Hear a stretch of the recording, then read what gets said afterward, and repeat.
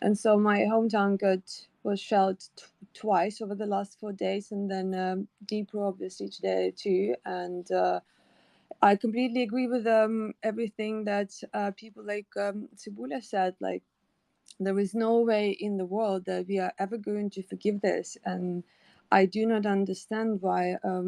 Something interesting that I've noticed is that even whilst this is happening, Ukrainians are kind of so policed on how we react. So all of his emotions and everything that he said, it's completely reasonable. It's a completely healthy reaction. Is that when you just all we did there was minding our own business, working hard, and being kind to other people. And when someone just comes in and ruins your life like that, you will want for those people to die. And it's the most normal and healthy reaction that Ukrainians are, for some reason, not we are not allowed to have it for the reasons very mysterious to me, to be honest.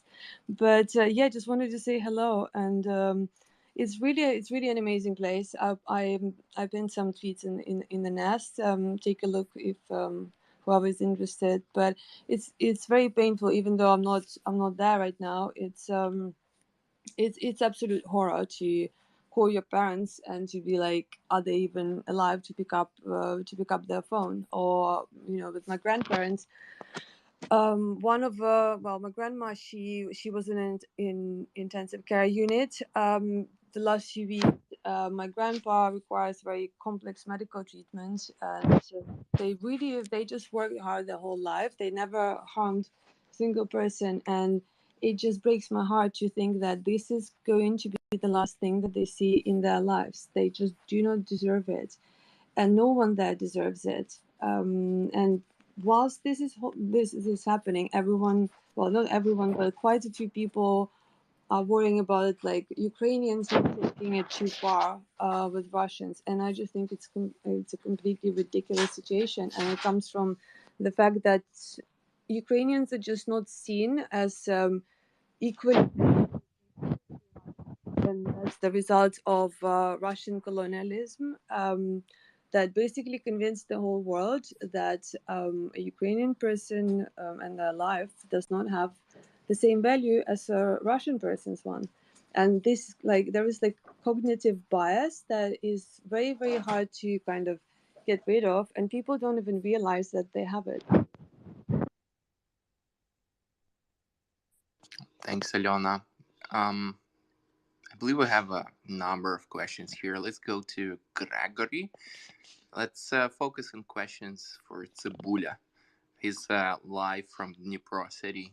It was under Russian rocket attack. Go ahead, Gregory. That's what I wanted to ask, actually. Originally, maybe I was thinking of something about sanctions, but Russia's a terrorist state. But Cibula, I was really fascinated when you just started describing your psychological background in terms of training and what you're seeing in people's eyes. And I want to know more about, this life that you're living now in Dnipro, and how it's evolved and changed over the last 5.5 months with the war. And have there been any times when, people felt like, oh, there's a break, or things are better? The Russians are pushed back from Kharkiv and so forth. I mean, have there been breaks in things where people felt better in general mood? I mean, what was really fascinating to me, by the way, when you were speaking and describing these events today in your life, where you're of great distance from these explosions, but you described feeling them, and it didn't sound like it was you're not expressing to us right now a strong emotional response. I looked at your profile. Oh, he's a tough guy. He's in the military. He's not going to, be shaking or something. But, I wanted to know more from your perspective about the mood and how things have changed. Both the first question about the, over time during the war, but also, just how it's affecting everybody walking around day to day in a day like today. Can you hear me? I'm just outside with my headphones in, trying to smoke. As of me, I started smoking a lot.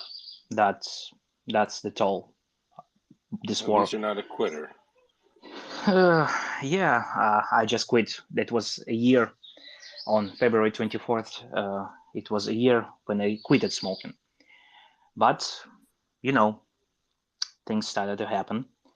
And I started to just, again, experience things that I didn't experience from 2014, 2015, because before February 24th, it's just speaking about me.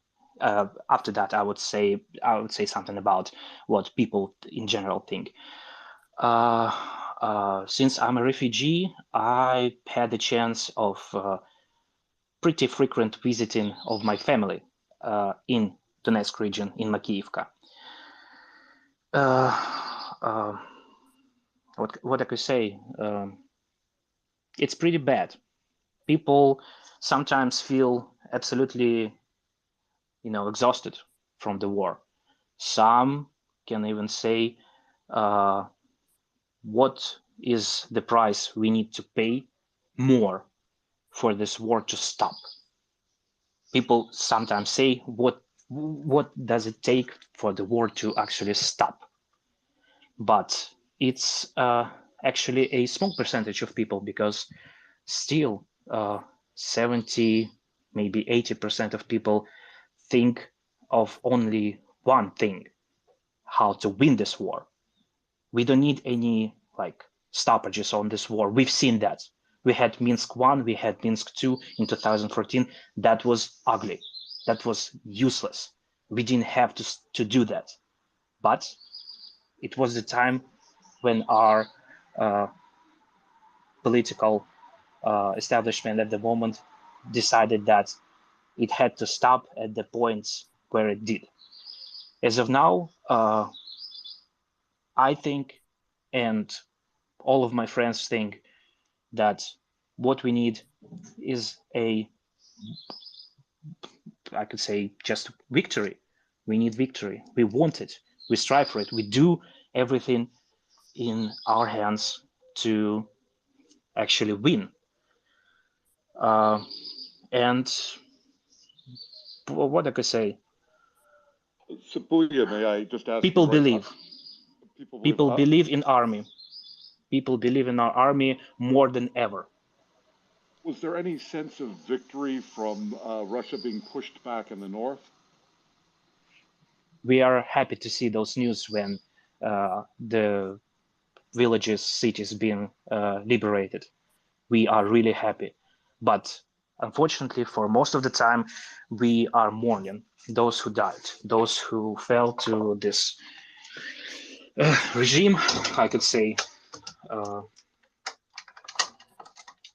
It's still, I could say that it's hard. It's I'm sorry, my cats are meowing. Just one moment. So okay. Could you please repeat your question? I'm sorry, I just been distracted for a moment. I'm sorry. By all means, attend to the cat. You have a pet to take care of. But the question was, you answered it already, but I was trying to understand, in terms of the feeling, have there been any breaks where, this is the day when people felt like, wow, there's so much good news, everybody felt better, but it doesn't sound like there's been such a day. You said you feel good when you hear certain things, but otherwise it's all been mourning with a determination to keep on fighting.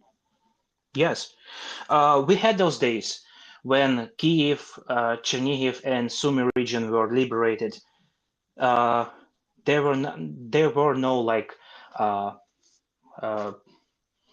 big parties thrown or something like that. We just all felt that it's not a war we will lose. We don't have any chance of losing this war, because what we've seen from Borodyanka, from Irpin, from Bucha, it's either we win or we die. And not just some guys in military will die, maybe some activists who would be just killed by Russians. No, we will all die. even if we would stay alive. Russians want to kill us as Ukrainians. They want to kill us as a nation, as a thing that exists and they don't appreciate existing. We know what we are fighting for. We know who we are fighting for. We are fighting for ourselves. Those who fight for us are not just some distant guys on the front line in some other region of Ukraine. No, those are our brothers, sisters, friends, family. We are all one. This feeling of unification, that unity, it was felt. I didn't feel that like that from maybe 2015, because when the retreat from Debaltsevo in the winter of 2015 and fall of Donetsk airport happened, we were devastated for some time. Then in 2017-18, there were some good news that cheered us up in terms of war and political efforts in terms of winning this war. But I haven't felt that feeling for a long time. And now I understand that I'm not the only one. Everyone understands that we are here to stay. We will not lose our land. We will not leave. You've seen what people in Kherson, in occupied Kherson, did when Russians came. They didn't just raise their hands and allowed Russians to kill them. We know that massacres are happening there right now. That's why we want to liberate our land. Not just that, because our people who fought through all this time without any weapons, without any military experience, just regular citizens, like my neighbor, like my friends, like people I see in the store when I'm buying like milk and eggs for myself. Those are the same people who just came out, got on the Russian BTRs and waved Ukrainian flag. We need to save them because they are us. And we are the ones who need to be saved. And we are the only ones who would save us. We are appreciative of all the help from all around the world. Yes, we are. Yet we know that no one else will just get into Ukraine with their military, with full force, and just tell us, okay, guys, relax, we will do all the stuff for you. No one will do that. Not because no one cares, because that doesn't work that way. We are fighting for ourselves. We are here and we would be here. Not because it just historically happened that way, because we want to. This is our land. Those are our people. We will liberate them because we would liberate us. That's the feeling in Dnipro.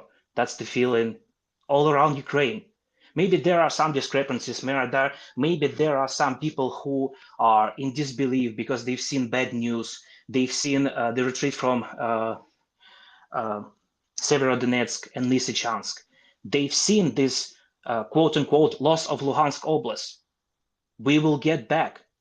We will retake our cities. We will retake our land. We will get into Luhansk. We will get into Donetsk, in Makiyivka, in Horlivka, in Mariupol. We will rebuild the cities. We will wave our flags because those are our everything. That's ours.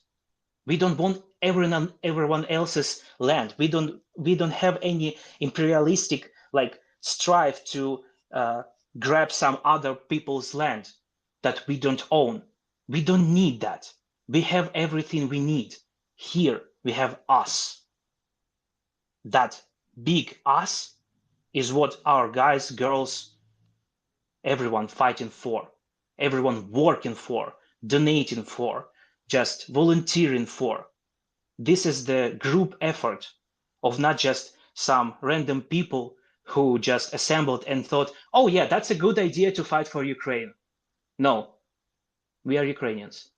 That's all we need.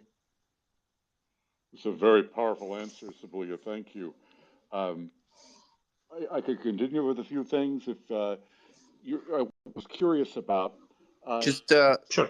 Yeah, go just ahead. shoot one more brief question because we have other people waiting, and then we'll get back to you. Go ahead, Gregory. Well, I think that Sibulia has expressed things extremely well, and I understand what he's described very well. He's painted a real picture with his determination and his heart, and that's what I really wanted to hear more about, and he expressed it. So thank you, Sibulia. Sure. Thank you. Thank you. Ian, go ahead. Yeah, hi. Thank you, Sophia, for being here. I was not sure. Did you say that you were?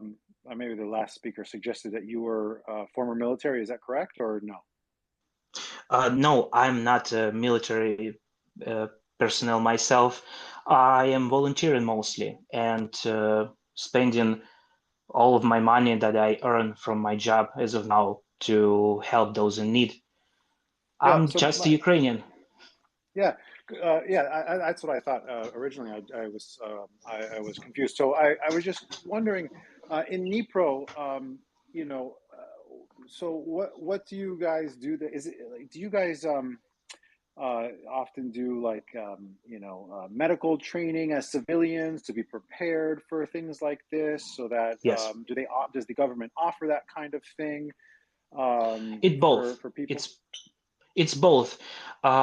There are at least several government courses on the basis of the hospitals when paramedics teach people how to treat wounded people, how to evacuate people.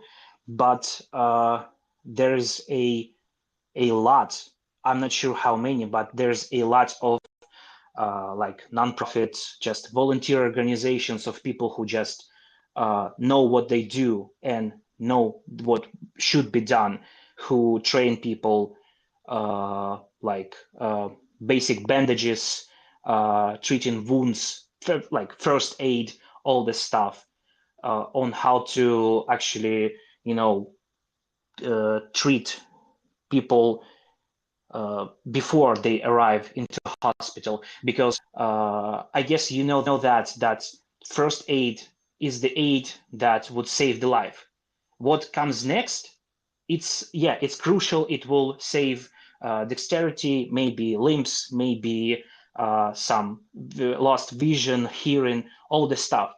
It's needed. It's crucial. But before person arrives to the hospital, it needs to be saved. It needs to be a person's life needs to be preserved. And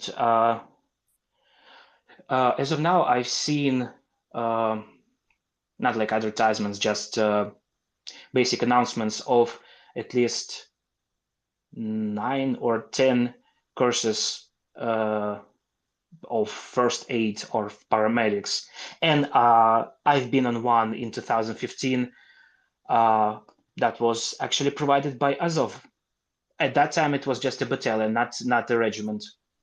Wonderful. A long time ago. And it's been reported by some of our government agencies. They assess that the morale of the Ukrainian military is at some of the highest levels it's been recently, and I would like to believe that some of that is from the donations of our HIMARS to Ukraine. And do you notice that morale also being within the civilian population? How do you guys feel as of lately with some of the strikes we've seen? Yes, it's kind of hard to express myself without seeing my face right now after you said about HIMARS, but we love them. Oh, we love them. We love them really, really good, because those military bases, those command posts. Can you hear me? I'm sorry. Yeah. I'm sorry.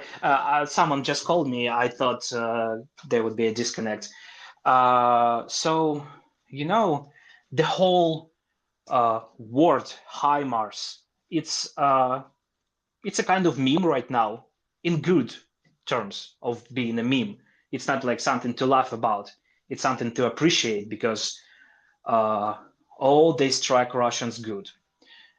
We've seen reports of how many artillery strikes there were before HIMARS. Is it M142 in the United States service? I'm not sure how it's designated, but seen that. So before they arrived, the fire was everywhere. Every single city, village, like any kind of military, non-military installation on the front line, it was shelled constantly. Tons and tons of Russian shells flew on us. They've killed a lot of people. The moment the first strike arrived, the moment the first week of HIMARS being operational in Novakhovka, in Shakhtarsk, in Kadiivka, in Krasny Luch, it's Hrustalny as of now, Luhansk Oblast, those shellings, they did not stop, because Russians have a lot of shells. They are notorious about having a lot of things they throw at people. But they became so irregular and so minuscule in comparison of what they did to our land before. It was like our people physically felt some relief from those systems being operational in Ukraine. And that's just 8 of them. And that's not M270, who had 12 rockets, not 6 of them. And now we are getting those 12 rocket launchers with possibility of a longer range missiles provided by United States. And we hope the United States would do that soon, because we need them. There are a lot of, those are genuine memes, just jokes about the Crimean bridge in Kerch. I guess you heard about it, that it needs to be destroyed. Some UK NATO advisors say that it needs to be destroyed for Crimea to be liberated. Maybe not in that words, but it would be a huge devastation for Russian morale, that the symbol of occupation of Crimea would be destroyed. And it would be such a morale boost for us of understanding that Sebastopol, Simferopol, Yalta, Alushta, Alupka, Kerch, all the big and small cities in Crimea that I, my friends, all of my family members visited in 2013 and before the 2014 occupation of Crimea, they would be ours again. And not just ours again, they would be ours. They would be regained. That boost is already here. We don't have those 300 kilometers capable missiles as of now. But the moment we get them, and Russians already whining about it and crying about it, because they know there would be time when the United States will actually donate them to us, and we will use them, because the United States government and military seen how effective those systems already are. That would be a huge blow. It's a huge blow already, because if you've seen the video of recent explosion of their munitions depot in Novakhovka, how bright it was, how prominent it was. So, you know, it would be really cool for us, and it would be really cool for everyone. We have this morale boost already. We would have even more. We are grateful and we are happy, but we know we have to do more. And we know that we, and not just us, it's not just we who needs to do that, because we are doing that for ourselves. We need to convince with the effectiveness of those systems, those who provide us with them, that they are not just effective, they are making difference, and they already made a huge difference. And there will be even more. Because as of now, as I understand, and heard from the news, we are not basically allowed to strike the military objects or any kind of objects on the territory of Russia. Crimea is Ukraine. Кримський міст, спиш? That's the meme that goes in Ukraine. Hey, Crimean Bridge, are you asleep? So yeah, that's spot on. Actually, I'll go on the tangent here. There was a very interesting and familiar narrative coming from one of the U.S. representatives from Indiana. And she specifically asks the questions, as we have heard also recently here, just asking questions. Classic stuff, right? yeah, The questions obviously are, we just want the accountability. We want to know where these systems end up that we sent to Ukraine, where the HIMARS end up. Well, we already know where they end up. 16 or so huge Russian ammo depots went up in flames. This is where HIMARS end up. Super efficiency, spot on, something probably that operators in the States couldn't even expect to happen right away. That is the answer. This is where the weapons end up. This is how efficiently they're being used. And that's why we need more of them to be even more effective and to use them even more, so that we end this war with victory even sooner than some of the intelligence agencies throughout NATO thought it would end. Because as you may seen and heard, some of I'm not sure how to call those people, advisors, thought that Kiev would fall in 2 days. So it's not like that. Kiev didn't fall. It not just didn't fall. It's being rebuilt right now. And we are ready to fight even more. We will fight because we know what we are fighting for. And those systems, they are helping us.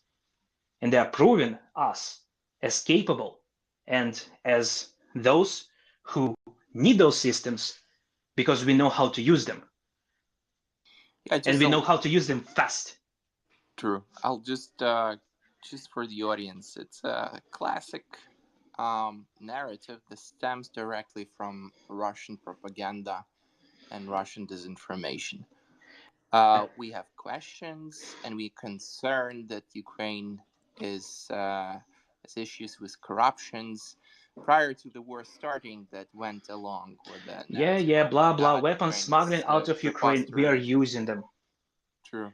We are using them. But my point is that when we hear that in the wake, or not in a wake, but basically in the middle of genocide happening and people being deported in millions, children killed, and people are just asking questions for accountability or just asking questions about corruption.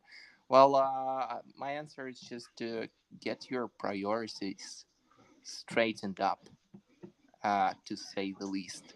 And as I said, we know where these questions are stemming from, and it's quite obvious. And that said, I'll go to Akash and then Alona and Boris. Thank you, Walter. I guess first of all, thank you to all of our friends and colleagues from Ukraine who have come to speak to us.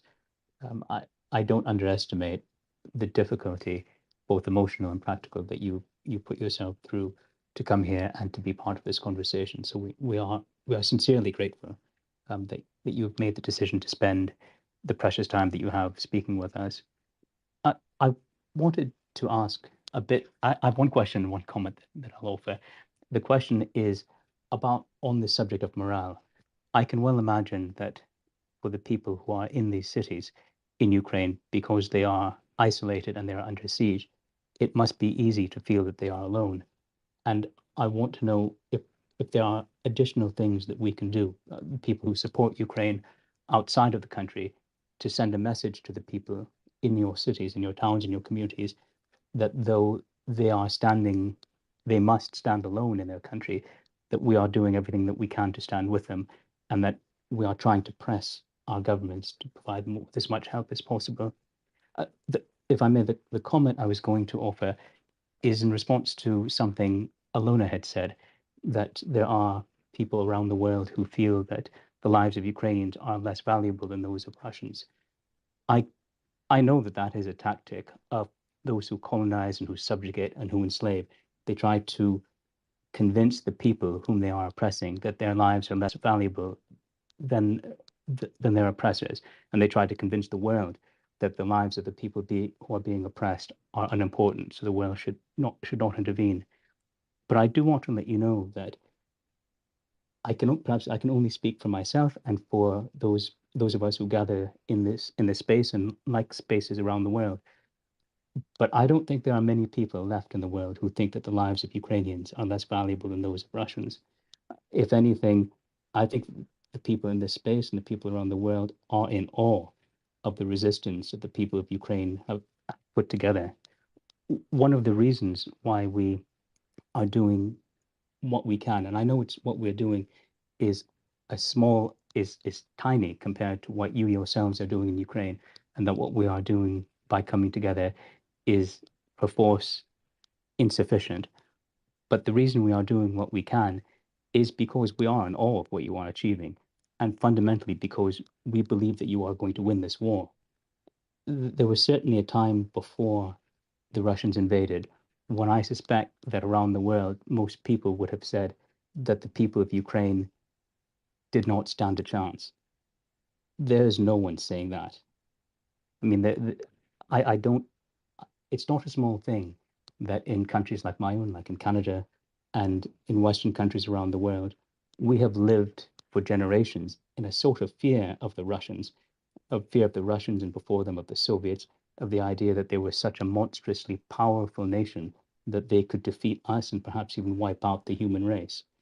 And so to see the people of Ukraine not only stand up to the Russians, but to push them back and to humiliate them in the field, that's a monumental achievement. It is not something I think a lot of people in the West thought we were capable of. It's certainly not something we thought that Ukrainians were capable of, but we now know that you are capable of it. I do want to say to you that I'm sure the Russians have been telling you and your parents and your grandparents that they look down on you and that the world looks down on you. The world does not look down on you. The world, if anything, wishes that we could be more like you. Sorry, can I make a comment about this? Go ahead. Sorry. Can you hear me, guys? Well, Yeah, you're good. Go ahead. Yep. so there is a reason why I said this, right? And it does not come from any Russian people saying all these things to me. It comes from, and I'm really sad that I have to say this, but I have to explain, right? Since it's been brought up, there is a pattern that I see very, very clearly in a million different situations where I find myself as a Ukrainian person. And to put it in a bit of context, because I don't like speaking about like abstract things, right? I am a Ukrainian person who started Ukraine DAO, which is a Web3 native community that supports Ukraine, and so we raised about $8 million and distributed the vast majority of it to Ukraine, including making the largest donation to Come Back Alive in its history. Right now, we are focused on more of info warfare. We are supported by the Ministry of Digital Transformation.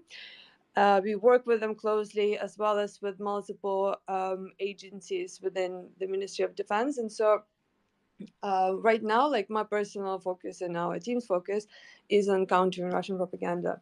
And so in the beginning, unfortunately, one of my friends who did not, it was I set up all the accounts for Ukraine DAO on the 21st of February. And on the 24th, our community started self-organizing, and unfortunately, someone put into one of the group chats a Russian so-called feminist, so-called anti-war person from Pussy Riot, whose name is Nadia Telekonika. And I can speak about it confidently now because the conflict has been resolved in my favor, kind of. So what happened was basically after she left the project in the early March, at the time I still kind of naively believed in the existence of like Russian opposition that I later found out to be pretty much like it's kind of like a unicorn. It's everyone talks about it, but it's not really there. But anyway, she has since given 200 interviews. Taking the credit for all our work, not just for mine, but for everyone else's work.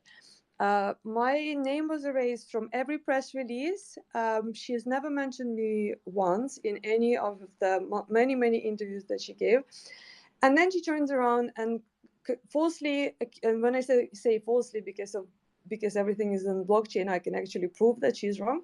She accuses me of mismanaging the DAO's funds, right? Which is a very serious accusation, especially because I work in crypto. Your reputation is shattered just like that, especially when it's a celebrity making that accusation, right? So instead of kind of putting up with her accusations and abuse, I go online and I start documenting basically on Twitter, in a Twitter thread, everything that she was doing, and it effectively later on forced her to delete her tweets that she published because it became too embarrassing, right? Like I'm known within the community, and at some point it was like me saying, guys, you are either removing that or you will speak to the lawyers who will who are more than happy to deal with you and explain to you what the consequences of such accusations are. But my point is that we have a genocide happening, right? A Russian person who claims to be a feminist, an anti-war person, in opposition, hates Putin and so on. She finds it appropriate to take credit for Ukrainian person's work, then to go on to give 200 interviews, completely disregarding the fact that she's not actually done anything valuable in the community. She's put on the pedestal for just saying that she is against war, which should not be a huge achievement in the first place. It's the least that it's just basic human position, right? Then she turns around and I'll she, just yeah. cut you a little bit here. So Alyona received a lot of flack online. The baseline is stay away from Russian affiliated things, networks, even if they present to be liberal, democratic, or whatnot. So Alyona has a lot of details of that on her profile, so please check it out. I just wanted to focus a little bit on Tsebulia because, again, he's from Dnipro, and there are a few questions for him. And Alyona is herself from like Dnipro region or Dnipro city, and so please do ask questions for both, and specifically to Tsebulia. I believe Omar has one, and we'll go to Boris. Boris actually was first. Go ahead, Boris. Hey, Walter, great advice about do not associate with anything Russian. I was probably one of first in Ukraine back in 90s who put to my professional resume a line, please do not propose me anything associated with Russian business. And I was first kind of scared doing this, but I got very positive responses from employment agencies about this clause. It was a funny moment, but it wasn't my story. So I never regretted about this in my life. But saying that, I'm still not a supporter of humiliation of Russian liberals and Russian opposition. I think many of those guys doing great job. But again, they do it, do we like it or not, they will do it. So they don't need our support, but they don't need our accusations and humiliations for sure. So anyway, I will back to Mr. Tsebulia, who I recognize in him young Ukrainian, graduated from Ukrainian good school. His English, of course, but I always will be jealous to this new generation of Ukrainians who can speak with this beautiful, no, not beautiful, but still better accents than mine. But Dnipro, yes, it's every time I hear this city name, I want to, raise and sing Ukrainian anthem or something like this. This is an amazing community in this city, done outstanding job starting from 2014. Who could assume that this beautiful city on beautiful banks of Dnipro River will be becoming such a logistic center for Ukrainian resistance? I still regret that Mr. Kolomoisky, who was governor of this region of that time, never got Ukrainian Order, Medal of Honor for a great job he's done. Yes, he is Ukrainian oligarch, and he probably can be sentenced for that, but but not for his heroic effort in 2014. And now it's a new generation.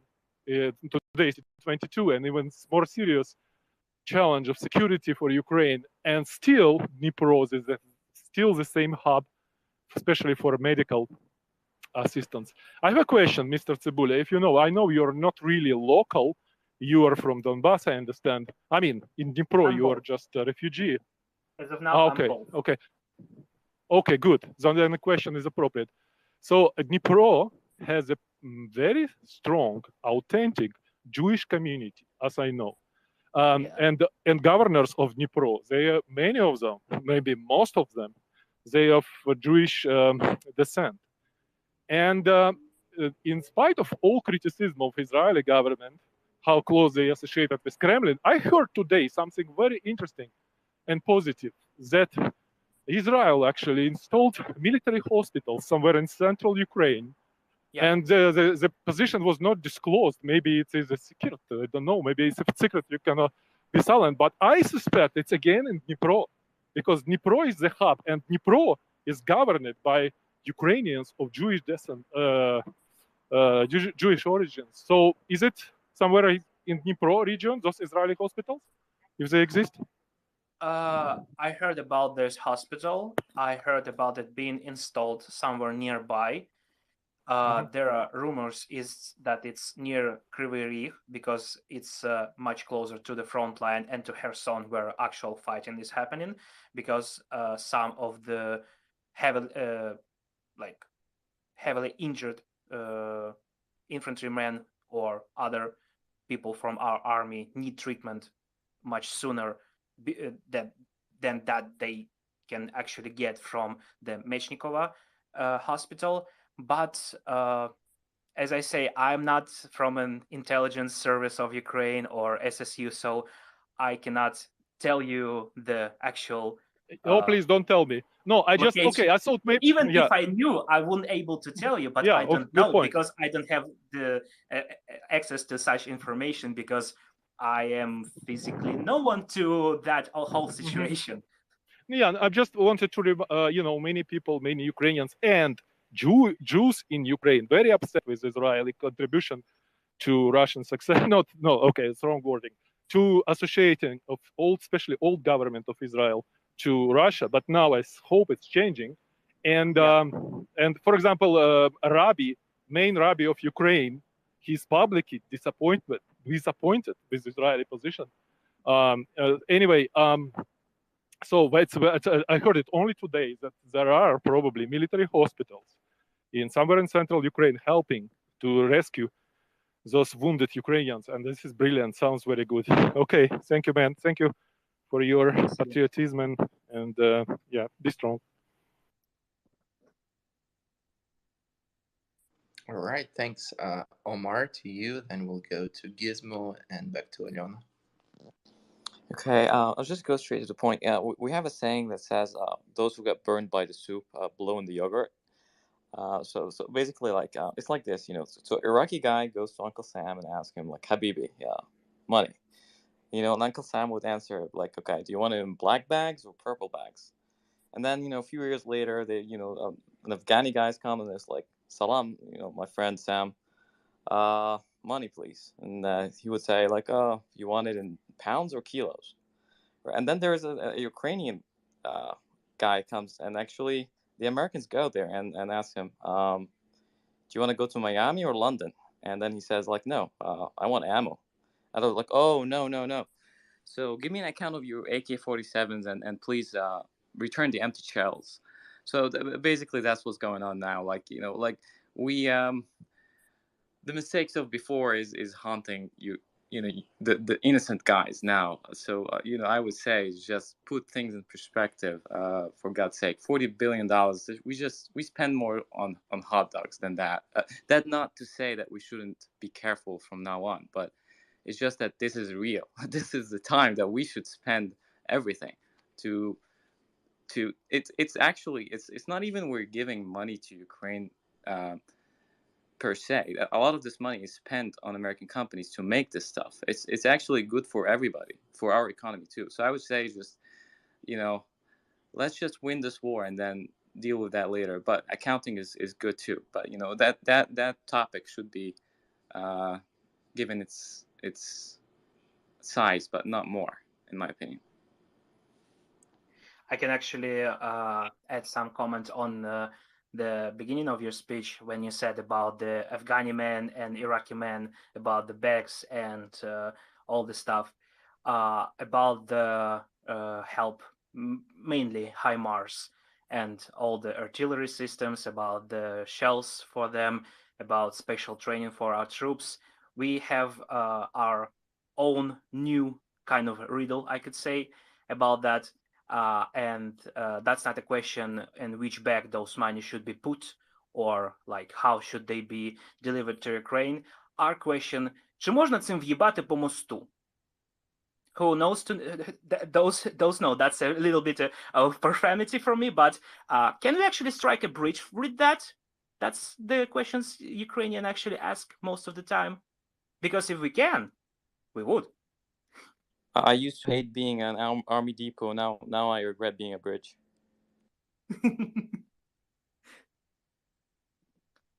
I would ask you, what is advantage of striking this bridge? I don't really understand it. So it's a military. Just you can compose your full question, then I will answer it, because I already have the answer, because it's actually just 2 or maybe 3 things that I cannot just get from the top of my head, but I will get to that. So compose your question if you wish. Oh, no, yes, I was listening to you and I'm asking myself and to other Ukrainians, yes, can be striked, so let's strike it. To me, it's purely a decision of military commanders of Ukraine. If they decide it's advantageous, do it. Because yes, we have to win this war. The civilized world have to win this war. But besides that, it's just a beautiful engineering construction, piece of concrete and metal. And I mean, the Russians put stolen money from Siberia to this construction. And from Crimea itself and from Donbass itself, because the metal constructions were actually made in Donetsk. Okay, all right. Okay, so why we have to destroy it? Okay, so as I said, there are several, I could say 2 or 3 sides of that. I will start with 2, maybe there would be a third, because it's kind of hard to compose in just one sentence. So, as you just said, you're right, from the military perspective of that, because military staff of Ukraine sees that as not just valuable target, it's a target of absolute high value for us. I will explain because what's the reason for that? What's the reasoning of our staff? What's the reason for the UK Ministry of Defense telling our guys, hey, if you can strike that, strike that. Why is that? From military perspective, it's a way for Russians to actually occupy our south. All, not just some, not just pieces of weaponry, shells, rockets, tanks, guys on the BTRs that been made in the 1960s and stuff, all this metal scrap that they are putting to kill us. It's not just part of it going through this bridge. All of it on the south goes through this bridge, because it's not just a like car bridge, like basic pavement with asphalt. No, it's actually a railway bridge. And you may know that, you may not know that, but from the times of Soviet Union, the main way of logistics to work in Soviet Union military, Russian military, and until 2014 in Ukrainian military too, because we were part of Soviet Union, unfortunately, the railway forces. It's not just railways in general, like from like civilian perspective. It's a different, like separate force unit in Russian army. It's the main way of logistics to actually work, because things that shoot far and hard are supposed to be transported by rail, by railways, by basic carts, I could say. That's the military and logistical perspective from our side, because every single Russian military or civilian, because at this point for us there's not much difference, especially now after many things that happened: Mariupol, Bucha, Irpin, Vinnytsia, Dnipro yesterday. It's actually, for some it's today, but it was yesterday because days changed. Every single one of them come to Crimea and to Kherson region, into southern part of Zaporizhia and to Mariupol through the rail of the Crimean Bridge, as they call them. That's the first part. That's just logistics and military perspective. Because without those rails, without those tanks, rockets, they won't be able to shoot at us as effectively as they do right now. Because if the bridge would be destroyed, they would have to reroute all the shipments through Donetsk Oblast, which is, you know, kind of not so stable in terms of being protected from the shellings from our side. Because Luhansk Oblast, yes, it's fully occupied, it's kind of huge, it's big, it's bigger than Belgium, but there are not many railways still intact there, because the parts that they've been occupying from 2014 mostly are destroyed, because there were no almost absolutely no railway communications with Russia through occupied parts of Luhansk Oblast and Donetsk Oblast. Donetsk may be more, because there were some ways of getting from Donetsk to Rostov through railways, but it worked out not so gratefully, and I didn't heard about it in any way from 2018. And the quote-unquote newly occupied territories, those that they shelled and mostly destroyed in Severodonetsk and Lysychansk, those are actually railway hubs for Ukrainian railways. But as of now, they are completely devastated.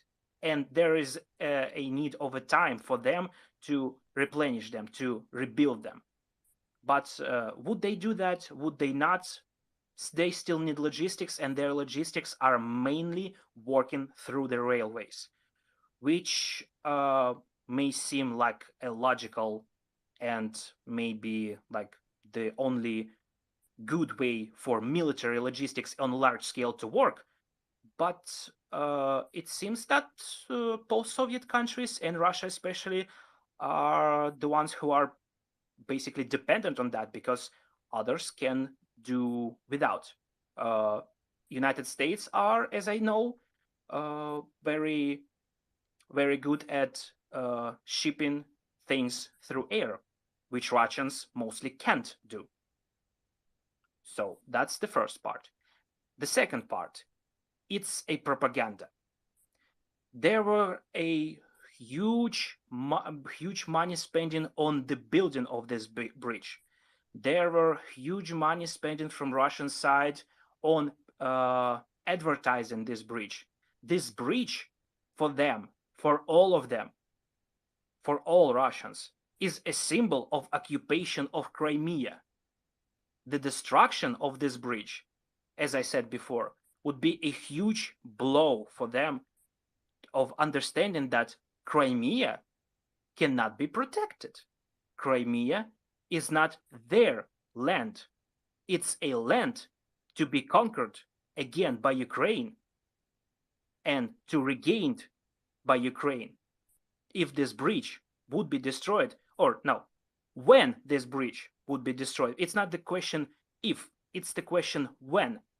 Because if our military command would decide that there would be no actual need for the bridge to be destroyed at the time of liberation of Crimea, which I can't believe in, because that would be just maybe unlogical, or that would really slow down the movement of our forces, because they would have a lot of reinforcements through that bridge. It would be destroyed later, just to show Russians that no, guys, it's over. Your crimes, your deals with that land that you claim is yours and was historically yours, Ukrainians, British, and Turks can actually disagree on that on many occasions. Yes, because there were a lot of wars just going in Crimea, about Crimea, for Crimea. It's a historical land of many wars. The word Balaklava is the name of the city in Crimea, which British used to name those sacks they put on their heads to actually warm in the winter. That's how prominent it is. So propaganda point, actual, feeling of defeat for Russians, and first of all, feeling of soon victory for us. Because the moment this bridge is struck, the moment the metal goes into the sea, we will clean the sea. We will clear all this rubble, because we would need ways to actually go from Mariupol and Berdyansk to Black Sea and then to the Atlantic Ocean. Yes, we will do that. This time will come. The moment it is destroyed, it would be the point of no return for everyone in Russia who still believes that they can win this war. Oh, and they also believe they can win this war still, because they believe in their nuclear capabilities. Will they use them or will they not? I'm not sure if that depends on them. I can pretty surely say that depends on the response of United States to that, and China. That's global politics. Yeah, I know I may not be an expert in that, but I can say that whoever would try to push the button would be killed soon before he would even think about that. Because that's the destruction of the entire world. And many people would disagree with that. So no nuclear response, those are threats. We believe in them. We know that they can actually use that, but they will not use that to protect the Crimean bridge. That would be too high of a price for them. Yet, that would be a huge blow for them, the destruction of the bridge. And maybe the third part, so no logistics, bad mood, oh no, we lost the Crimea from their perspective. I guess it would be a point of understanding for Russians. And I don't care about the Russians, like regular folks who think that their army is the second strongest in the world, all this stuff, propaganda, blah, blah, blah, blah, blah. For the military command of Russian Federation, that would be the point of understanding. They lost. For now, they still do things and believe in their victory, because they still have a lot of metal. They still have a lot of meat to throw at us. But the moment this bridge would fall, they would understand that's the point of no return. And it's either them going to the actual talks and accepting demands from Ukraine, from European Union, from like singular countries of European Union, like Poland, Lithuania, Estonia, Latvia, maybe even Finland, because they have some territorial problems with Russia from 1939. They would just have to sit and be silent. They would have no speak in that process. And that would be a huge moment in the whole history of the humanity, I can say, because finally, for a really, really long time, since World War II stopped, ended with the victory of Allies, a huge war machine that used the propaganda, brainwashing, hate, and destruction of regular people's lives, it would be defeated. That would be a really, really big and good moment in the history of the humanity. So that bridge is really crucial, and it needs to fall.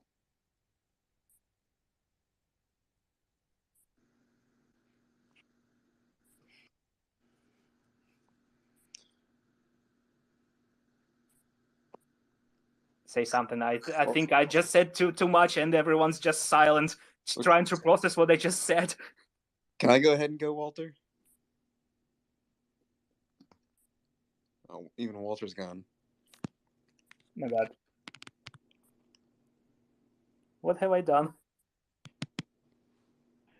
Well, I had my hand up, and I want to go on this topic, and it's kind of a military question. I understand, truthfully, for Ukraine to really stop the Russians, this bridge would be target numero uno. It would destroy logistics on a way that they couldn't come back from.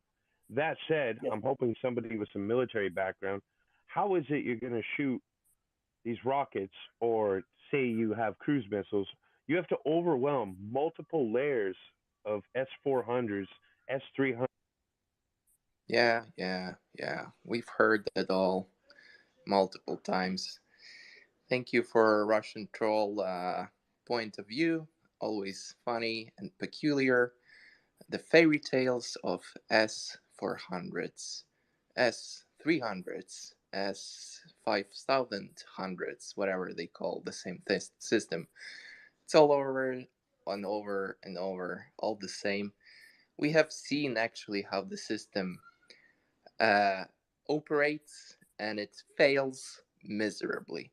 It's being destroyed by HIMARS, by those rockets, and essentially eliminated without being able to respond. So the fairy tale of Russian propaganda is quite interesting until the moment when the system is actually tested in the real life conditions and it fails. Because it's Russian. May I have some comment on that S-400 thing that should destroy all the NATO stuff? Just the short one. Sure, absolutely. Go ahead. Yeah.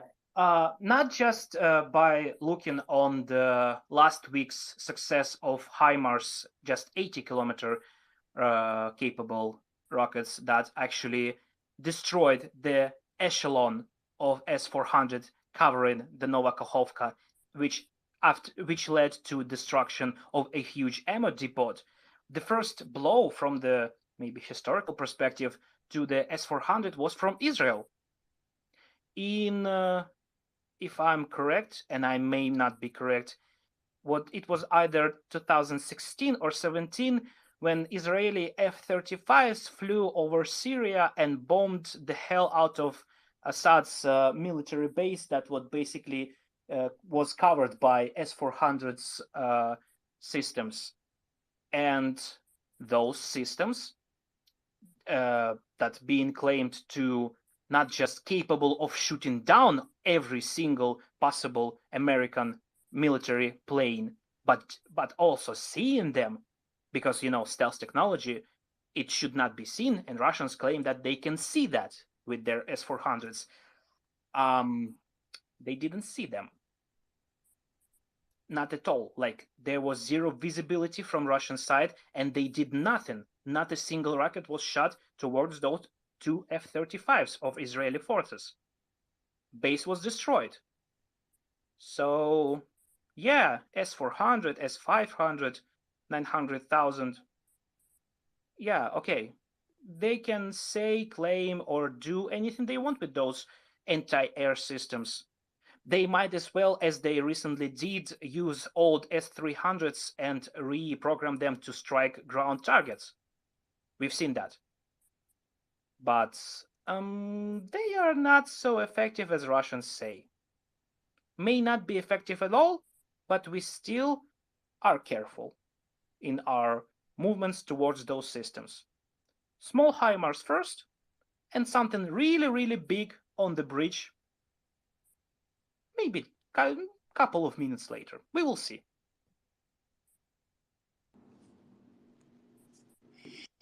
Just made me recall all this nonsense that Russian talking heads were trying to inject prior to the 24th.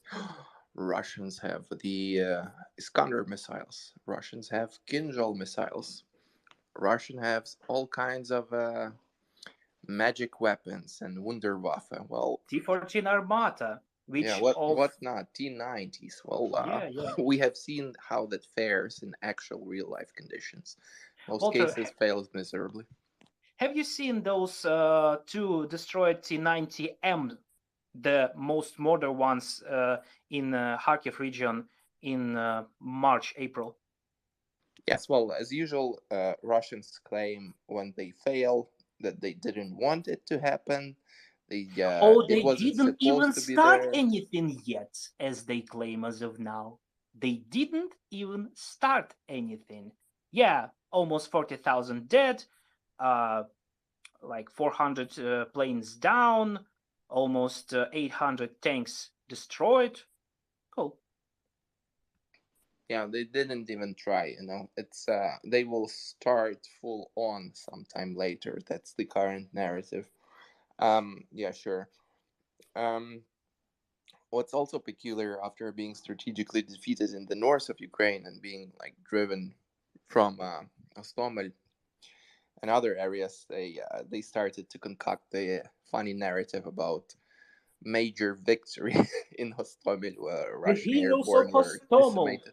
200 Spartans, as they call them.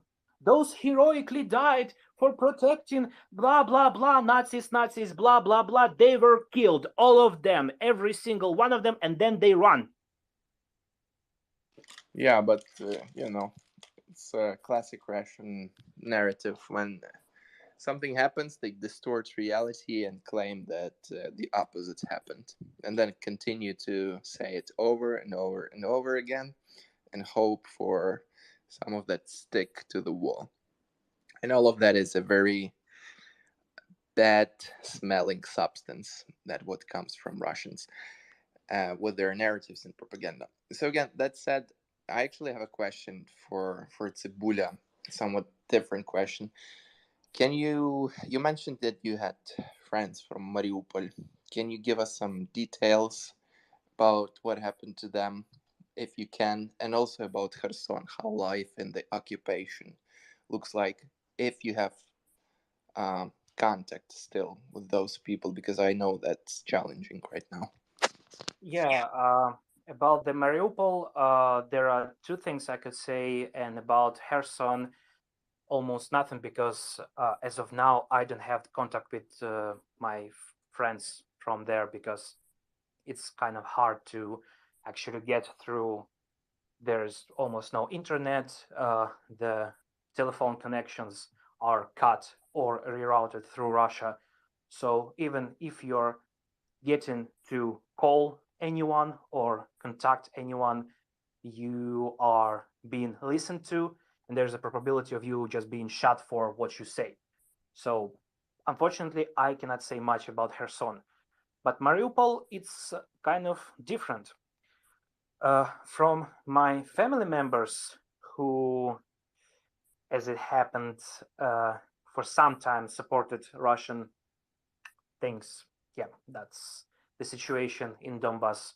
Sometimes families being torn apart by just seeing things differently, I could say so, or by some seeing things what they are from our side, and from, let's say, their side, believing in bullshit. My family members, they are fine. They are currently in Lviv region. I haven't heard from them for like a couple of weeks, but I'm pretty sure they are fine and they're well. From what I heard from them, it was hell, or if you can describe hell by literal concentration camps, people being under rubble, being shot in the head, because no one from Russians, not a single one of Russians who already occupied the city completely, wanted to get them from that rubble they've been under. So that's So essentially, there are people who were still alive, buried alive, but they weren't even attempted to They shot them. rescued, and they killed them. Yes. Yes, that's what my folks seen. Also, as I said previously, I hosted 2 families from Mariupol. One of them, Olesa and Dmytro, Dima, with their dog and cat. They barely survived, but by only being not in the Mariupol itself. When the first shellings of February 24th started, mother of Dmytro, she was in the city. She lived in a 9-story building. Nearby, in the nearby building was his apartment, but for the time, he and Olesa, with basically their family, they lived in the nearby village because she was from that village. They moved together. When those shellings started, the city was especially shocked, because that was not the first time Russians tried to kill innocents in Mariupol. It was done many times in 2014, at least once in 2015, when 32 people died from Grad shellings, which Russians claimed was a retaliation for some shit they made up. So, that works that way. So the apartment of Dmitri's mother was destroyed. She had to move to his apartment. The week later, his apartment was destroyed, was basically burned down, because a missile struck on the first floor. His flat was on 7th floor, and it burned from the down up. So the whole building just in flames. People barely survived. Mother and his brother, younger brother, they moved to that village. I do not recall what's the name of it, but it's on the north of the Mariupol. Not sure how it's called, but I may actually text them and ask them what was the name of it, because in the end it was shelled to the brim completely as well. So they lived there for 3 weeks, had to go through a filtration camp. He had to do it twice. Olesa had to do it once because she's a woman, and they didn't see any threat from female Ukrainians. For some reason, that was maybe their mistake, because our women are really strong and they are prominent fighters. So who knows? Basically, they evacuated what they could from the rubble of his mother's flat apartment to that house in the village, took everything they could with them, packed it in the car, packed their dog, their cat, which was actually a pretty sweet cat. She really liked me when she was here, and drove really, really slowly through Zaporizhia region to Zaporizhia, through Tokmak, which was at the point already occupied, and there were one of the filtration camps. I'm not sure if that's still there, but there are rumors that it's not just a filtration camp anymore, it's a concentration camp at this point, because they think Ukrainian soldiers will not reach that, which is a mistake. We will see that in the future, I hope. So she was stripped down. Dmitry was stripped down to be completely naked, checked for tattoos, checked for anything quote unquote suspicious. He said that he had some dollars on him, like basic cash. They stole it. It was several $1,000s. They just took it because they can. They have a case on them what would you tell a bunch of drunk morons with automatic weapons telling you to give you their money? You would tell nothing. They were glad that they had their tires still on the car pretty much intact, because there were at least, as I remember, they told me there was a one moment right like 20 to 25 kilometers before they met with our forces, where they had to drive through a minefield. If the clearance of the car was a little bit lower, so if their tires were shot or like deflated or anything, I may have not even seen them and had not a single story to tell about them, because they would die right there. And at this point, as I know, we contacted. We speak really frequently at this point, because we are basically in the same situation. I tell them stories, they tell me their stories. They are currently living in Dnipro. Their dog Woodward, it's actually a pretty hairy husky, gray one, and I liked his blue eyes, but he didn't like me. He just accepted. Maybe that's because this animal was just shocked, because they drove out with sounds of rockets falling around them and stuff. Maybe that was his reaction, because he was like kind of somewhere out there, not here. He didn't want to actually contact, but I understood that. The kitty was pretty good. So they're fine. The dog is currently in Italy with their family members. Mother is alive. His brother is alive. They are glad that they're alive. Yet the thing that they told me, it was one of the first things after they told me about their whole residential area. You may have seen those reports from Mariupol where Russians gathered those mobile crematoriums and started burning bodies of dead people on the streets for any reason they can reason it with. So they've seen them. They've seen those crematoriums, and almost all of those who weren't lucky enough to get out of the Mariupol by the time when they did that, it was like a month before the fall of Azovstal.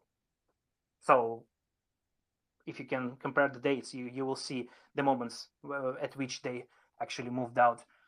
So again, those who moved out before that, they were absolutely lucky, because they didn't see all this horror. But those who didn't, almost all of them died there. And Dima said that he's seen some of his childhood friends just rotting on the streets. I didn't see all the photos, I didn't see all the videos. I cannot completely imagine this whole situation, and I frankly don't want to, but I've seen disgust in his eyes. It was not just like anger, like fear, as you may usually see from people who've been through hell. It was disgust. He was disgusted by the sole fact that he had no force in his hands to stop those, whatever you call them, from killing his friends. Even more, he didn't have any strength to actually do anything to bury them, because he had to evacuate himself. He had to save his life. Thanks for sharing that. Alyona, I believe you have a question for Tsibulia. Go ahead. God, it's been like an hour and a half since I had a question, but I guess all I can say is that Sorry, I was eating a pizza. I wasn't expecting to be brought up so quickly. Just completely support everything that he says, and sending. I wish I was now, and it's kind of like a prevalent view amongst the Ukrainians that I know in here in London. Like whenever we talk to each other, we just all want to. All we talk about with other Ukrainians here in London is about how we want to go back and how we can all wait to go back. And everyone here is doing absolutely everything that they can to help. And so, yeah, it's really strange how some of us have spent a considerable amount of efforts to go abroad and like either for work or for education. Like I first came to the UK to study 8 years ago, and now we just like I personally just can't wait to go back to Ukraine. And I also hope that fairly soon there'll be like a way to fly to Dnipro region too, because Russians completely destroyed the Dnipro airport. So the place where I used to go whenever I went to Ukraine, where my airplane would land, just doesn't exist yet. And neither do many other places across Ukraine. The infrastructure has been suffering awfully, and so they're obviously targeting it on purpose, and that makes the logistics of, for example, Ukraine DAO trucks that are delivering humanitarian aid, it makes it very difficult sometimes to get into certain places. But yeah, sending love to you, Tabula, and I hope that I'll see you soon in Dnipro. Thanks. And yeah, from what I personally heard, what kind of struck me, it's something that Tabula mentioned, that Russians are not even trying to save the humans who are still alive under the rubble. They're just finishing them off, killing them with the headshots. Those who are still alive under the rubble of the destroyed buildings that Russians themselves leveled down. So I did remember what I wanted to say. You know, I often see especially online, all these articles that really make me angry when they talk about it's basically appeasement, right? And they talk about how they want to end war. Some Western journalists and academics, they write articles about how war is bad and how we need to end war at any cost and so on.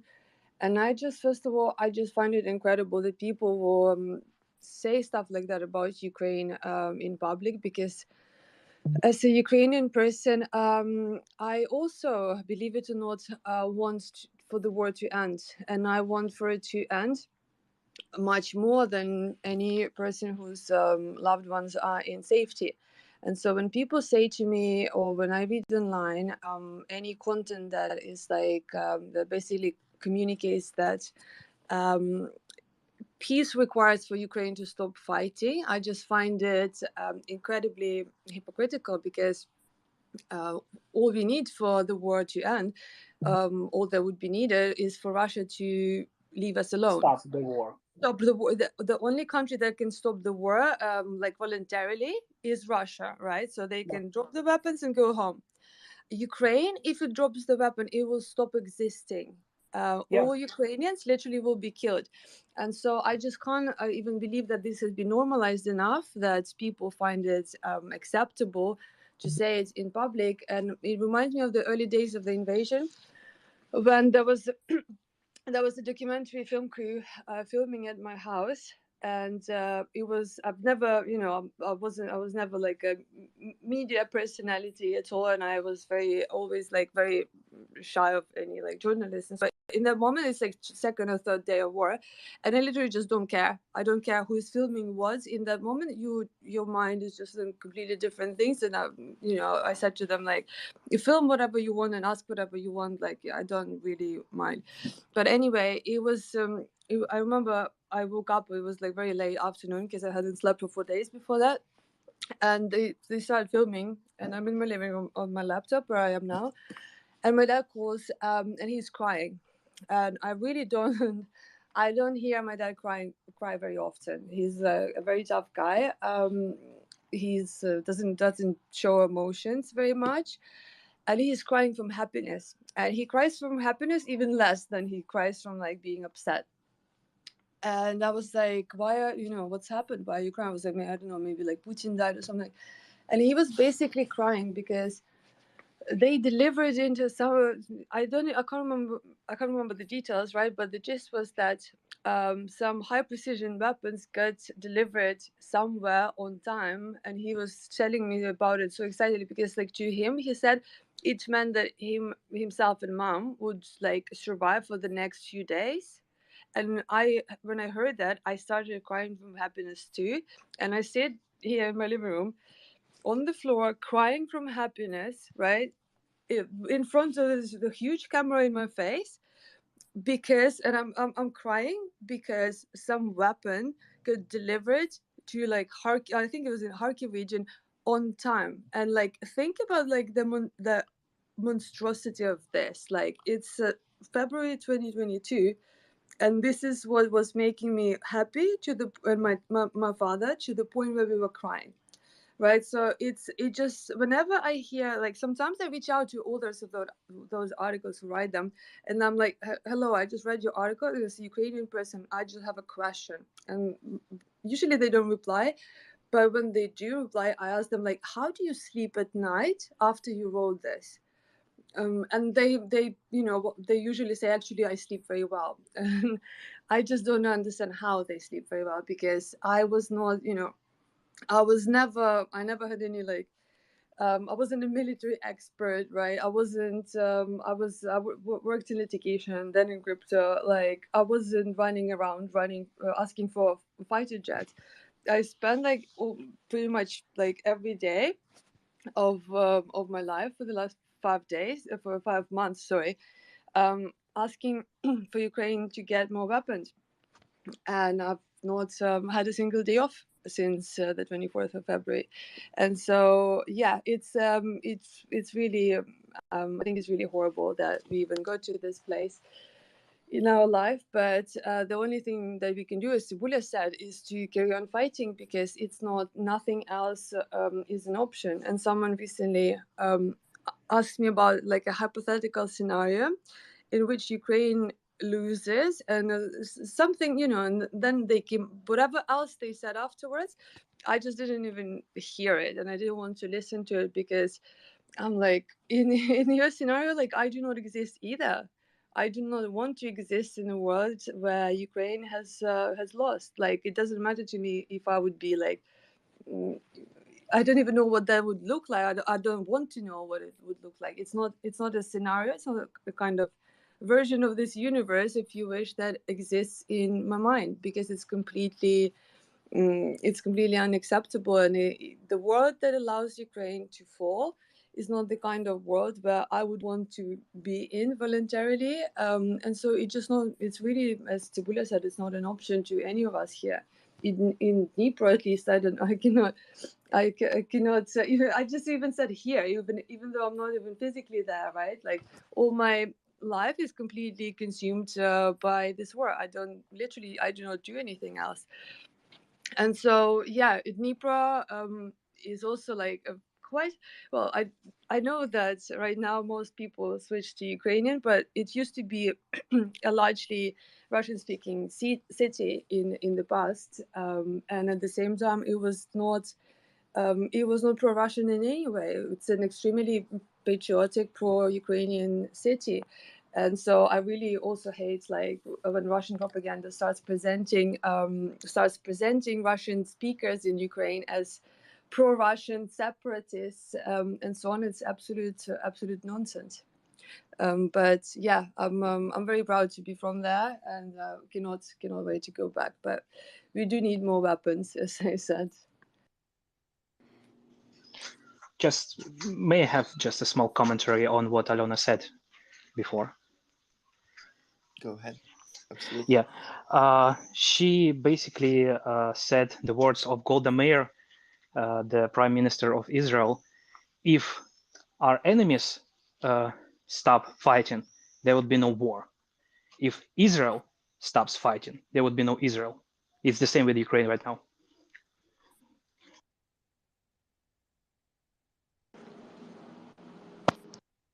Thank you, and let's go to Gizmo Master. Thank you, Walter.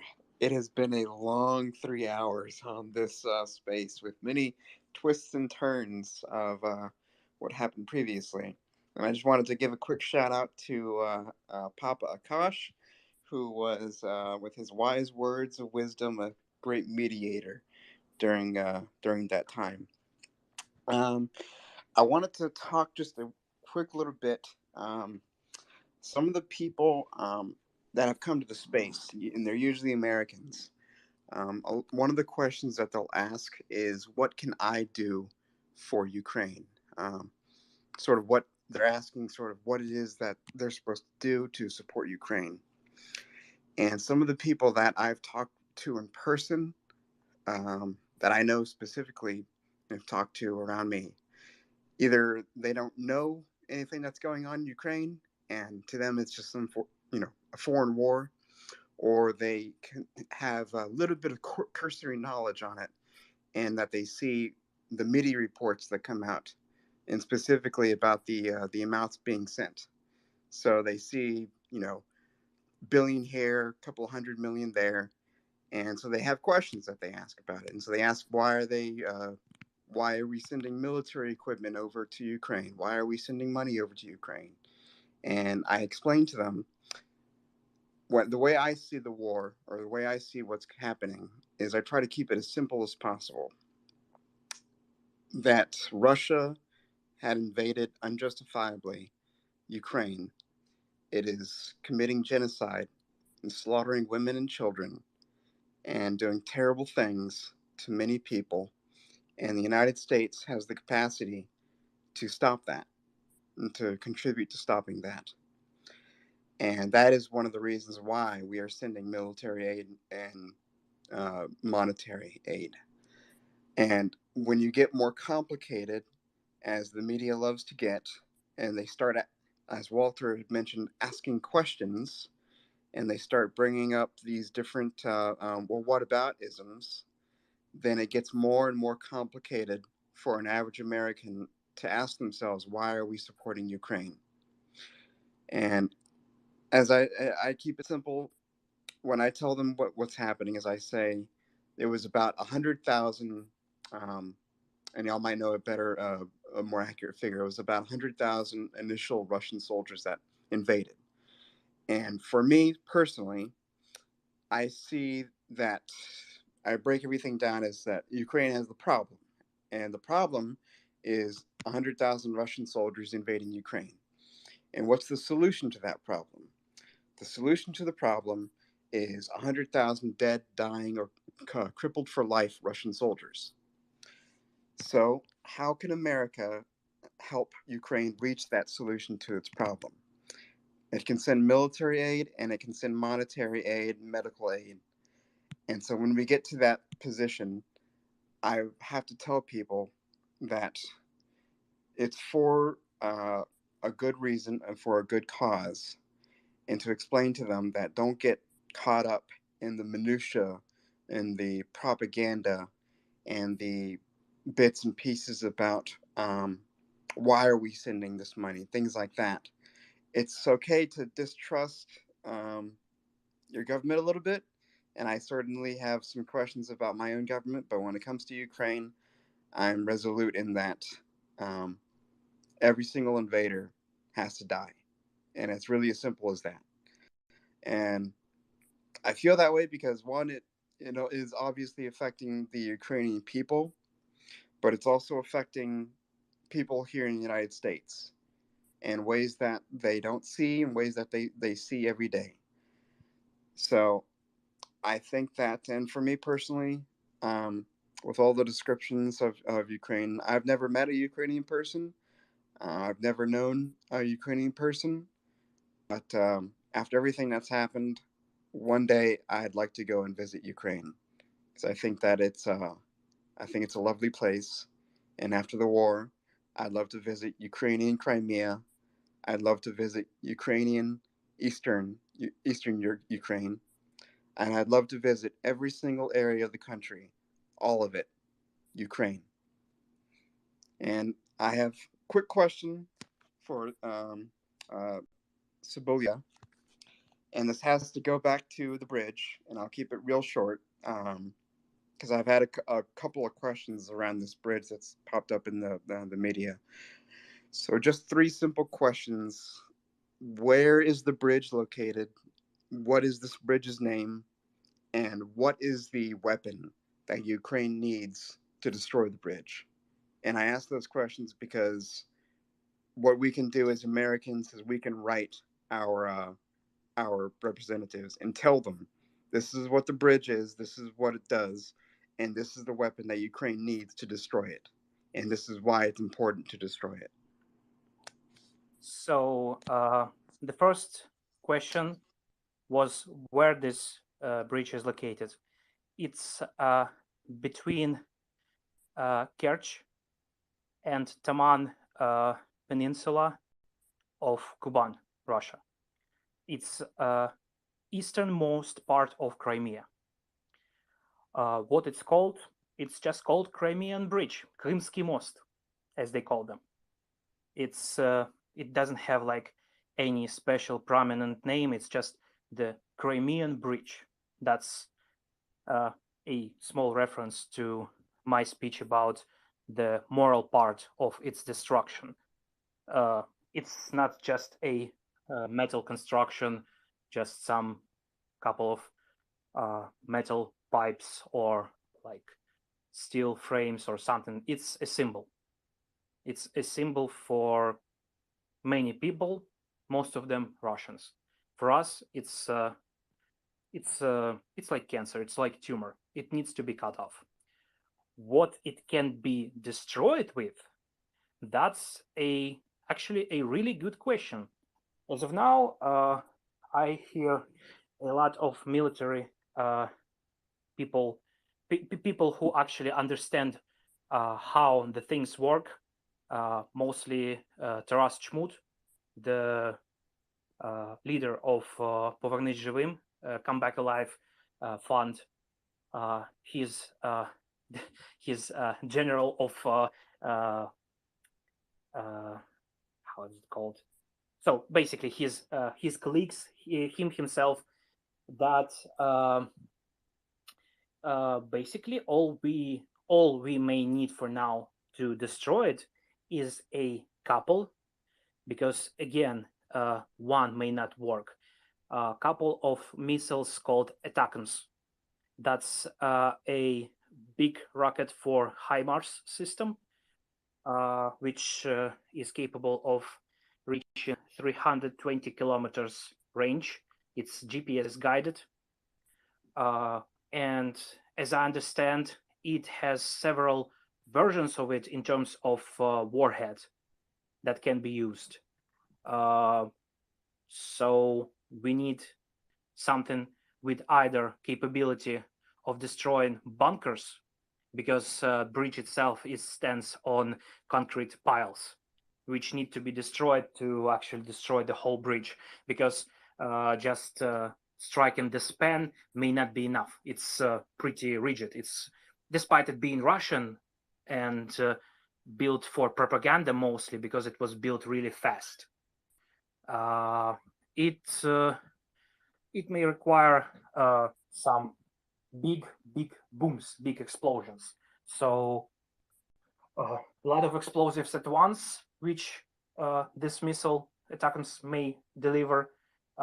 Some capability of striking deep down, so bunker busters or something like that.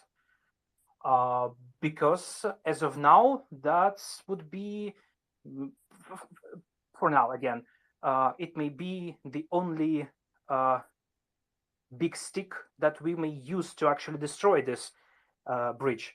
There are some other things in the arsenal of United States, like Moab bomb, the huge one that may destroy bunkers deep below, like under like 12 meters of concrete and 30 meters of soil above them. They are specifically made for that, but there are no capabilities in Ukraine as of now to actually use it, because in order to use it, you need a big cargo plane to fly over the target, which is not an option for us. Not just because we don't have those planes, we do have them. We may actually find those semi-kamikaze pilots who would be glad to do that mission. It would be mostly suicide mission, because big cargo plane would be an easy target for any kind of anti-air system to shut down. But still not a good option in our situation, because we have an option of United States providing us with those missiles. If that answers your questions. That absolutely does. Slava Ukraini. Hello, Slava.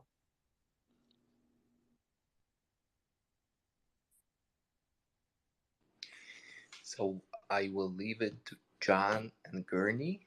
I'm in the Eastern time zone. First of all, I want to thank Cebula Suspend, or, well, Onion Suspend it is, for your contribution. I would love to hear you more on this space whenever you have time or you're willing to contribute. The space is yours anytime. Just shoot me a message on both accounts. In the meanwhile, I'll leave it to both co-hosts, and take your time. If you want to contribute more, please do. I'll just need to take a break for now. Again, thank you for coming. Дякую. Just in case, today is my the start of my vacation, so I have a lot of time to talk to you, even though it's like almost 7 a.m. in the morning here. Actually, I want to follow up on one thing before I go. Can you... I watched this Ukrainian documentary, Bihus, from Danilo Mokrik from Bihus Info, about what is happening in Russian-occupied Kherson region, and it's quite I don't know how to pick the word. It's just shocking. If you've ever heard any stories or what people are saying, because there are bits and snippets of information coming about the torture, about kidnappings, about killings. If you want to, maybe you can address that and tell us what is going on in there.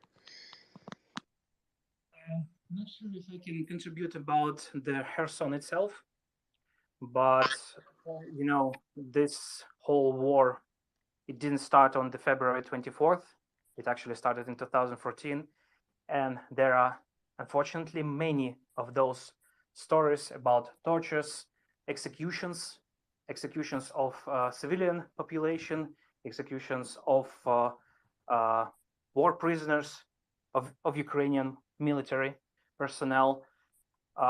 There is a writer, Denis Aseyev, who been a prisoner of a torture camp, or like I don't know, it's a special prison. So it's essentially concentration camps. Yeah, concentration camp in Horlivka. Yeah, Stas Aseyev, I'm sorry. So he wrote a whole book, Светлый путь, the bright way. That's the ironic part about the location of this concentration camp. So it was a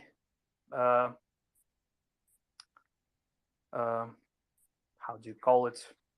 It was a factory producing cables in times before the war in Horlivka. It's located on the Bright Way, улица Светлого пути. You can Google that in Horlivka. So basically, everyone who in any way didn't agree with the policies of so-called DPR, so Russian terrorists in Donetsk Oblast, because that's who they are. And I am really getting agitated when I hear those Russian-backed separatists it's not the situation here. It's Russian terrorists that pose as quote unquote Ukrainians who don't like Ukrainian government, to the point when they torture, kill, rape, and dismember people in that concentration camp. So I was actually about to order this book if it will actually be possible. Maybe if it's not possible for now, I'm not sure, but I can try and I will try. So he said many times in his tweets, he's actually in Twitter, you can find him here, that people been deliberately broken for many, many days, months, some even years. Some of them were tortured, just tortured to death, so that their bodies didn't have any strength anymore to hold on and to continue fighting. Some of them were executed to the point when they committed suicide because they just didn't want to live through that torture and pain. And that is that before the February 24th of 2022, it was from the point of official side, at least for some people in the West, in the Europe, it was the only, quote unquote, only place. Actually, there were many more. In my hometown Makiyivka, near the graveyard where my family lies, there is a child's colony, like youth penitentiary, you can say that, for folks younger than 18 years old. It was restructured and rebuilt from inside. One part of it is a barrack for them to sleep and replenish their strength, and the other part of it, it's a prison for our prisoners of war, and some of them are held there still from 2014. So there were and still many of those occasions and torture camps, basically in Donbass and everywhere as of now where Russians are, because that's what they do, because that's what they, I guess, like to do and what they're capable of doing. But from February 24th, in all the occupied territories, there are many more of those places. There are many more of those like basic buildings, maybe someone's houses, maybe some just attics of some village people who've been just living their lives and been displaced or killed. Most of them were killed because that's how Russians do their stuff. That been basically turned into prisons in the lightest way to describe them. Most of them are just катівні, українською це. They are torture chambers. I'm sorry, one moment, my cat is doing some weird stuff. Just one second, I'm sorry.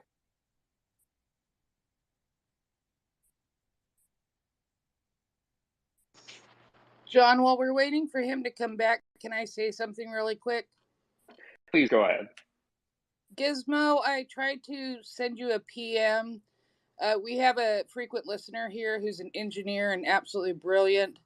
His name is Portland. I don't know if you're familiar with him, but on July 5th, he wrote an absolutely wonderful, logical, I think, 13-tweet thread on what it would take to take down that bridge. And it's a very interesting, and it goes very into depth about that. Did he post that on his... Yeah, on July 5th. Okay.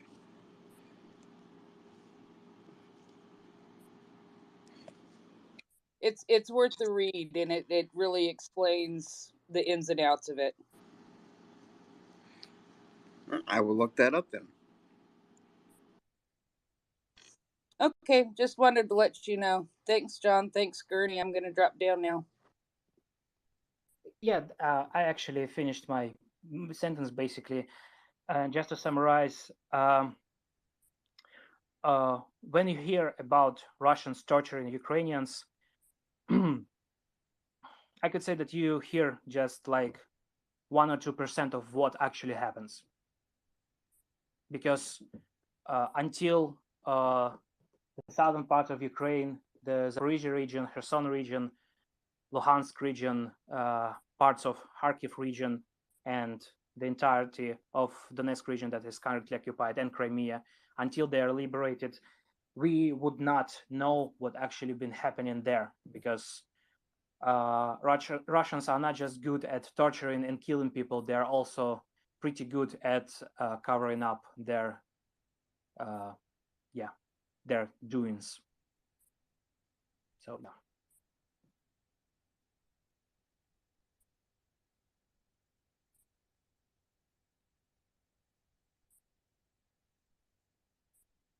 Any other questions? Just a bunny. Do you have a question for Sabulia? No, I actually had a comment just generally about something that he had said earlier and something that Ilona brought up. Part of why it's frustrating for Ukrainians to listen to speeches about good Russians and, you know, nice Russians who only want the best stuff is we actually largely do speak the language, so we don't need a translator to hear the sorts of things that come out of their mouth on their TV and elsewhere. And what that ends up creating is a situation where, like, it's very uncomfortable because it feels like gaslighting on some level, because you're familiar with just how maniacal, fanatical, just really ordinary Russian comments can be. And at the same time, you're being asked to justify the position while a genocidal war is going on. So I just wanted to add that in there.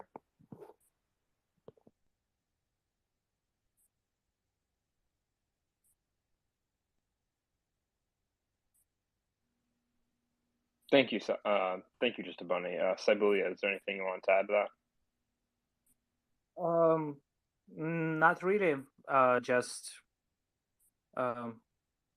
maybe from my experience, I've been hearing this stuff from Russians themselves, that they are not all the same, that it's Putin's war, all the stuff, and from some Westerners that this war, yes, is unjustified, but I've heard it a lot, and for some time I tried to discuss that, just to, you know, make my point that it's not like that. It's not working like that. You will not just cover up those things. You will not just tell us, oh, you see the Ukrainians, you can't just hate all Russians because they just want to kill all of you.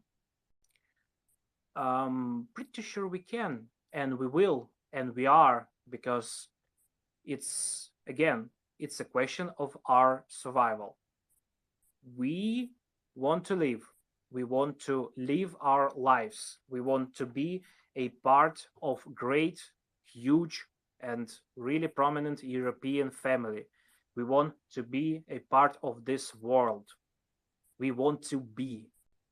And when someone tells us that, again, for some reason, for some irrational and at the same time overly rationalized thought of some people, we don't deserve to speak our minds, and we don't deserve to stand on our ground and stand our point. It's disgusting, but in the end, most of us already understood one thing. We don't have to prove anything to anyone. We did prove ourselves pretty much in any instance we've been throughout this time. We are alive, and we will stay alive. We will fight. We will do everything needed for our survival and for our children to be alive and well thought, well fed, and everything else. We are here and we will stay here. And for many of my friends, for many of those who I know from Twitter, from real life, it's just one simple thought. We don't care anymore. We heard enough. We heard a lot. We didn't hear what we had to hear. We heard only dirt and a lot of bad things about us. Those who support us, we are grateful for them. We are grateful for their support. We know that they are our friends, and they will never say such things. We don't need to explain them anything. They understand that because they see what the situation we are in at the moment. Maybe they don't feel the complete stuff that's happening in here. Maybe they may have some thoughts of just, feeling that things happening in Ukraine are happening somewhere over there, yet we have to help. There are some people that are helpful and are willing to volunteer for us, yet they are still kind of distant from us. That's understandable. That's how human psychology works. Until you see and feel on yourself what war of attrition and genocide feels like, you will never understand what people who've been through that, what they feel. We get it. But we will not listen to those who just hate us for us being us. We will not hear the voices that tell us that our history is fake, our country shouldn't exist, that imperialistic wishes of Russia are justified. How can you justify that? How can you justify the death of children under age of 10, over age of 10, of people that just been living their lives? For a moment, when you try to, when I am, as Ukrainian, try to answer those questions about those people, I feel anger, but that goes away instantly because I understand they didn't feel that. And I hope that they will never be in that situation. Bless them, God. But we will fight, and we will strive, and we will continue doing what we are doing. No matter what they say, no matter what they scream, no matter how they try to be unhelpful or even stop us from reaching our goals. It doesn't matter. We will do our things. That's it.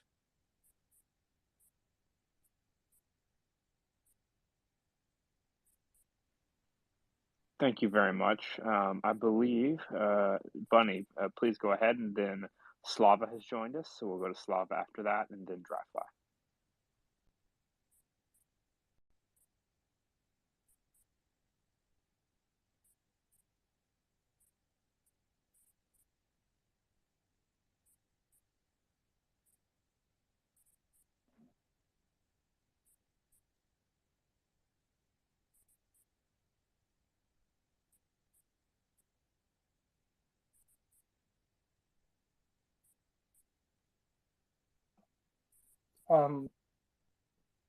Just a Bunny, can you hear us? Yeah, just wanted to ask this question. Just a Bunny, can you hear us? We might Can you need hear to. Bunny? No, I can't hear him. Bunny, we can't hear you. I'm going to drop you down to listener and then bring you back up.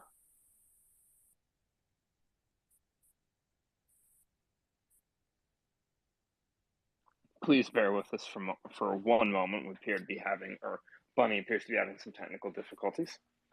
In the meantime, Slava, thank you for joining us. This, I suppose it's morning for you now. Oh, we just lost Slava too. There may be some issues with the internet connection,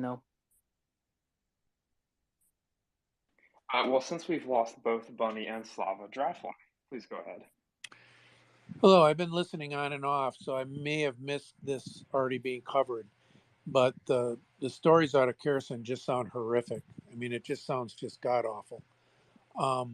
The question I'm asking is, are the partisans able that are operating? I mean, we're hearing little snippets here and there that the partisan efforts are pretty significant throughout southern Ukraine, but especially in the Kherson area. I mean, you're even catching glimpses of the stories coming out from the Russian Telegram accounts that they're terrified. They're just absolutely scared to death to travel at night, to travel alone, to go places where they don't have sufficient numbers.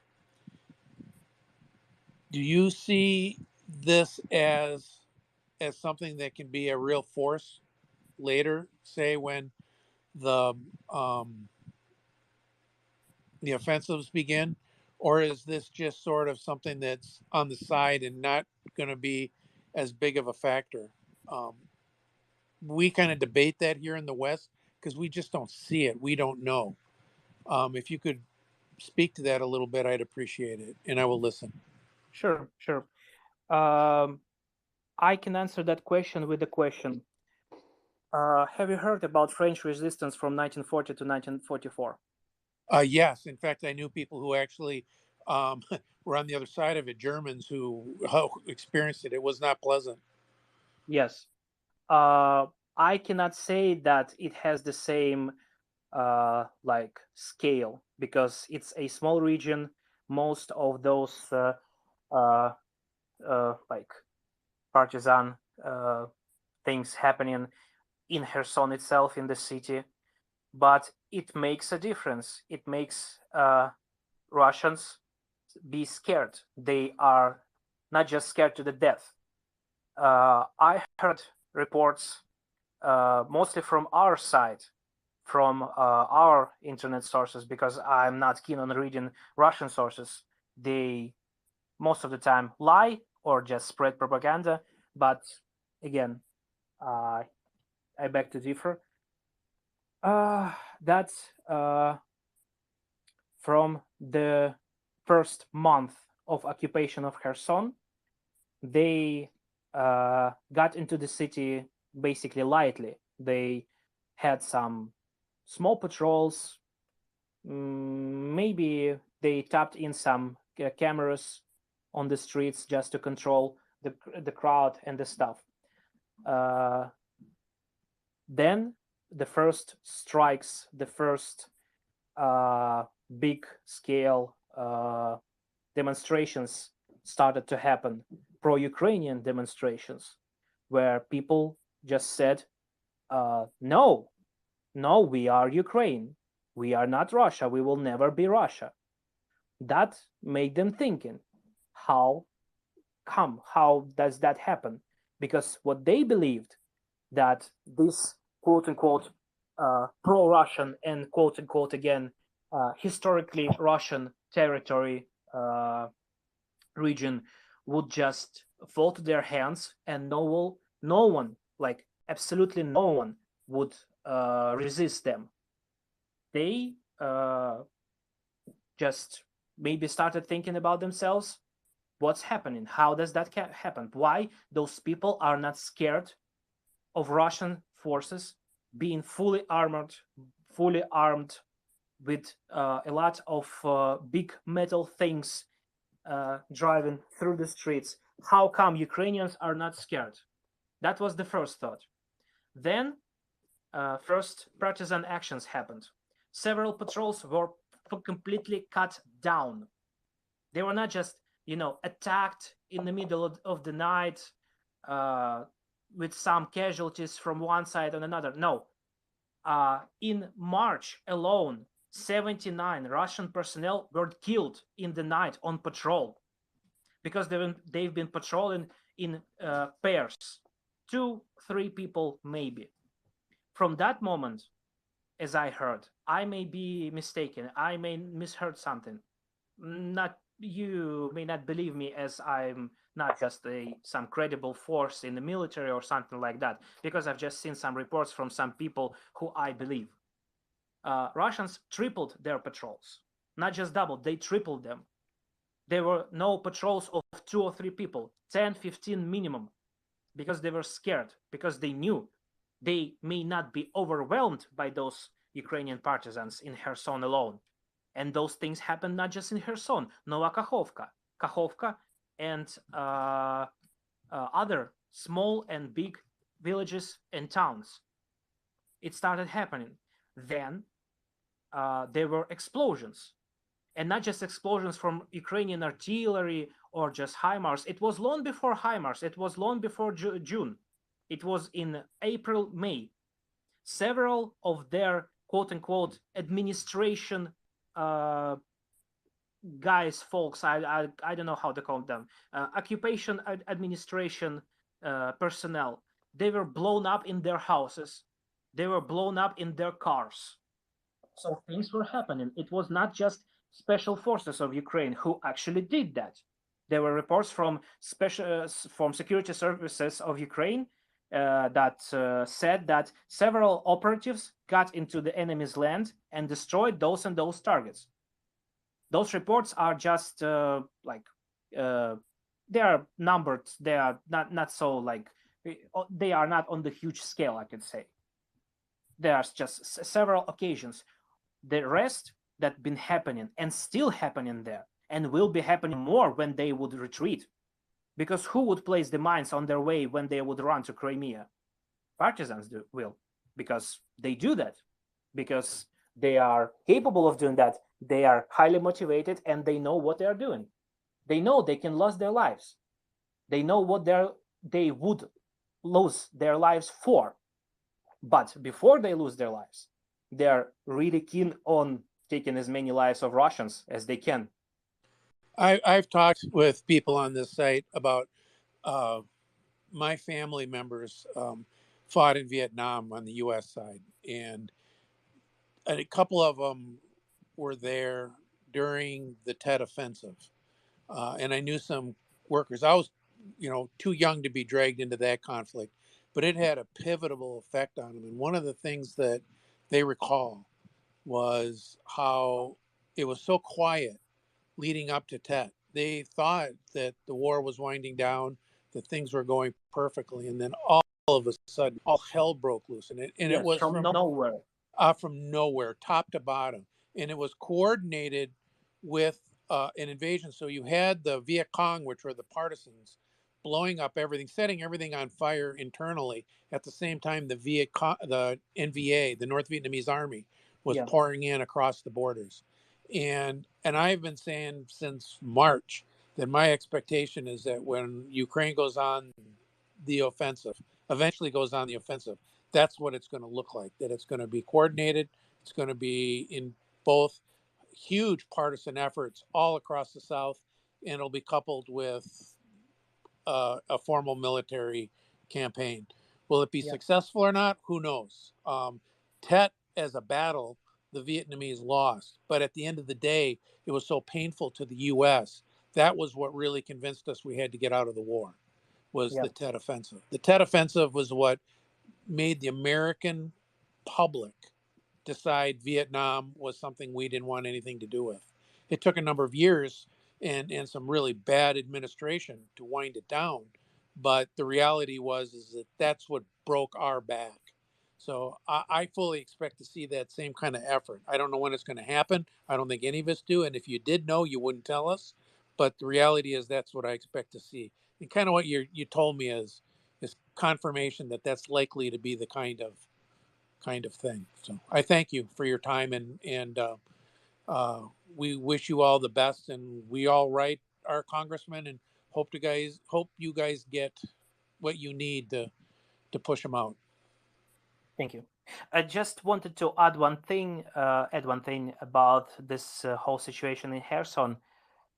Recently, I read some post. I guess I'm not sure who it was from. It was from one of our military branches, I guess.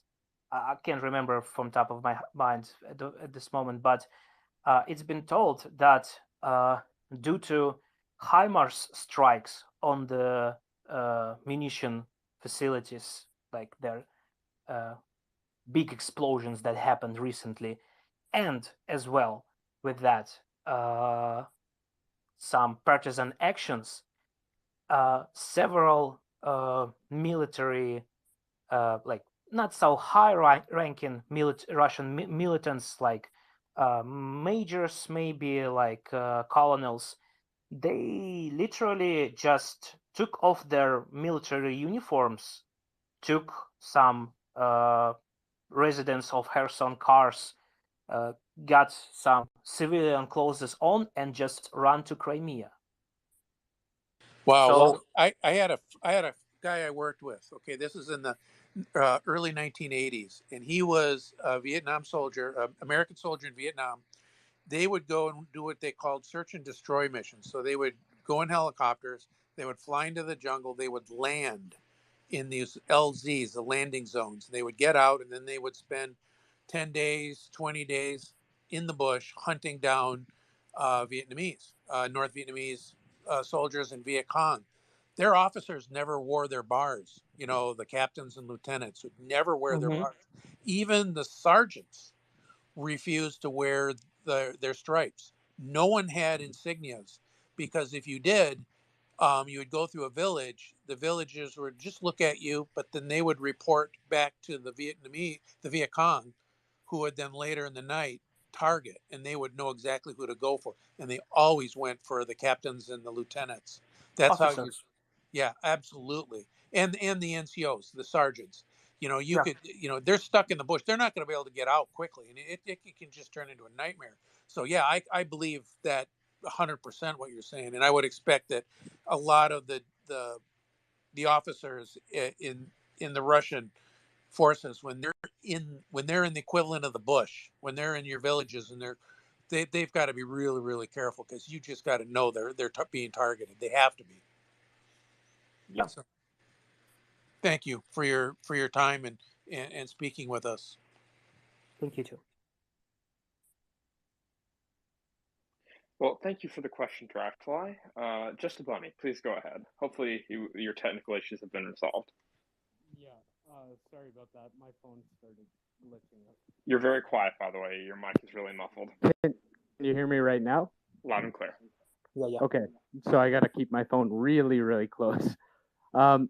So the thing I wanted to follow up with is one of the things you'll see Russian propaganda try to push, especially through channels that are like largely innocuous, is this message of peace at any cost. It'll be worth it, or we just need to stop the war.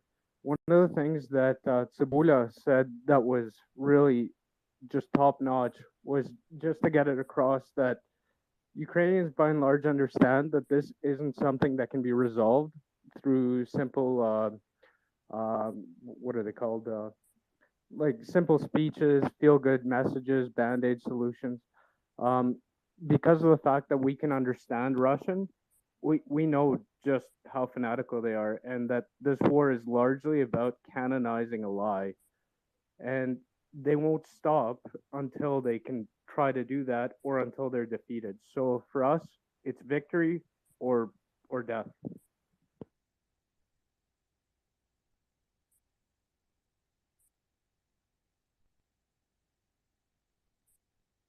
Thank you, Just a Bunny. Let's go to Slava. Slava, how are you doing this fine morning in Ukraine?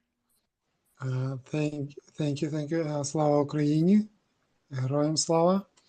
Niech żyje Польська. Смерть ворогам. Niech żyje Польська. Цибуля, ти служиш, так? Та ні, я так чисто волонтер. Переселенець з 14-го року. року. Ти герой, дякую за службу. I just wanted to thank you, Цибуля, for his great work. He's just shy, saying that he's just a volunteer, but for Ukrainians, it's really also heroes. So I just wanted to note it's also heroes. So I started to listen. Thank you. I just wake up early, and started to listen. Цибуля, absolutely great work, absolutely great words. Also, I heard it about this, like when the HIMARS started to rise, terror on the Russians, a lot of the flee to the Crimea. I also read it, so it's absolutely like I think it's true. They're afraid. A lot of the collaborants also started to hide from the streets before they like a marched with the protection, a lot larger protection, like you noted. But now they started to hide even from the buildings. They left the official buildings because they are afraid that HIMARS come into these buildings to destroy it. I have a few questions for the to the Tsibulia, but also I just yesterday we had in the morning in this space talk about like this Russian, how this Russians perceived by the world, and I constantly try to note that Russia and most of the Russians, and the most I mean 99% of the Russians in the Russia, regular people, like they pretend they live in normal life. They all constantly saying, "Мы не в политике, мы above the politics, we don't want to go," but they supporting everything. This genocide is happening in Ukraine, and I concluded for me, personally, for me, maybe I'm wrong. Russia, it's this Chikatilo nation. They love killing, they love to torture, they love destroying Ukrainians. Don't know about other nation, but what yesterday not Ukrainian was tortured and killed in the prison. They, I think, hold it in the Ukrainian occupied territory. So they kill not just Ukrainians. They're gonna kill everyone who they have power or overpower. So maybe Tsibulia have other conclusion, but for me it's Chikatilo nation. They love to torture. They love blood. They love rape. They love do this to everyone who they have power over. So and about Kherson, I also read few days ago that Kherson may be even worse than Bucha because it's going to be more Buchas. So world should be prepared, but Ukrainian nation is changed. It's changed. We took the lesson. We understood what is happening. There is no big excuses for the Russian.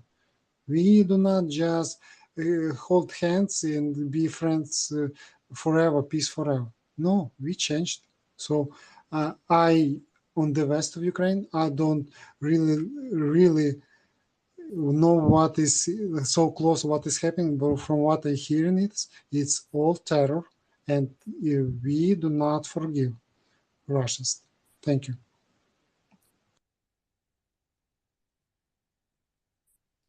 That's good words. We will never forgive. We will never forget, because if we will, the future generations of our nation, of Ukrainians, and future generations of Europeans may not know what not to do and what to do to prevent such things happening again. Because we heard this motto of the end of Second World War, never again. And here we are again. Lessons learned, not all of them been learned for good. Unfortunately, we are going through such things again. They may be different because the times are different, but they are not different because people are suffering. We are suffering unjustifiedly. We are just being killed for who we are, not because we did anything bad, not because we've been living through some bad things. No, we are just who we are, and we are being killed for that. It should not happen again. I hope from this time the world will learn, because we did learn already, and that knowledge should be spread. And just another note, just hour ago, maybe more, in Odessa also was a big explosion. So it's like, and I started to read that Russia preparing big attack. So it's not just some random explosions, random rockets hits. Yeah, I feel it's gonna go even worse. We should be prepared. So we should get HIMARSs and I don't know how they called ATACMS to do some counteroffensive, because it cannot go longer for with these atrocities, let's say, is happening. So we should do something. Thank you.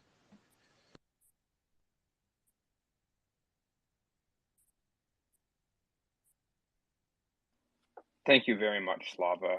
I'd just like to briefly add that if and when Ukraine receives possession of ATACMS, there are quite a few very fun and interesting things that you can do with that, ranging from disabling the Kerch Bridge to destroying the docks and the submarine pens in Sevastopol and putting the Black Sea Fleet out of business. There is quite a lot that Ukraine will be able to do if and when they acquire those. Yeah, that was actually one of the ideas, and I thought I just heard another explosion, but it was just a car starting. So okay, there's something. Yeah, it's just a car. So about the Sevastopol, I've been visiting this city for 3 years straight, before 2014, for vacations, for just relaxation. It's not a city of there are not that many things you can do in that city itself in terms of just recreation, because there are a couple of museums which are Russian, which were Russian. I hope they would be destroyed because they have nothing to do with that land. There are a freak ton of Russian military bases. They are literally everywhere in that city. The whole city itself is literally a huge naval base and a military base. So some of the parts of the city you will never visit because there is nothing to do there, because there is a lot of military personnel there, and you will have access there. I had access there, I could say. I'm not sure how the situation is there as of now because Russians took over. But in 2013 and 12, city was pretty much open because it was a peaceful city with no intentions of war before Russians did that. But what I know from visiting of it, there are several big bases in Sebastopol. It basically built on 4 or 5 big bays. It's a Northern Bay, Quarantine Bay, Kazakh Bay, and 2 more. There are smaller ones. I don't remember their names. I just need to Google that. Lots of military ships in there. The thing is that I'm not sure if just like 1 or 2 precision strikes would be enough to destroy the whole Black Sea fleet of Russia, because the part of it that is not currently used to destroy Ukrainian cities with missiles, as they did with Vinnytsia, it's actually those ships are in Novorossiysk in Russia, in the Kuban region. Yet, those ships that are capable of actually launching rocket strikes, missile strikes on our cities and our bases, they are all in there. They're just being frequently rotated. So when, I hope it's just when, not if and when, just when Ukraine gets ATACMS missiles for 220 kilometers of range, and the moment happens, just one of those, like, sunny, peaceful summer days, that when Russians will not just expect anything bad happening to their fleet, and they would have at least 2 out of 4 submarines capable of launching those strikes, and several, at least like 3 to 4 cruisers that are currently launching missiles from Novorossiysk itself, actually, as well, and Sebastopol, on Odessa, Vinnytsia, Kyiv, Dnipro, all of our cities. Just, 3, 4, maybe 5 of those missiles, or just 2 of them, if all those ships would be in one place, that may be actually enough to, if not destroy the whole capability of Russians to launch those strikes, because we would not ever have those missiles that are capable of shooting for like 1,000 kilometers to reach Novorossiysk. It's pretty far away. It's an eastern part of Black Sea, so it's at least 750 kilometers from Odessa. I'm not sure if ATACMS is capable of such things, and not sure if any modern military has such missiles that are not launched from the planes. Just 2, maybe up to 4 missiles just in Sebastopol northern bay, with all those ships in just one dock, and I exactly know the dock where they could be, because I've been near that dock. It wasn't like closed completely. You couldn't just go right there because it's a military base basically, but you can see that from pretty far away, but it's pretty visible. So if those ships would be there and it would be a strike of those ATACMS missiles, we can basically cripple Russian fleet in terms of trying to destroy our cities. And that would be the moment of a great happiness.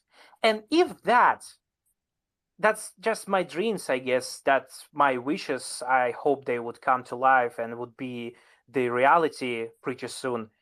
If that just happens to be the same day when our forces, when our artillery brigades would launch those missiles on the Crimean Bridge as well, destroying both Russian capability of striking from the Sebastopol and to getting any reinforcements to Crimea, because the only way for them other than the bridge would be to do that through air, and they are pretty bad at that. They don't have that much of capabilities of transporting a lot of stuff and troops and artillery shells through air. If that happens just in one day, I guess that would be a day of a new national celebration, as big as our Independence Day. And if that happens on the Independence Day, just the dreams. I can talk about it for a lot of time, but I hope my dreams will come true.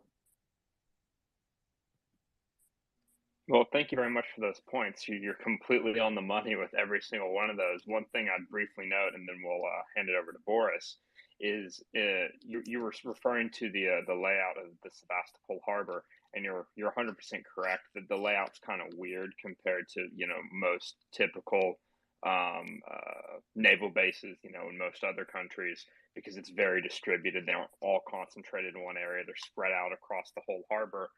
But I would say that keep in mind, you don't necessarily, to get the Black Sea Fleet out of the harbor, you don't have to destroy it. You just have to get 1 or 2 missiles through to hit a few of the docks, and that'll probably scare them enough to pull the fleet out and send it to Novorossiysk. And then from there, hopefully, once the southern coast is liberated, Novorossiysk would be well within ATACMS range, and that they would have nowhere to flee after that. That's actually a great point. That may even work better than what I just said, because by just striking the main forces, especially submarines, just them, when the others are on approach to the harbor or just capable of leaving the harbor immediately, which military ships should do, because that's the Navy. They need to be prepared to move on command. And they would be scared. If they are scared enough, that would be a blow.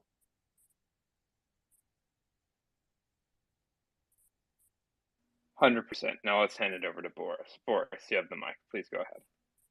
Yeah, I just give another Ukrainian perspective on this beautiful city of Sevastopol.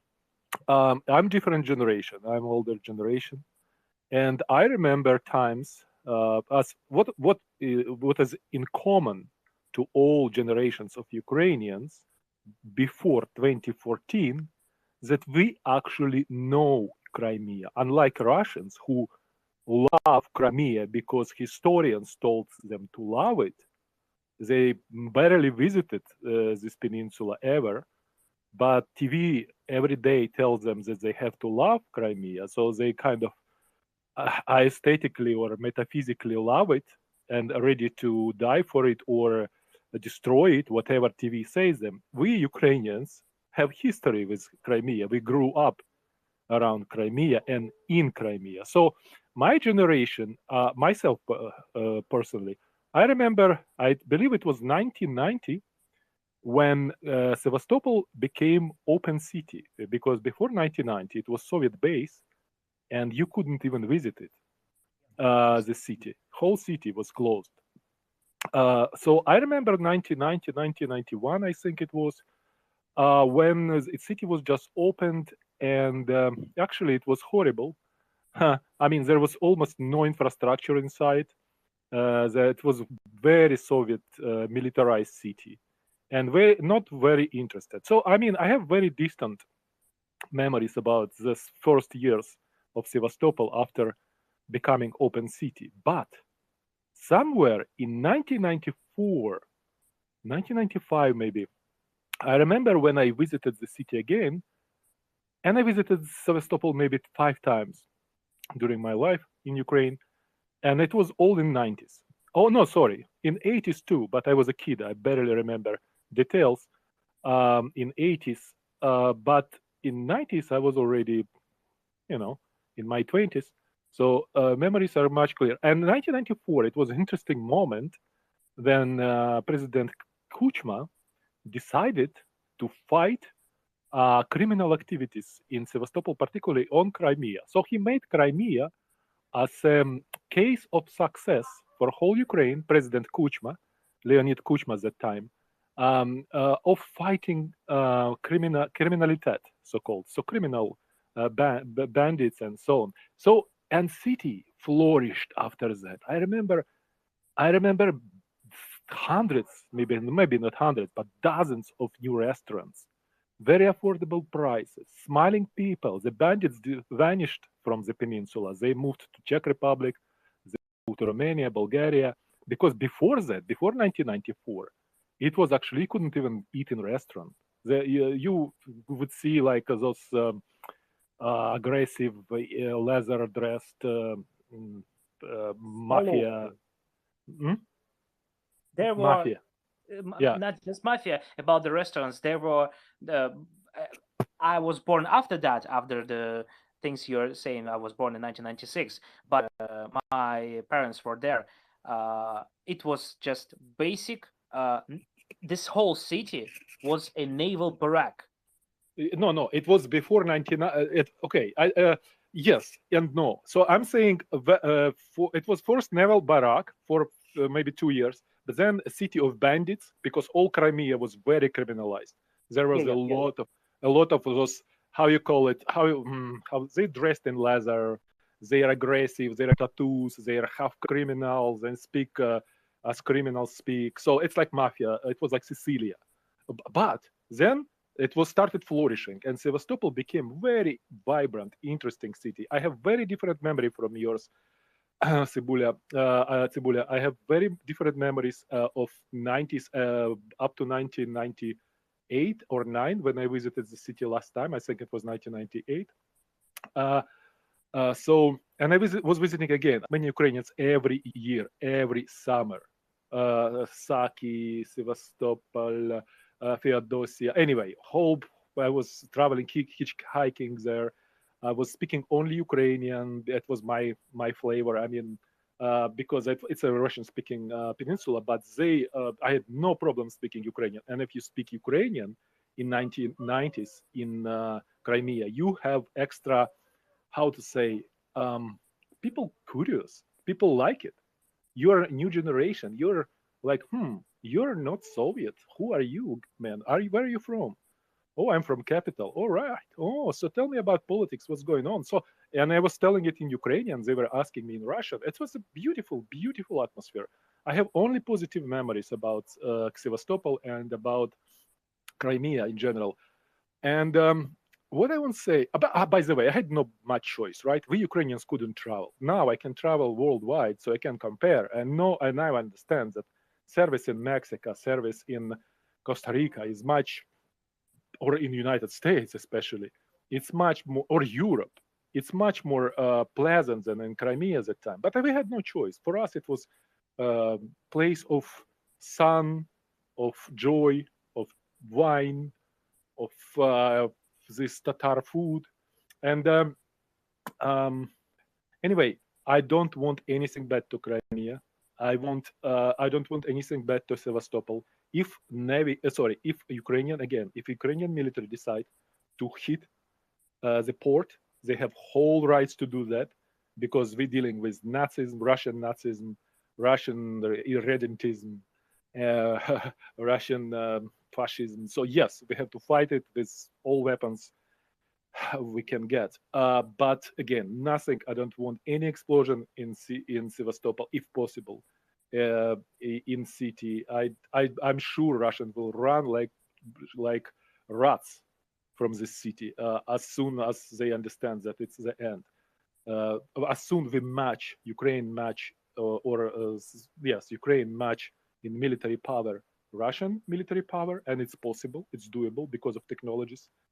Russians will run from Sevastopol as rats, exactly rats from sinking ship, right?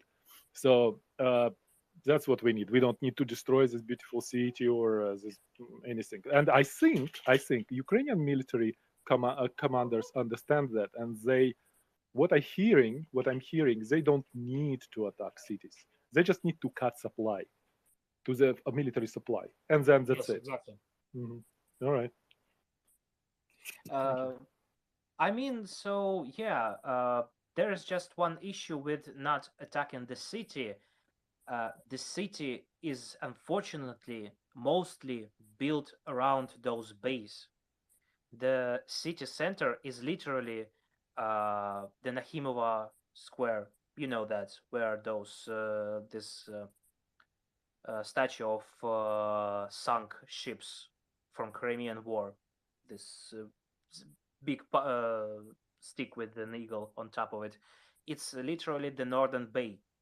It's where those military navy parades are being held on, and where people are actually staying and looking at this parade.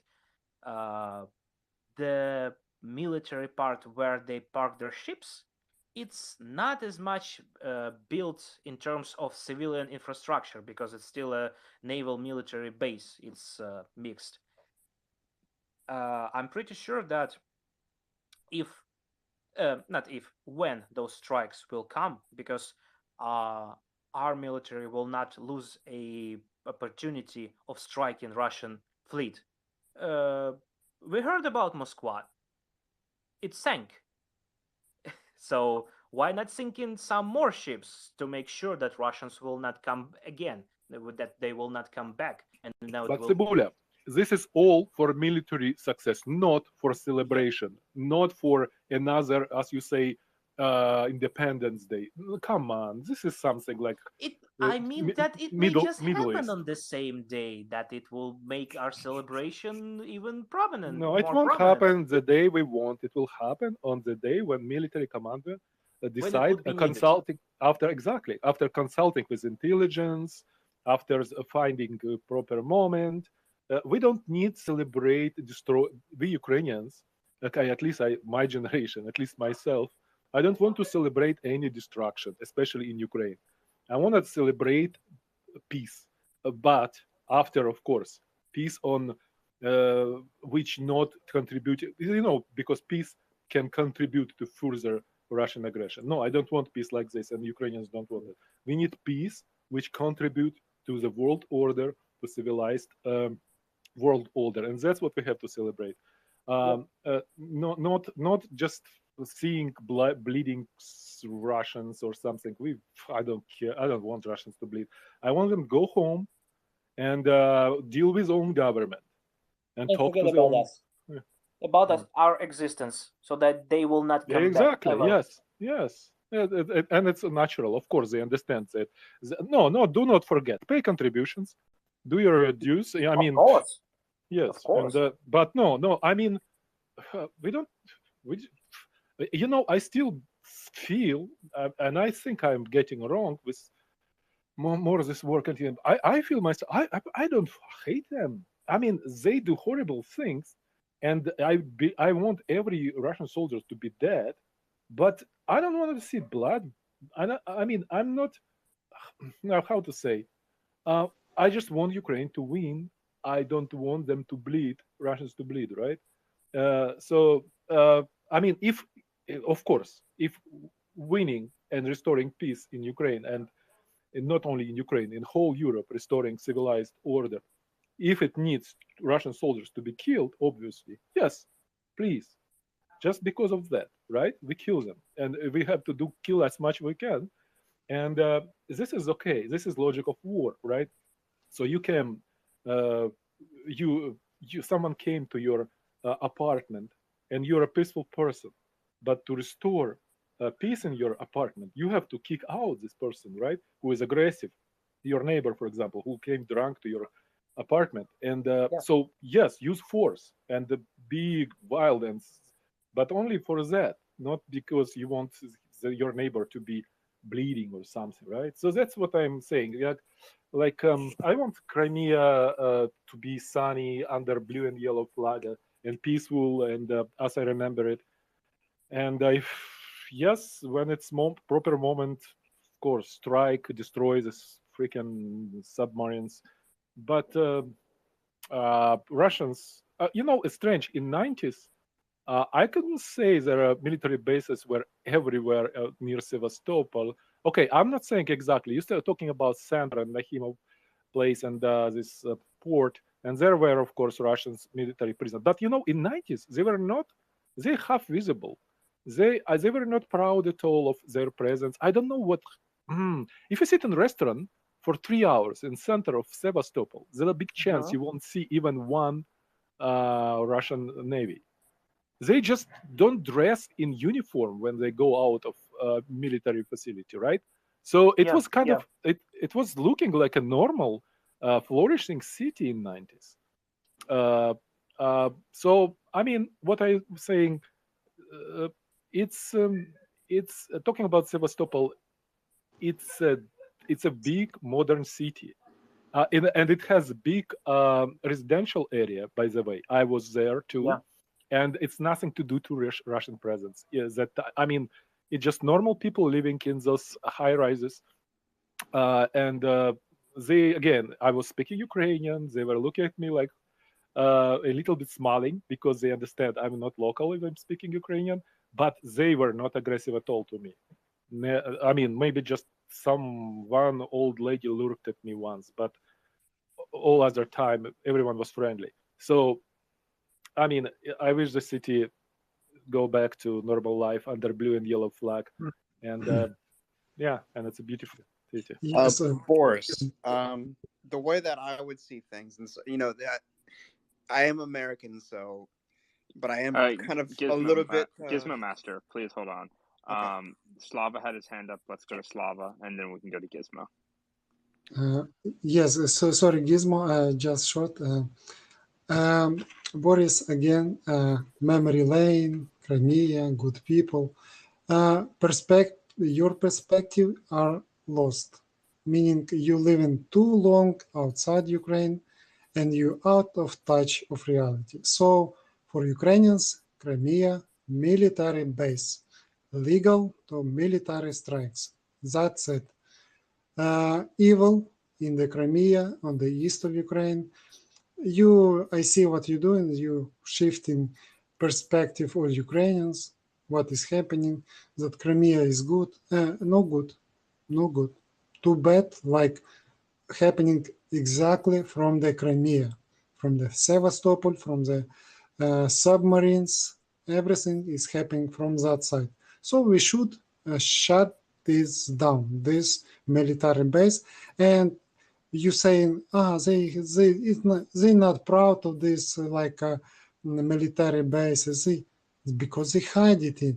This was always the main point to make Crimea military base. It always was the time.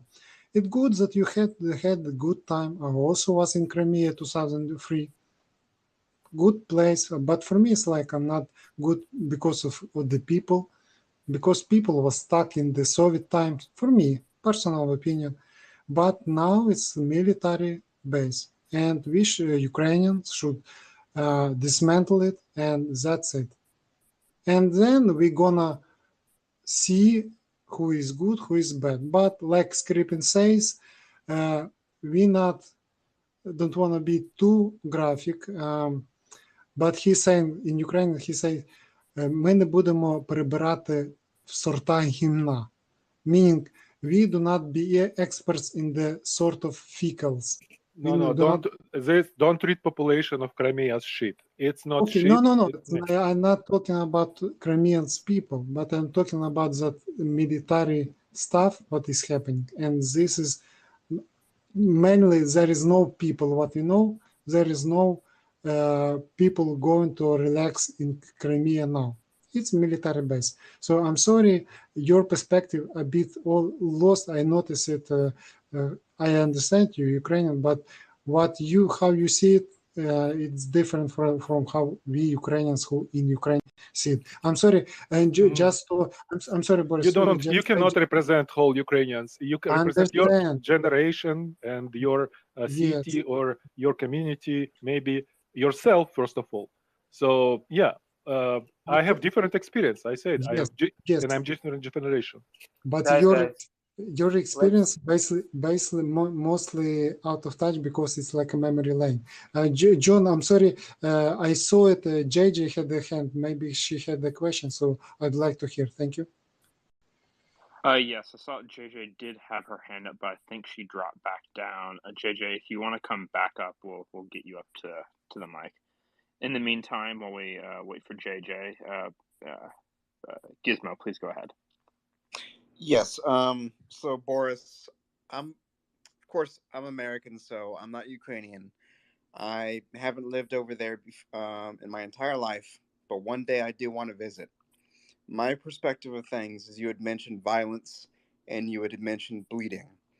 So the violence for me for the current war in Ukraine is the death, the dying, or the crippling of every single Russian invader, in every single Ukrainian held territory. And what I mean by that is Crimea and eastern Ukraine.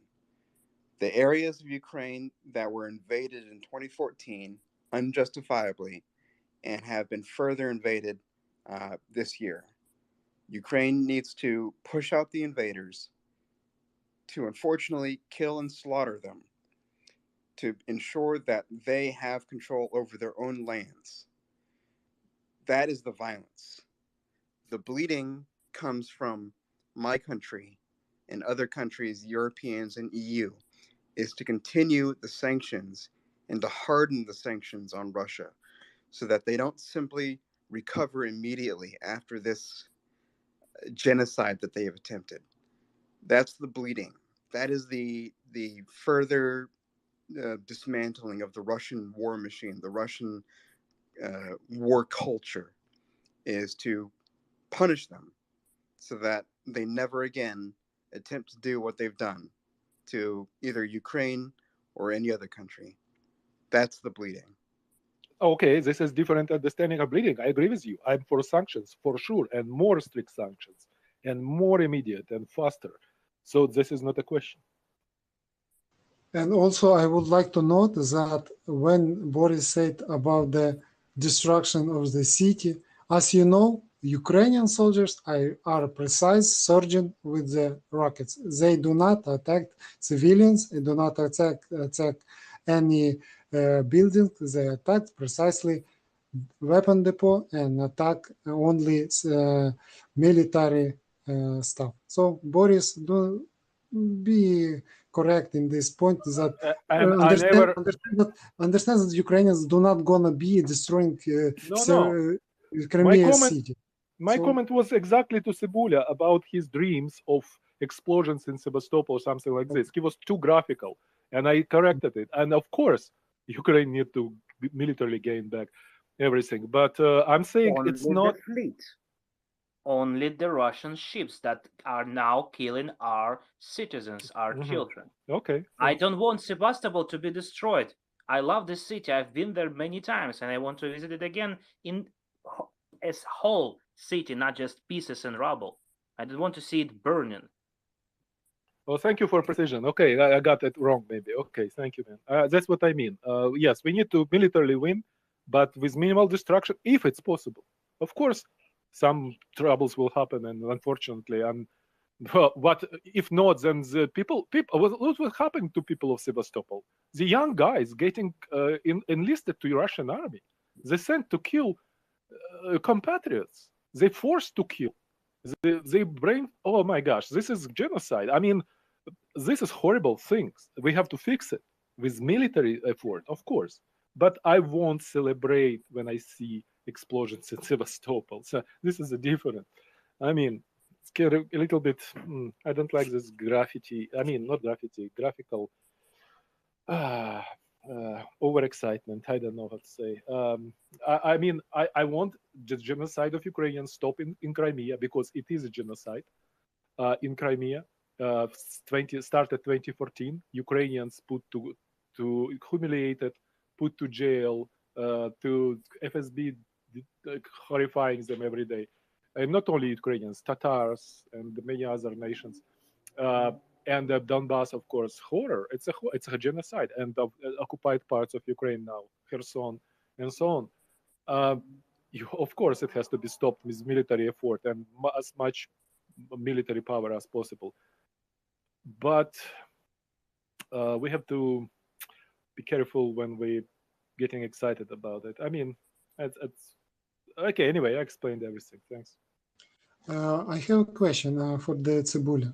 So I see that we on the same side. So we have the same views. How do you, Cebulia? How do you see future for the Ukrainians and the Russian people? How do you see? It's like is it big border, meaning big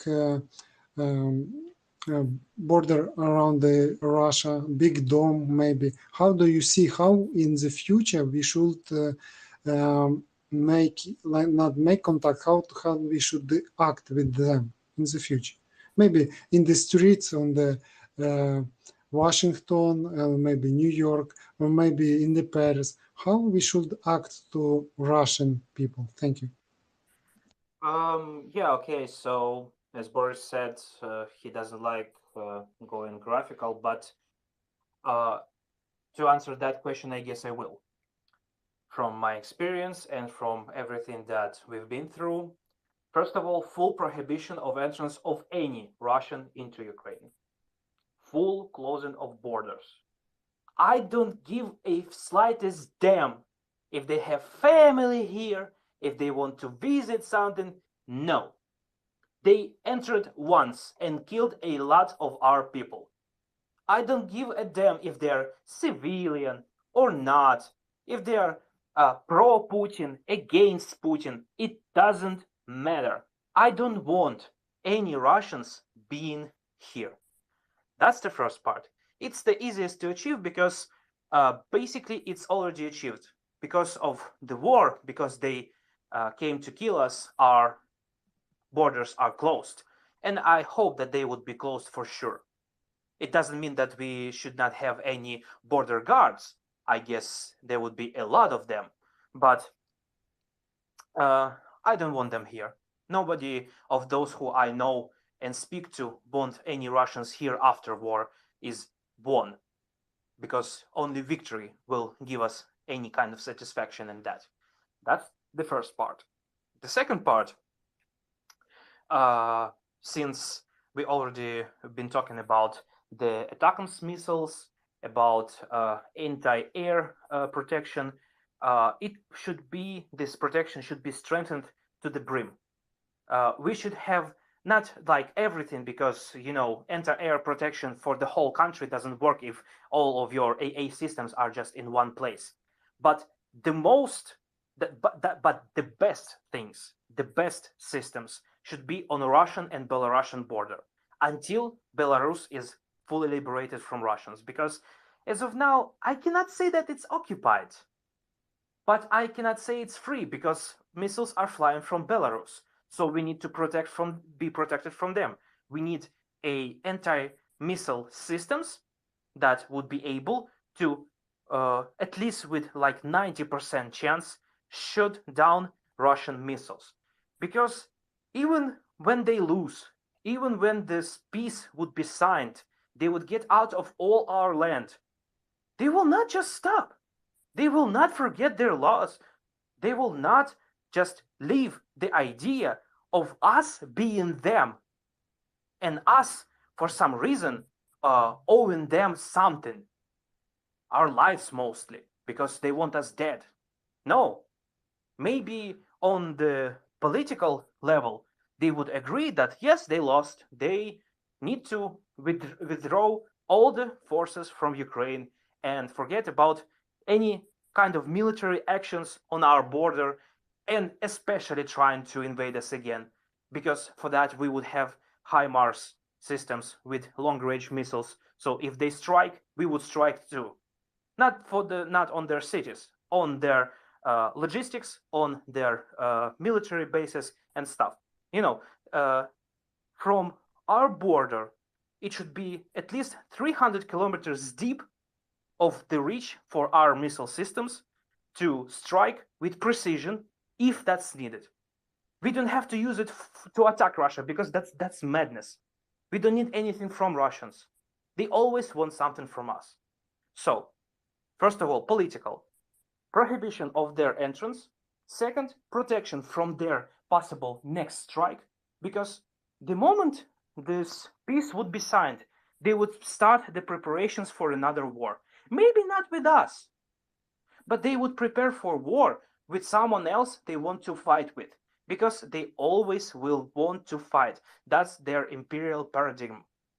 If they can't occupy someone, kill someone, steal some land, steal some resources, at least do something bad to their neighbors, they won't have their whole entire imperial paradigm. It will be just ruined. And if it's ruined, the whole Russia will just fall apart. They would need some idea to bring them together, because Russia is a prison of nations. There are at least 20 nations inside it that have a lot of people speaking different languages, not just Russian. Just remembering their old languages that were thrown out and destroyed by Russian imperialism and Soviet propaganda, Soviet things that they did. The nationalizations, as they call it. They deserve to be independent. They deserve to have their own land in their own hands. And they would try to do exactly that. And for holding this whole bunch of people, maybe not hating each other, but hating the idea of being Russians and inside Russia, they would have to have some idea of hating someone to bring them all together, as they do right now, as the Soviet Union did with all the republics. I think we need to be prepared for the time when we win, when Russia is lost, when maybe some of international connections to Russia would be restored, because sanctions, I know that they should be forever, but they won't be forever. That's not how the free market works. And United States, European Union, they believe in free market, maybe sometimes too much in terms of our current situation. But still, this may happen, this will happen sometimes in the future. They will gain some weight, they will gain some money, and will again try doing some really, really bad things, because that's what unites them. That's what always united them throughout the history of quote unquote modern Russia and all the Russias before, no matter how they've been called. Violence towards others and hate towards them united them, as they did with in the times of Soviet Union, as they did in time of Russian Empire, and before and before. They would choose violence. Maybe it would be 20, 40, 200 years, okay, but we need to have protection from them. We need to have a strict border of not just walls, fences, and like political decisions of not just letting them in. We need a wall of metal that will keep their metal out of our land without us even considering going into their land. We don't need their land. What for? We have a lot of our lands. That's how I see it. Thank you. Great picture. I like it. I love it.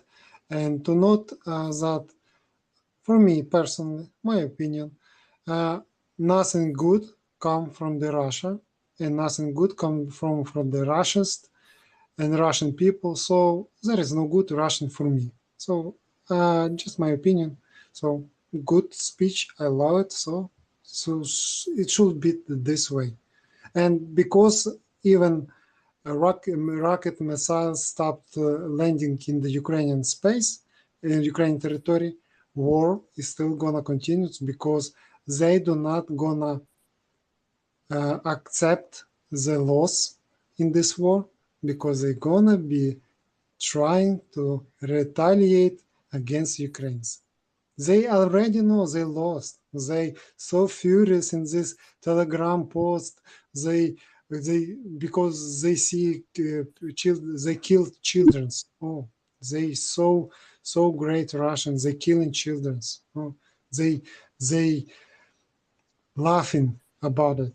But no, we learned this lesson. We understood how this beast operates, and we know what to do in the future. So this beast never again abuse Ukrainian soul. So I hope it happens sooner, but we understand it is gonna be hard time to go to this peace. So good to hear that we are united in this space. Thank you. Thank you. Slava Ukraini. Hello, Slava. Just wanted to say, in terms of protection from crazy neighbors, we need to become an Israel. They are pretty good at, being defensive against crazy neighbors.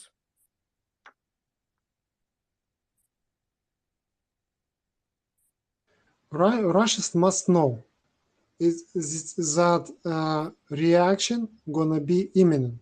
Meaning, if you just start to speak in the way derogative to the Ukrainians, Russians should know that something gonna happen to your throat, because you do not have the right even pronounce Ukrainian derogative words. So Russians should just shut up. Thank you.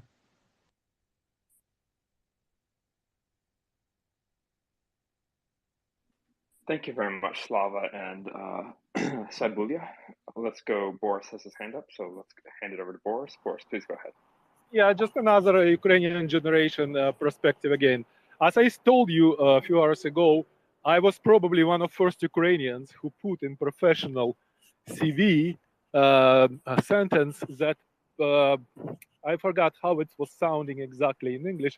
Oh, in German. My CV was in German probably, or in French, because those were two foreign languages I was speaking at that time. So it was actually, I won't accept any proposition from businesses, from corporations with Russian money. It was a risk from my side. It was probably unprofessional. But after meeting Russians in capital of Ukraine, I realized that the way they handle power is insulting. This is actually my answer to you guys, Ukrainians of different generation, of younger generation. Problem of Russians is that when they have money, big money from oil, and they feel power, they misuse it. When they come to Kiev in 1990s, we were very friendly, too friendly probably, as our Polish friends were telling us, to Russians. So they were coming with big money to Kiev. And instead of just establishing businesses and economic affairs, they were always bringing politics with it. So they were dictating what language to speak, how we have to perceive our reality in our own city, and so on.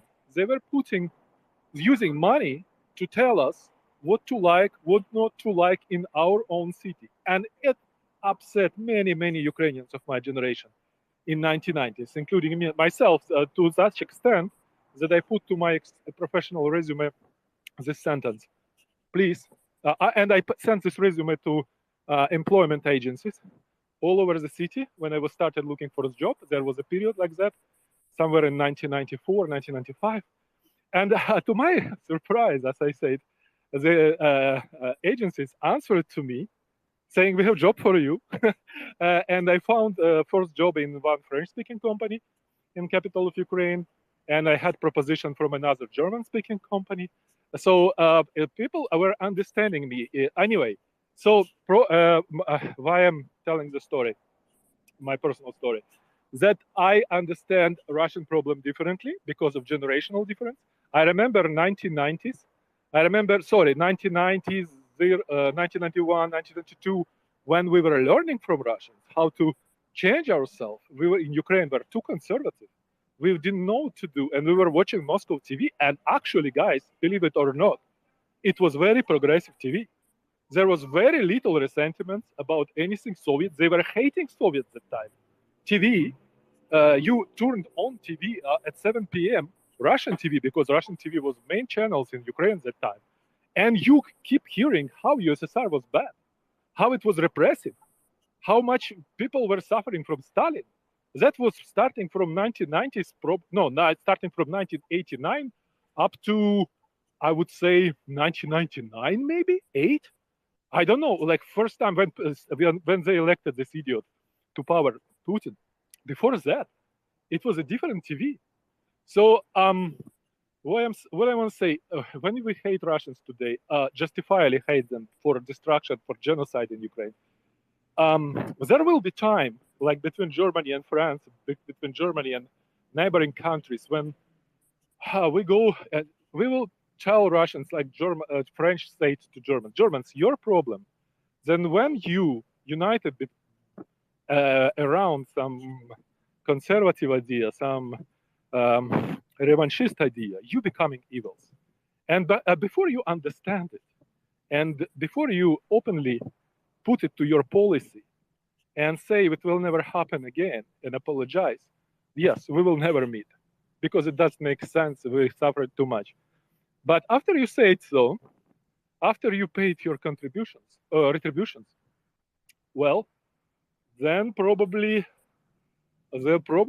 big chance. And by the way, you will know mishandle money. You become Germans. Okay, Russians have to become Germans. If you have money, don't tell us what to like, what to eat, what symbols to put on our streets.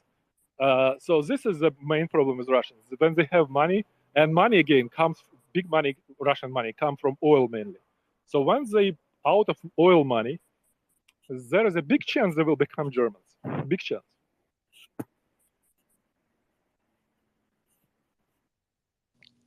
Thank you, Boris. Dr. Brand, I saw that you had your hand up, but I want to give Slava a chance to respond to this. Slava, please go ahead, and then we'll go to Dr. Brand. Slava Ukraini, героям слава. Boris, I know why you telling all this story. I know it. The reason, because you love yourself, mostly.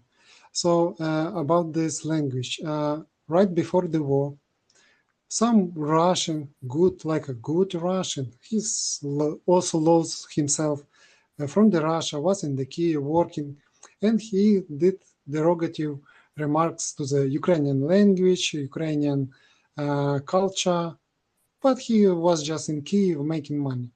when the rockets started to strike, when he was in the Kiev, he quickly found the way how to return to the Russia, and keeping saying that he's good Russian, but we know that he's not good Russian for the Ukrainians. As I am Ukrainian, my perspective, nothing good I learned from the Russian, and from the Russian TV, nothing good for me.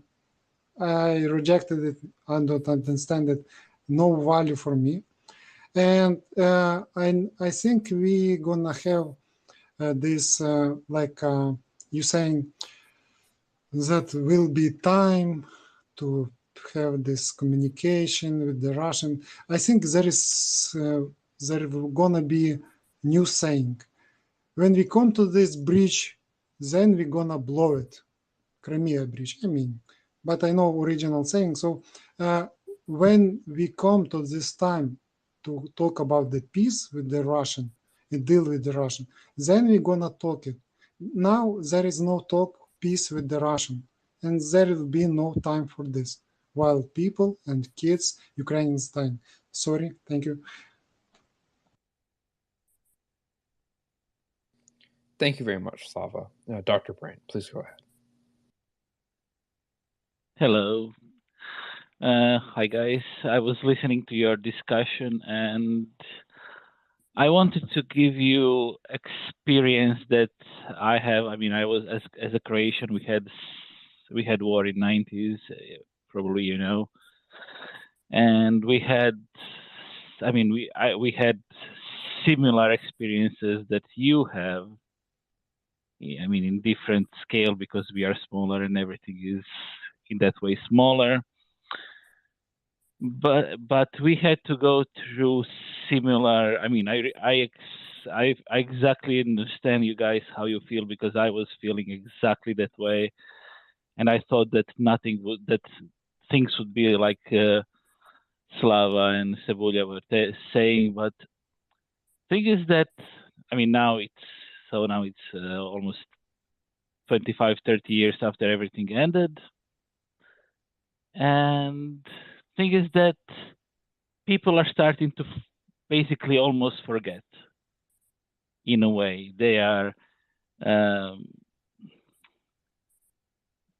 So I mean, it's already two basically generations that passed from that, and at this point, big part of especially urban population in Croatia is acting like nothing happened in the war, even though most of us remember exactly how it felt, what it meant when even your dad went to front lines and you didn't know if he will come back home, and when your best friend had to, I mean, his house was burned to ground and he had to run. But people today are starting to completely forget. I just wanted to add that as experience that I have because we had to go through similar experiences. Just that.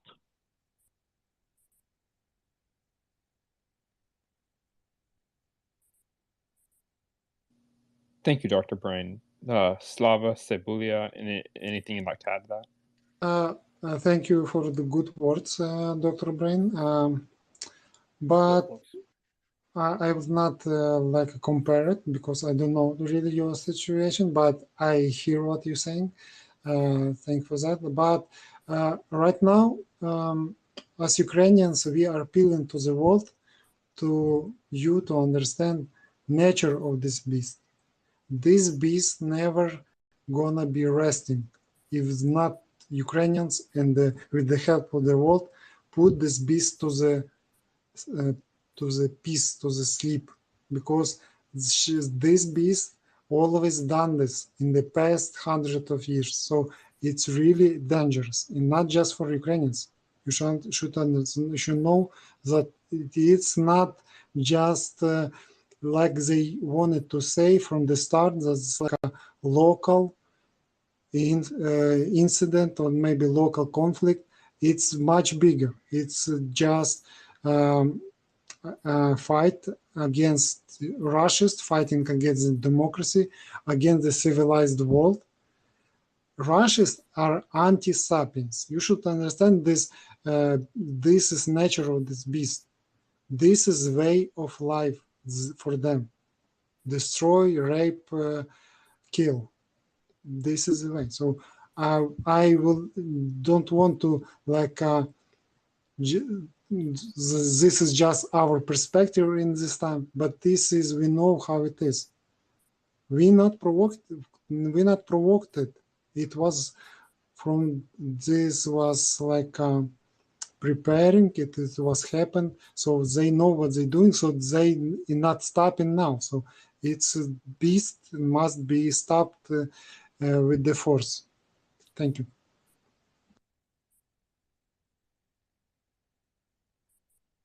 From just my perspective on the Balkan War, it was not just one war, as I understand. Dr. Brain, can you just tell me if I'm correct? You're correct. I mean, there were several wars in a row. First was Croatia, then it was in Bosnia, then in Kosovo. And it was one after another. And I completely agree with what Slava said. I don't disagree with anything. I'm just saying that unfortunately people start to forget. Yeah, that's how people's like in mass psychology works most of the time. I studied history of many conflicts. I've been really good at history of the world in school, had good grades, yet I am just one. I was curious. I was looking for information, and I thought for myself that I just need to know that because it's good to know all those things, all those facts, maybe allegations, maybe false, maybe true, everything, all the sides.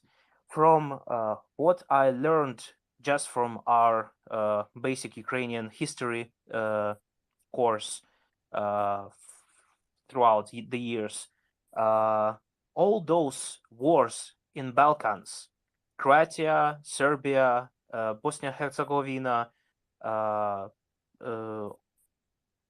I guess Montenegro wasn't much involved in that, but it had some impact on their country too. All of those wars are basically they may be compared to what we are having now, because change Russia now for Serbia then, and change in that context Ukraine for any of the countries that Serbia committed crimes against, which they just admit that they did that, and they're still happy with that. They have no remorse about that. People in Croatia, they are good. They are living their lives, and all they want, as I understand, just a bright future. Serbs, I think, just from my perspective, I'm not there. I cannot tell you what to think, and I cannot know what you Croats are thinking of now. But Serbs, they want Yugoslavia again, the same as Russia wants Soviet Union again, because it was the time of great empire where they had all the power and decided everything for everyone. So that perspective, it's unfortunately still working for us. It may be used, and we should learn for ourselves now and for the future generations to be more precise in the terms we use against those who perpetrated crimes against us. If it's a genocide, it's a genocide. It happens, it happened. If it's a crime, it's a crime. It cannot be just said, but, oh, that was a war. Oh, they were following orders. Nazis been following orders too. They killed a lot of people. They killed at least 15 million Ukrainians alone. Just Ukrainians in Second World War, 15 million of us were killed by both sides, not just Nazis, Soviets too, because Ukrainians fought on both sides. There was also Ukrainian militia, basically UPA, Повстанська армія. So the same as, is it Ustashi in Croat? Am I correct? Yeah. Yeah. So, people that know they are nationals, they want to fight for their nation. That should not be forgotten. That should not be just, thrown out of the history. Those are lessons, hard lessons, lessons paid in blood. And we are living through that again. If that would be forgotten, what were those deaths of civilians, of military personnel, what they were for? They should not be forgotten. I think that your history courses in Croatia, they go through the whole history of this war from the perspective of Croatia, what people suffered and what they've been through. And that's right, that's how it works. It's not forgotten. It's just people don't talk about it much because things. Yes, again, some things are forgotten because that's how psychology of the masses work. Some people just don't want to bring this past back because it's traumatizing for them. It was a traumatic experience for them because they survived that, and that's it for them. Yet still, en masse, for all the nation, for the entirety of the country, people should know this happened. This was with us, what they did to us, and what in retaliation we did to them. Who was right, who was wrong. In the end, we're all alive. Yet we should not forget.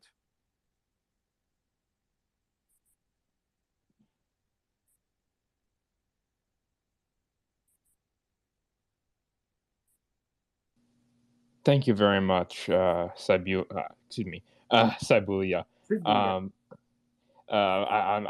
Apologies if I mispronounced your name. That's fine. That's just like kind of silly name. We've been joined by a number of people, and a number of people also their hands up. Yehuda, Portland, welcome this fine evening, or I suppose, at least in my time zone, is now this fine morning. So there's a number of hands up. Briefly, I'd like to mention, I believe Portland, he has some firsthand experience working with the ICTY regarding apprehending some individuals. So I'm not sure if he has anything he wants to comment on this discussion. If not, we will go to Boris, Omar, and then Alex. So Portland, do you have anything specific you want to add on this? If not, we will go to the other hands. No, I mean, I was really just the cleanup crew. The lived experiences of the people that had to live through those wars is far more important than anything I have to say. Understood. In that case, we will go to Boris, Omar, and then Alex. Boris, please take us away. Yes, about Croatian perspective. We have not forget. We are just humans.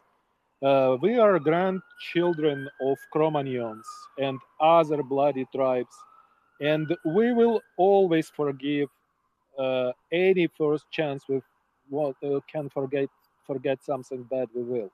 The Croatians actually a good example. Look how much problems they had with imperial powers, but now Croatian president siding Putin in midst of genocide, and of course it's disgrace, and Croatian government do not support it. It's just presidential kind of words. But yes, Croatia done homework, joined NATO, joined the European Union, became part of civilized world, and now safely they can forget everything. And we can witness it with Croatian president, who is absolutely disgustingly sorry. My Croatian friend, I don't know how you support your president or not, but disgustingly repeating the Russian nonsense about how Ukrainians guilty of this problem, and it was disgusting. It was in midst of war, and I was upset, and many Ukrainians were upset. But we already almost forgot. See, no one beside me even recalled this moment, even it was only 2 months ago. So yes, we will forget. Yes, we will do our homework. We will join NATO. We will become part. Ukraine will become part of European Union, NATO, and every possible civilized civil organization which Ukraine wanted since 1994. And as Croatian, we will change, and we will vote for stupid presidents, and then we vote for smart presidents, and so on.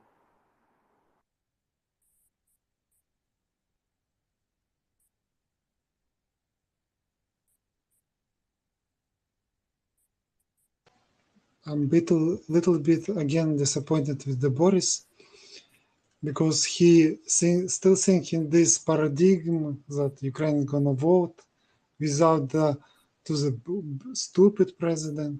Like Ukrainians do not learn. They're gonna again elect comedian. Boris. No, I like very much. You don't. Do you understand English? Sorry, man. Maybe my accent confusing you. I have Ukrainian accent. Why you attacking me like without any like seriously? Did I say what you repeated now? I didn't say so. You said maybe. No, I didn't. I like president.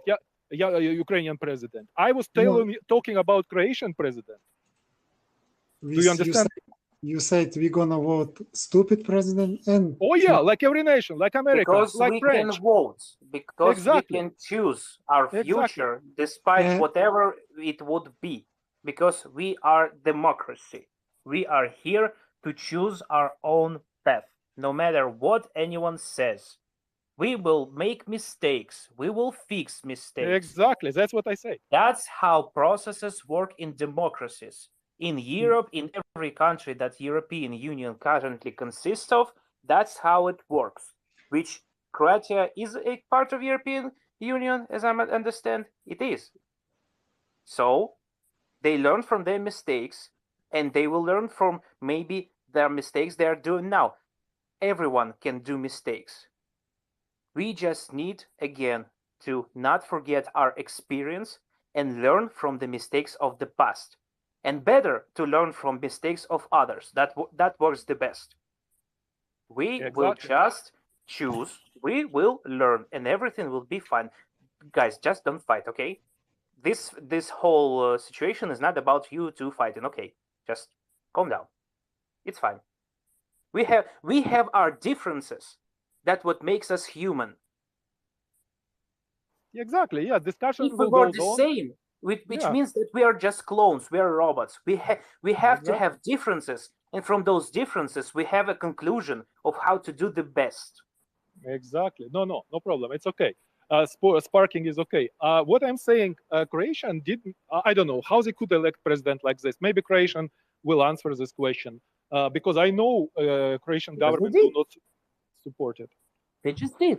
They will choose another president. The presidents are not forever. That's how it works. Presidents come and go. We had Kuchma, who gave a lot of stuff to oligarchs. We have but Kuchma never allowed to cite evil this way how Croatian president did. Never. Neither Ukrainian president failed so hard. Okay, that was not my point, but okay. But Boris, we should not predict the future that we're gonna, like a Russians, gonna elect some stupid mafia boss. Ukrainians are smart, and they all. No, of course. No. Russians not less smart than Ukrainians, my friend. Problem is they cannot transfer power. If this idiot was in power of Russia for 8 years and they gone, he would be best president of Russia. But he didn't go. He didn't go. This is the problem. It is not a problem of the Russians. Sorry, they have problem with the brains, so they should fix them by themselves. But Ukrainians are smart people, and I don't want to think about the election. But Ukrainians, they choose if we do mistake, we're gonna correct it, makes a mistake. Yes. But because we know what we want. So thank you. Okay, there are other people who wants to ask questions, so let them talk. Good? Good. Thank you, Saibuvia. I'm sorry. I'm gonna figure it out. I will get your name Fine. down. Just say that. Цибуля. Цибуля. Saibuvia. I'm trying to learn how to transliterate Ukrainian Cyrillic into English characters, and Just call me an onion. That's what it means. Onion. That's very funny, actually. But John, I like it when people pronounce Ukrainian. So it's you can keep learning. It's great. I love to listen. Thank you. Well, I'm glad to hear that. And it looks like we lost Omar. So in that case, let us go to our Georgian friend, Alex Captelli, and then Liberal, and then Portland. Alex, please go ahead. Thank you. I just read that Paul Uri, UK citizen, who was captured, I believe, in Mariupol, yeah, died on July 10th. He was sentenced to death, but they did not say how he died. They say because of sickness and stress. But they don't even have the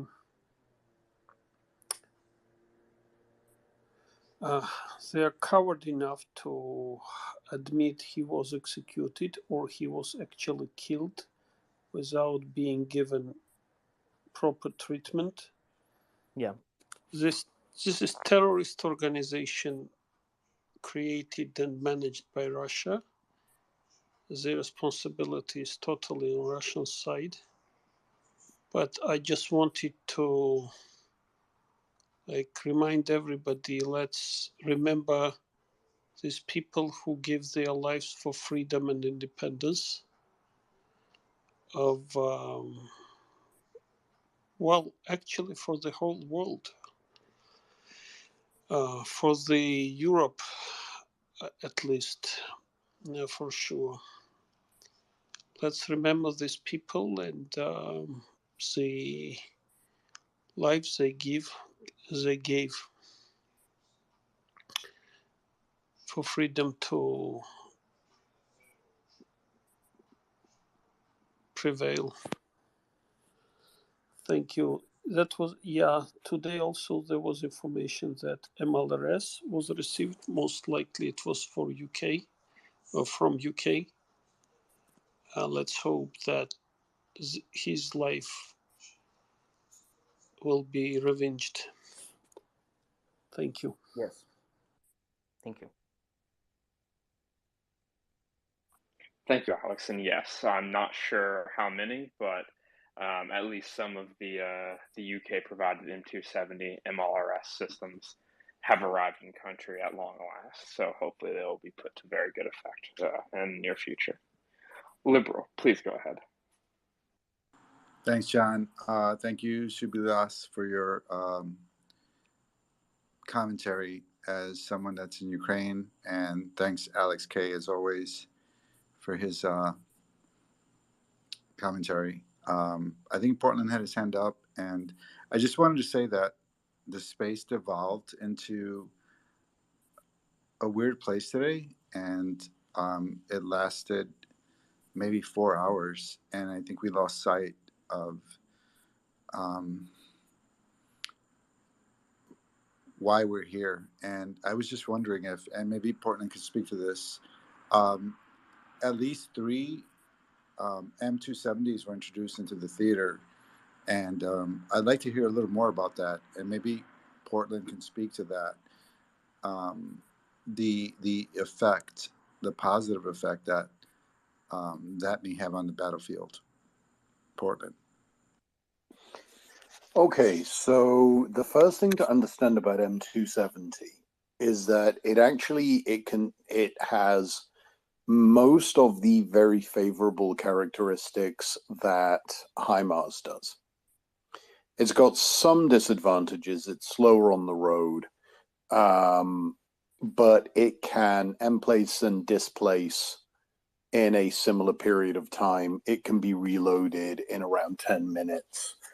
And instead of carrying a single missile pod, it carries two.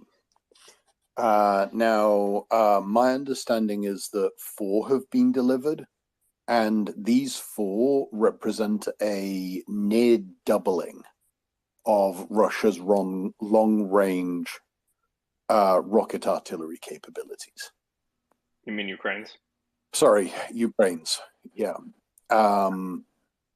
What I expect is that, given that they are, in the grand scheme of things, less mobile and less quick than HIMARS is, that what we will see is that the M270s will probably wind up being employed to support the impending attack through Kherson, freeing up the HIMARS to handle Donetsk and Kharkiv.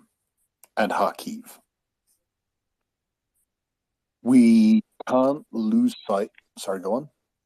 I mean, that sounds actually logical, because as you say, they are less mobile, so they would be used as more like a stationary, not completely stationary, because they are still mobile platforms, but they would be more useful as in support role for closer range with the capabilities of 80 kilometers, while HIMARSes would do precision strikes where they are needed, when they are needed, from basically like game out of the bush, shot and hide, and go for another target.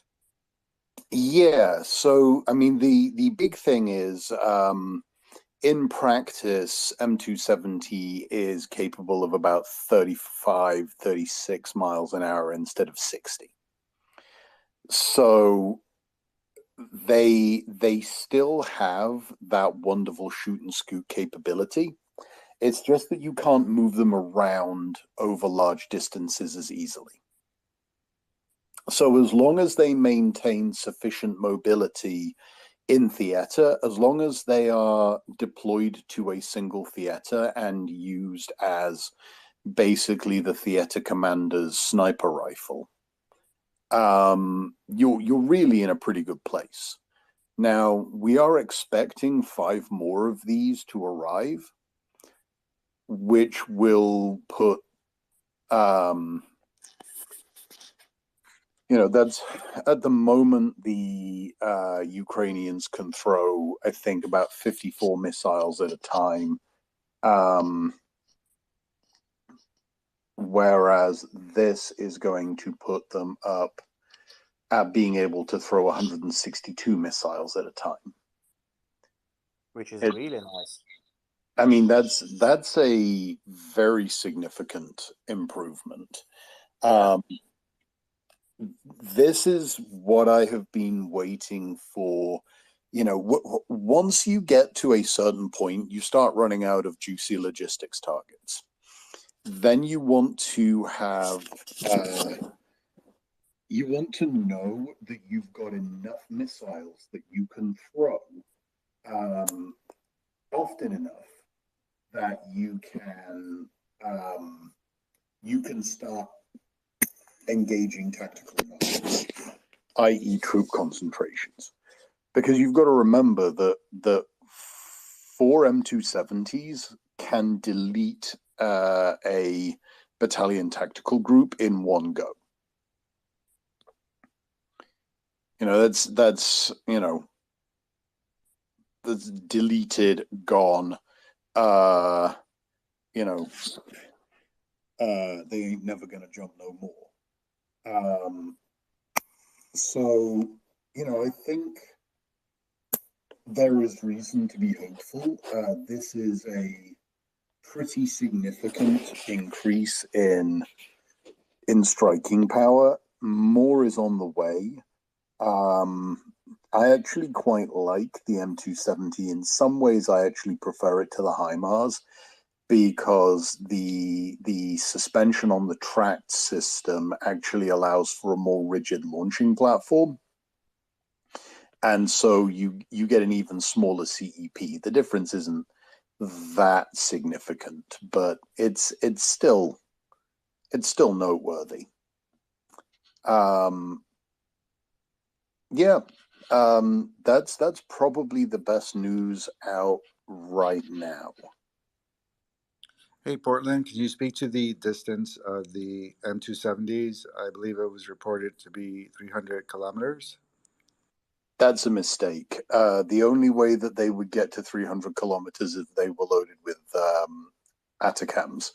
They fire exactly the same M30 or M31 missiles as HIMARS, with broadly similar range. But they carry twice as many per vehicle. Yeah, if when we get ATACMS, that would be 300 kilometers. For now, they would be capable of delivering twice the punch of the same type of rockets. I mean, you know, if we're getting onto the ATACMS train, the thing that you've got to remember is that that is not a 300 kilometer rocket. That is somewhere between a 475 and a 525 kilometer rocket. The announced design spec of 300 kilometers is mathematically incoherent. There is just no way that a missile with that kind of apogee and that motor burnout speed could be maxing out at 300 kilometers. Yeah, sorry, it's not possible. But that's even better if it can do 475. Ooh. Yeah, I mean, you know, at that point you're talking about you know, smacking targets in Taganrog. You know, shit, at that point you could hit. I don't know if you could quite get to Moscow, but you could get pretty close. Very nearly. That's not the primer like target for us, because that would be something of like tactical strike for like good bad retaliation. I'm not sure if that would be even considered striking the capital. Well, they did that with Kiev, but we are not them. Here is the reason that I would beg to differ. If you could, okay? Yeah. I'm not saying that you could, but if you could, the central node of the Russian rail network is Moscow. If you trash all of the rail communications in the vicinity of Moscow, you basically paralyze the entire country. And since I have already, I'm already out on a limb and saying that no, we should hit all 5 of the rail depots, all 6 of the bridges over the severodonetsk in Russia proper, and the air bases at Taganrog and Belgorod. We should just delete them. Well, you know, ATACMS gives you the ability to do that. Now, the interesting thing about this is that if you're talking about ultimately having 12 M270s and somewhere between 9 and 12 HIMARS, well, then you're talking about the ability to strike 36 targets simultaneously. That's enough in one big volley to basically paralyze Russian rail communications. So, you know, There are other munitions in development for M270 and HIMARS, but I don't see Ukraine getting them anytime soon, where I can see a logic to providing them with ATACMS. You mean there are possibilities of rockets that are even longer range? So there is an extended range version of the M31 that is currently in development. The early test firings have been quite successful, and that extends the range of M31 out to 150 kilometers. I guess we will not get those. That's not feasible just because they are in test fires still. Yeah, they're not ready for prime time yet. But you know, the fact is that, you know, this is putting the option on the table to strike precision targets from 150 kilometers away with a $115,000 projectile. Like, that's a pretty fucking big deal. You know, that is, you know, being able to systematically bombard Belgorod from positions that that Ukraine already holds.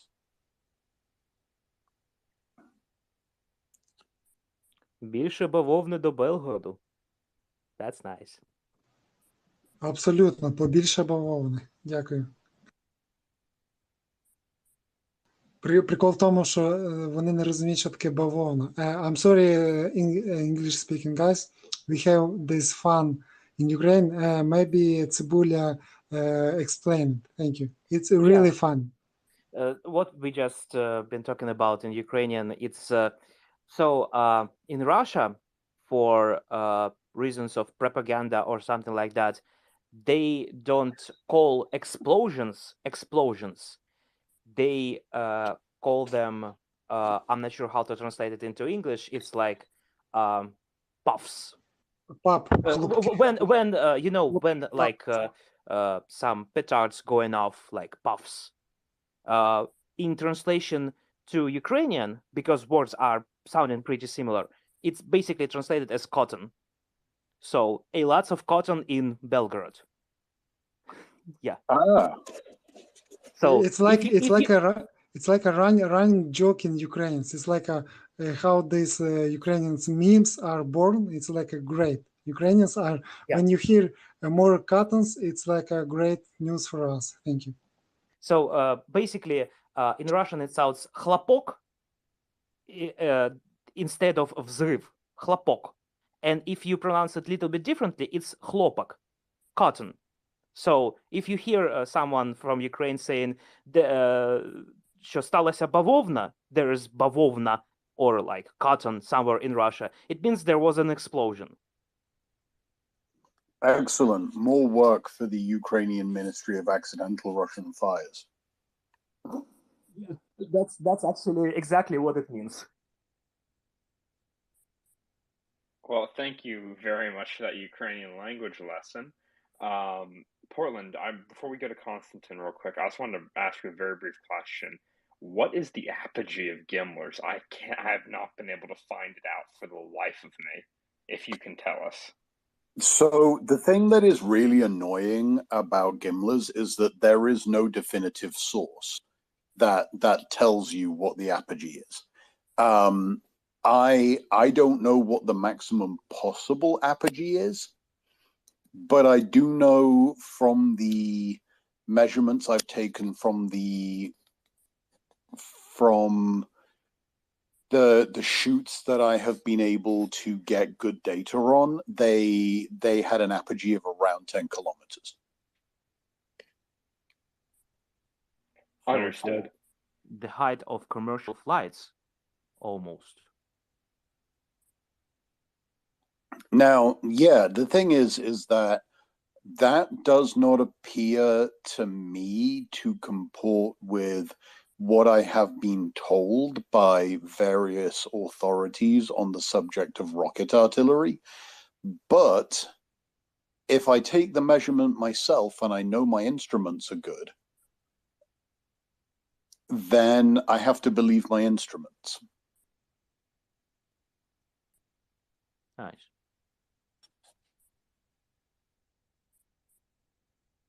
Well, thank you for the clarification on that point, Portland.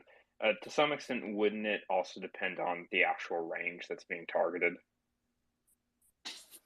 Well, the thing is that you can shoot at shorter ranges by doing one of two things, which is shooting on a high angle and flying to a higher apogee so that the projectile comes down more or less vertically on the target, or by accepting a lower apogee and trading vertical velocity for horizontal velocity.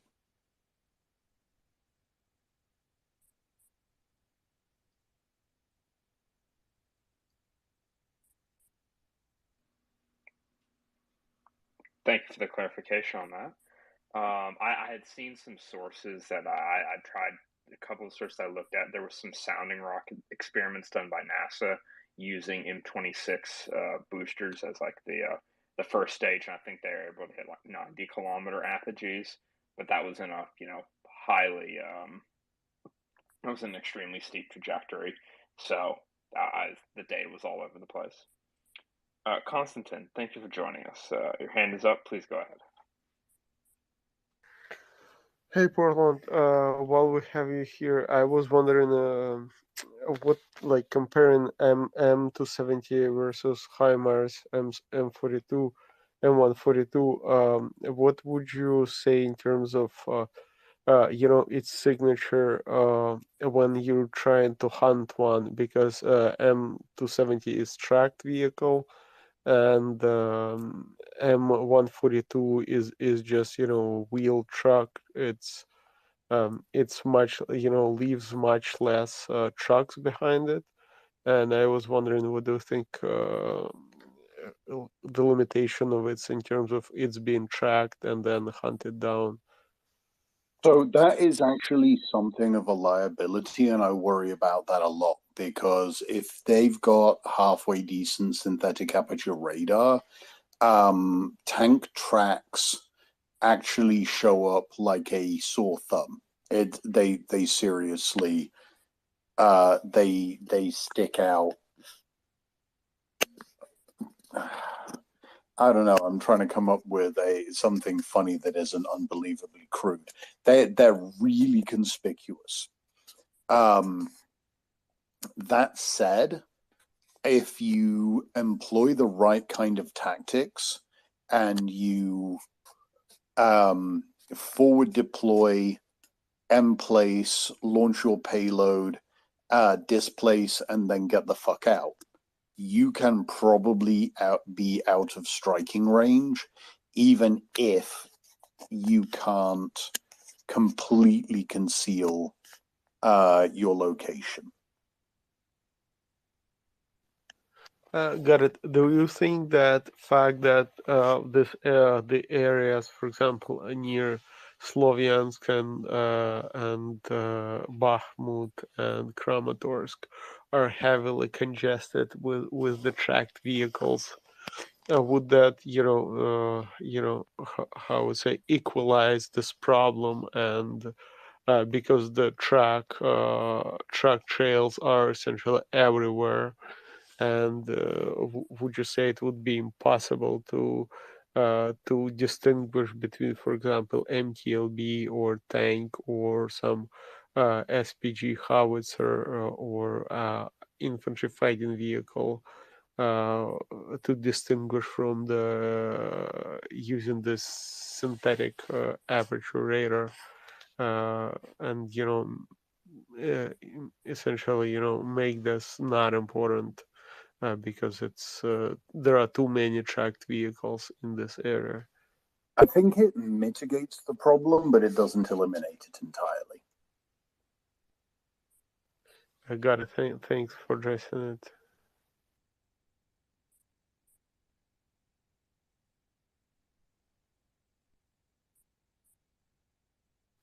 Okay, since everyone is silent, I will ask one more question. Can M270 shoot two ATACMS one after another one, or when shooting such, it's a huge fucking rocket. You can shoot only one, just like HIMARS. No, you can shoot them both like within seconds of one another. It is really exciting to see. It is really fun because you're just like, oh shit, that's a giant ass rocket on the end of a pillar of flames, and look at that motherfucker go. And then there's another giant pillar of flame with a giant rocket on the end. It's very fun. So let's hope we see the better, like 4 of those packed with 2 missiles each one, shooting somewhere with really high precision. And let's watch the Bovovna, like my my friends from Ukraine have been saying here, on the other side, on the receiving end. May I have a little comment about those huge rockets flying and it's being spectacular? It's not about the ATACMS itself, it's about Точка U, the Soviet system. So in 2015, in the winter, when I was in Makiyivka, in my home, I had such quote-unquote experience when Russians launched 2 точкас from Zelený micro district in Makiyivka towards Kramatorsk and Slovyansk. Yes, it's actually pretty spectacular because when 2 huge pieces of metal with flaming butts flying above you, it's something, especially the sound. It's not just the looks of it, because you see, oh, it's cool, it's oh my god, what the hell is it? But the sound, the roaring sound of the engine. I'm not sure if I'm pretty sure the engines on ATACMS are different because it's a pretty modern system, and they should be different because it's a NATO system, not the Soviet one. But точкас, they are hella loud. You hear them before you see them sometimes.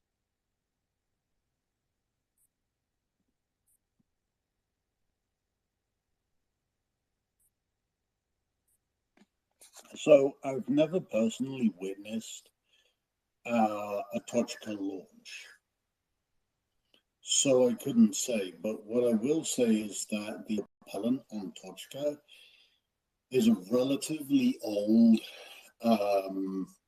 fairly low-grade butadiene-acrylonitrile with a specific impulse of around 245 seconds. So one of the things that makes them so loud is essentially that they are an exercise in brute force. They're incredibly crude weapons in the grand scheme of things. But that does tend to make them very, very impressive to watch, I would imagine.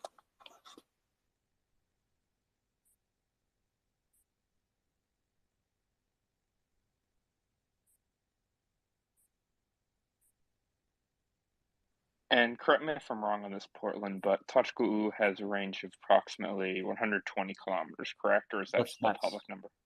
That's maximum they can do.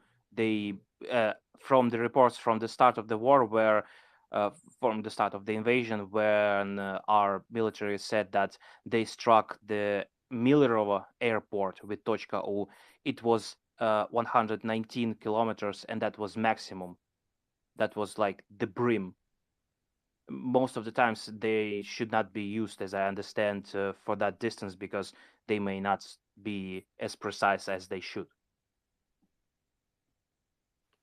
Again, maybe mistaken. I'm not like a specialist. So with Точка U,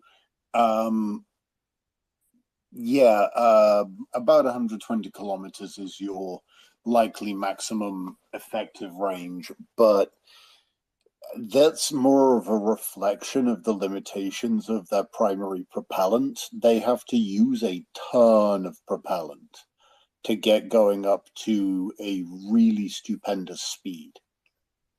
And they burn out relatively quickly. So HIMARS, for example, that rocket motor's burning for around 30 seconds to get that thing up to Mach 2.5. Tochka U is going to accelerate up to around Mach 4 at motor burnout. And then it is unguided for the, unpowered for the achingly vast majority of its flight. And it tends to have quite bad drift. And this gets progressively worse and worse and worse as you fly to longer ranges.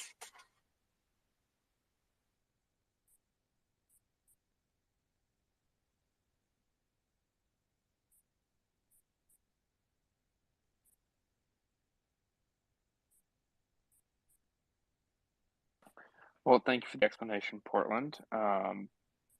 Certainly informs me about Tochka. What's the guidance mechanism on Tochka? Is it just INS?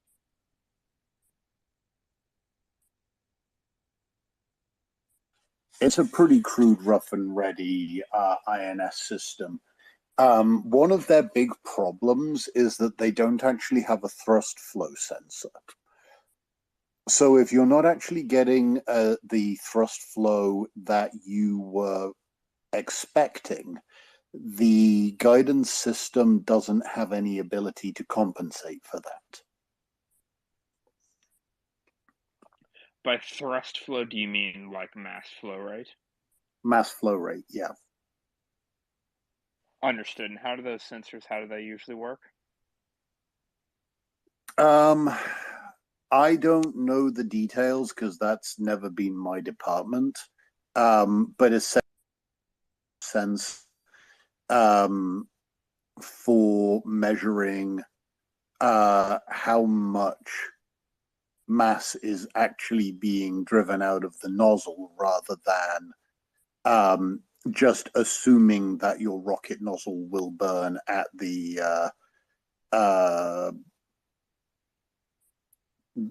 intended rate. Understood. I have a pretty good conception of how they work in liquid-fueled rocket engines, but not in solid rocket motors. It's pretty easy to measure liquid flow rate, fortunately. Liberal's had his hand up for a while, so Liberal, please go ahead. Hey, John. Thank you. Yeah, Portland, thank you for being summoned, and you always come in at the right time. I've been thinking about HIMARS o'clock, and it's been pretty quiet tonight. Do you have any knowledge of any ammo dump strikes or anything to offer to make me sleep better tonight? Because it seems like, outside of, Russian strikes on innocent people in cities, I'm looking at my feed and I don't see anything that is Okay, so inspiring. Liberal, you cut out, but I think I got the gist of the question. And I have both bad and good news. The bad first. No, I don't have any brand new strikes for you all. I'm working on something a little bit different right now. I'm collecting data, trying to understand why S300, S400 has been as pathetically helpless against HIMARS as it has. So that's taking up a lot of my attention. Also, I'm getting ready for trial.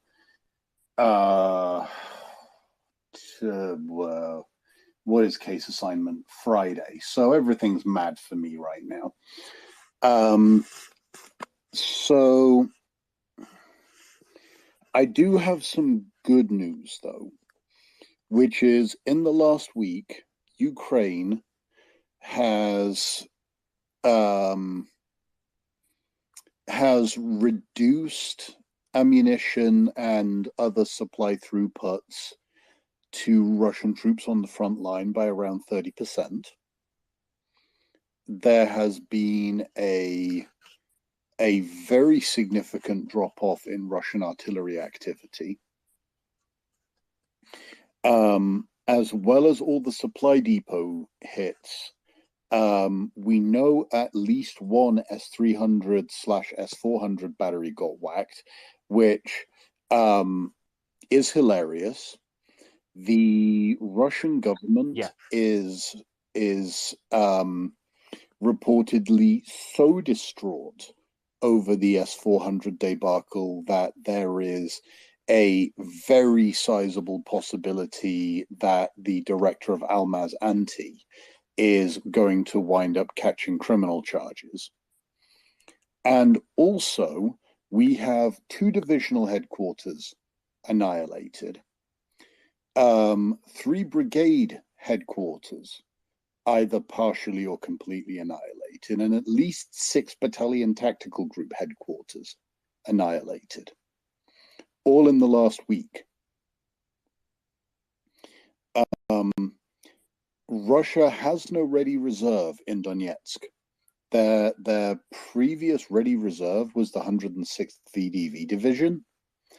Well, those guys aren't going to be doing shit for a while because their entire command staff got whacked. The 20th Guards Motor Rifle Division command staff got whacked. Okay, all 5 of the most senior officers in that division are dead, as well as 150 other senior officers and officers from the 22nd Combined Arms Army, which is based at Simferopol. They're all dead. So they aren't going to be doing much for a while. May I add something about it? Just one glimpse. There was one confirmation about the Shakhtarsk strike on July 9th. Most of the command of 106th Russian division was shut down or severely wounded on the time of HIMARS strike on Shakhtarsk on July 9th. So also. Yeah, that was one of the divisions I mentioned, but yeah, I mean that's a pretty great deal. Like, there hasn't been a war that was this dangerous for senior officers since probably the American Civil War. Russia has demonstrated no ability to come to terms with the truth of the matter, which is that Ukraine can hold at risk everyone, everywhere, on every square inch of its territory. And that is why I am going to sleep pretty great tonight.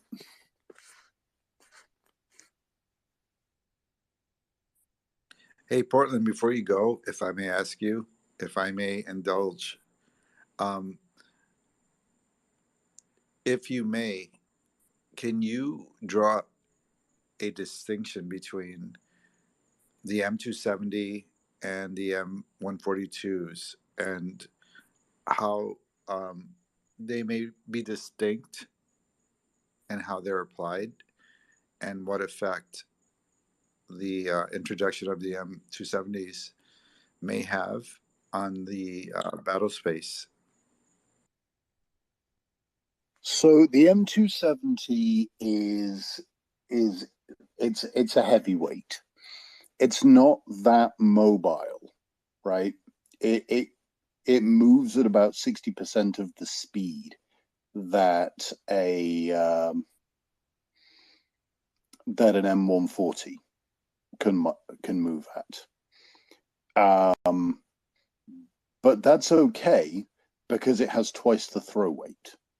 So what you would tend to do with this is that you've got these high mobility units that you've got running around up and down the front line, fire stomping and reacting to situations as they develop. And then you've got your heavyweights, which sit in one theater and stomp the ever-loving shit out of one area at a time.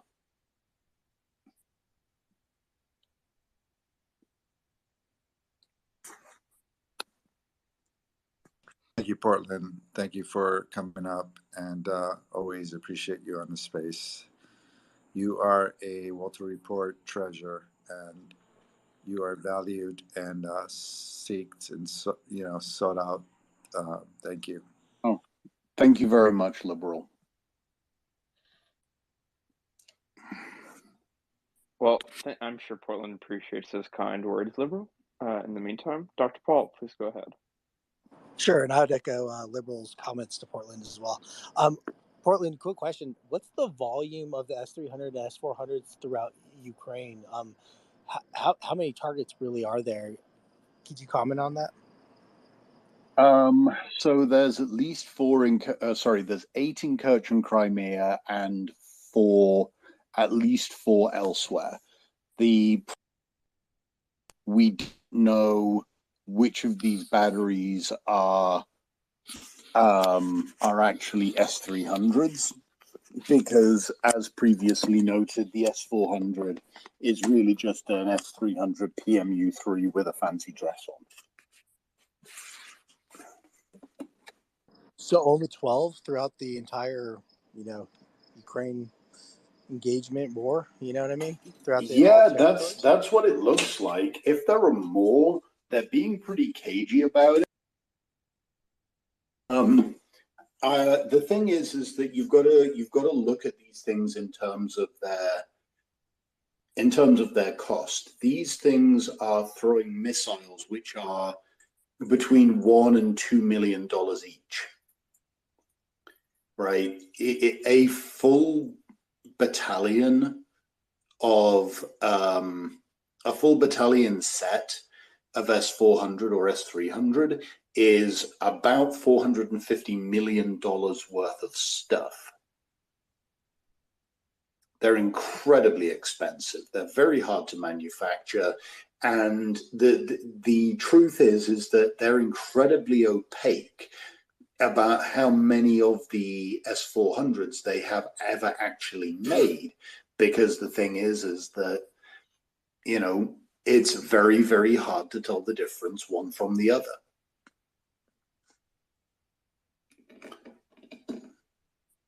And in Portland, just a quick follow-up. So within each, when I say S-300, there's like essentially 3 launchers of 4 missiles or something like that. Is that accurate? 3 to 4 launches of between 4 and 8 missiles each. All right, thank you so much. Have a good night. Thank you. Portland, I have never seen an 8-tubed S-300 or S-400 transporter erector launcher. So the thing is that these missiles. So the Triumph suite has, to my recollection, I think 4 possible missiles that can be used with it. There are the very, very big, extremely long-ranged versions, but you can also use them with an 8-cell launcher for a smaller, shorter-ranged missile.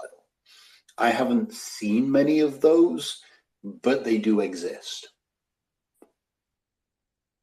Understood. Yeah, all the ones, basically 9% of the ones I've seen have been the 4-cell launchers, and then I've seen a number of the 2-cell launchers with the extremely long range ones. Yes, actually, you are right. It's between 2 and 8, not between 4 and 8. Hey, I just wanted to report that language learner DM'd me, and he's playing pool with his buds, and he will not be able to offer the language learner update tonight. Kind of saddened by that news, but there's always tomorrow. Amen. Yeah, I believe he posted a picture to his page of him out, well, of some scenery out in the middle of somewhere with some horses riding around in some place. So I kind of figured that he would be indisposed for tonight. Yeah, he's at a rodeo of all places. Well, at least he's enjoying his time off. Indeed, and he should. I really wish we'd been able to get finance up when that dickhead was on earlier talking about auditing the Fed. That would have been fun, because he would have been able to do a much better job about explaining why that's a really stupid idea than I could. All I could do was basically froth. I think he did opine. I think language chimed in, if we're talking about the same moment earlier in the space. I'm afraid I have no idea what either of you are talking about. I heard there was about a 4-hour period where everything kind of descended into a madhouse, and I missed 3 hours and 30 minutes of it. Yeah, John. So basically, the space devolved into whether or not Ukraine was corrupt and how they were measured on a scale of corruption. And I don't think the speaker was malintended. I think it was just not properly expressed. And I mean, Yehuda was here, Walter was here, Finance was here. I was here. Yeah, and it kind of devolved into 4 hours of like derailment, and we were talking over each other. Or not me, I didn't speak, but yeah, it got pretty heated. But it was interesting and passionate, and I kind of understand that everyone has a point of view. I think that one speaker was trying to say that I don't want to rehash this and derail the space again, but the Walter Report is symbolic of a democracy, and we welcome, voices and points of view, and we may not always agree, but we can agree that genocide is genocide, and that's where I felt we needed to get back to. So I'm glad that the space is back on the right rails.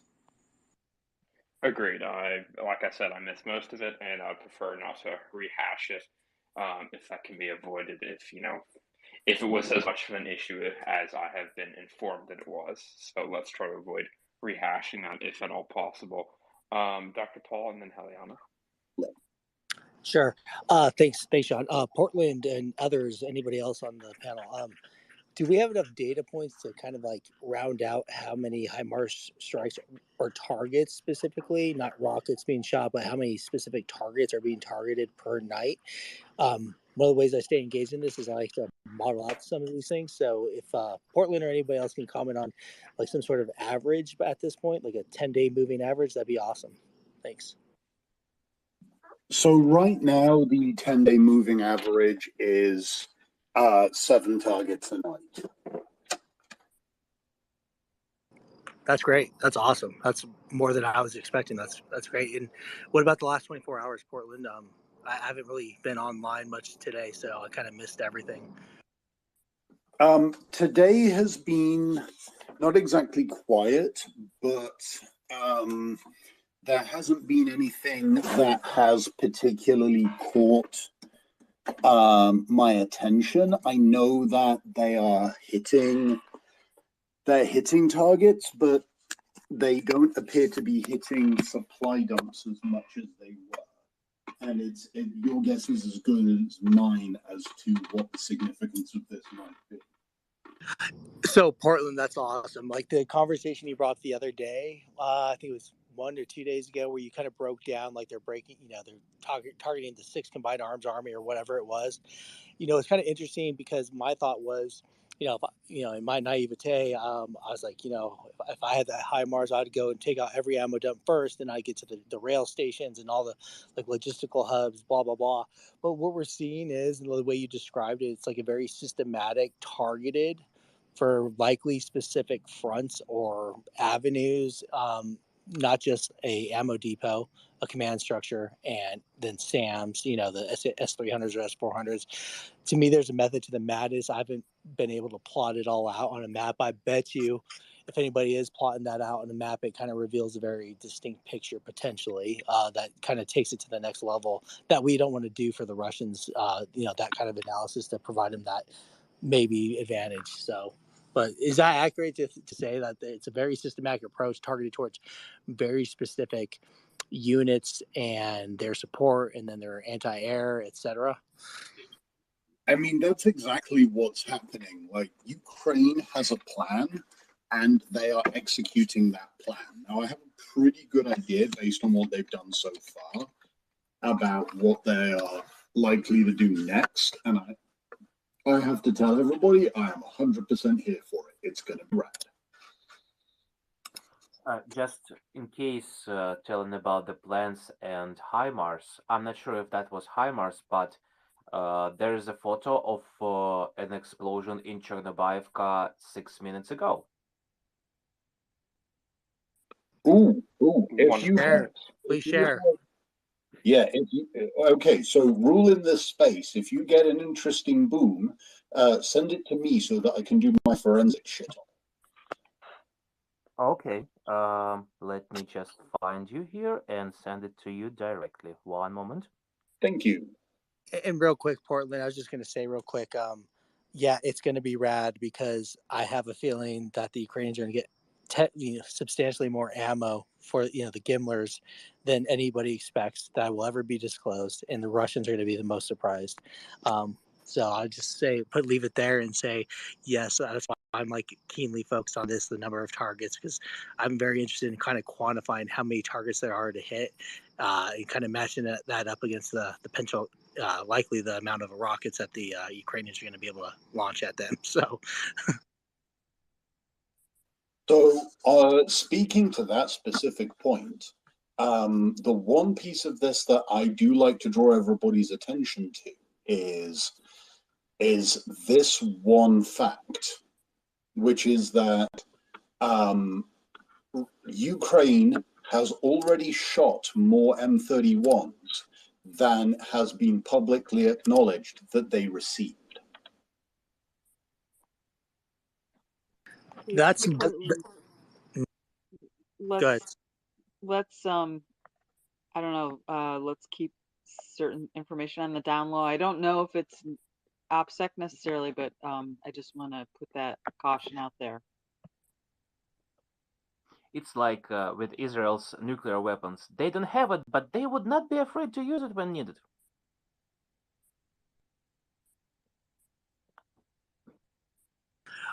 I would just say I'm not surprised at all. I think Russia's probably well aware of how many ammo dumps and command and control centers are getting destroyed. So, but yeah, I'm not surprised. I think Russia is going to be in for a big surprise, and the rest of the world is as well. So, yeah, saddle up. It's going to be fun. By the way, Portland, I'd just like to quickly point out, in case you want to do some more of your analysis, about an hour or so ago, there was some outgoing missiles from, was it Oleshki, which is a small town opposite side of the Dnipro from Kherson. Russian missiles outbound, and about shortly after that, there was reports of 10 arrivals in Mykolaiv, and Oleshki was where there was a known Russian S-300 site. I believe the Ukrainians struck it, but I suspect that was them firing some more surface-to-air missiles against Mykolaiv again. Fantastic. I will look into that and see if I can get good data from it. Wonderful. Helia, and then Dr. Paul. Hey, Portland, grateful as always for your analysis. So a while ago, but not some somewhere less than an hour ago, I believe you mentioned things like pods, and I think you were referring to HMLRS, sorry, HIMARS versus other kinds of launchers. I think I am not military, obviously, and so is that correct? Is my recollection correct? And in what is like, what are you talking about when you're talking about pods? You were talking about, I think, different amounts of I don't know, artillery in each. I don't know. Please Yes. explain. So the ready to launch missiles from an M270 or a HIMARS are stored in pods, right? Little rocket pods with 6 missiles each. The difference, the biggest difference between the M270 and the HIMARS is that the HIMARS carries 1 6 missile pod and the M270 carries 2. And what are the implications for that? Obviously, numbers matter, but does that go into the? I'm sorry, I'm doing like 12 things at once. So there's HIMARS, high mobility. I'm trying to understand the context, and I'm just not getting it, partly because I'm not able to listen right now that well. But anyway, any more context that you can give? Sorry, I'm getting bad. M270 is your heavyweight, right? It gives you the ability to throw twice the number of projectiles that HIMARS can throw, at the expense of being a little bit less mobile in the grand scheme of things. So when people are talking about M270 being, you know, a significant capability improvement, basically, you know, the arrival of these first 4 M270s effectively doubles Ukraine's long-range striking power. And the primary thing driving that improvement in performance is the fact that, you know, they've got twice as many pods, so they can also address targets that require either more saturation or more complete systematic engagement of point targets within an area. That is fantastic. Thank you so much. That's exactly the kind of information I was looking for. Excellent. Glad I could help. Thank you. Portland, I'm not sure if you have any thoughts on this, but one thing that has surprised me somewhat is the fact that we've placed a greater emphasis on the HIMARS rather than the M270s, given that we have twice the numbers of M270s in inventory. So the thing about HIMARS is that what Ukraine has been doing for a little while is kind of a little bit of fire stomping, right? They've been running around needing to engage many targets which are widely spaced, and therefore having a system which is extremely strategically mobile, right? It can do all of the things that M270 can do if you're willing to accept a certain reduction in throw weight. But what you get for that is it can do 60 miles an hour on the road, where M270 can do 36 miles an hour on the road. So if you need a relatively small number of units for hitting the most critical targets in widely dispersed locations as quickly as possible, you need HIMARS. Once you have bought yourself that time and you're settling in for an absolute slugfest, that's where you want to be playing around with M270. Hey, Portland. for the listeners, because we do this all for the listeners. I understand that the M270 is a tracked vehicle. It's slower. HIMARS, quicker. Can you draw a distinction between the M270, and I think you've been doing that, but maybe it needs to be reiterated. Can you draw a distinction between the M270 and the M142s and their range, and why are they so different? Because most people are not military, and they're listening to us go on and on about HIMARS or whatever, and what impact the M270s may have on the battle space. Okay, so good question. Very good question, actually. So the real distinction is that HIMARS is a low footprint unit. It doesn't take a whole lot of maintenance. It's very mobile. It's available around the clock, and it gives you the ability to hit very precise targets at very long ranges. Now, M270, much slower, requires more maintenance, thus has more downtime. But if you are willing to accept that you can't run up and down the front with these things, what they do is they give you the ability to cover an entire front, an entire theater, such as Kherson, and give that theater commander the ability to absolutely destroy an entire battalion tactical group at will anytime.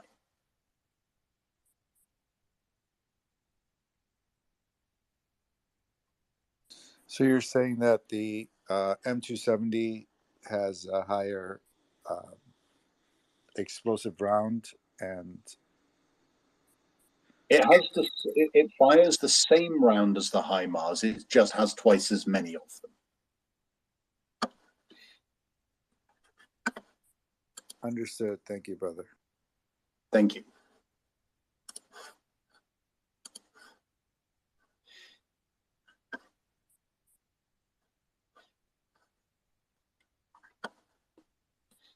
Dr. Paul, did you have a question? Sure. In Portland, I mean, basically the M270s, and this isn't my question, just following up on what you're saying.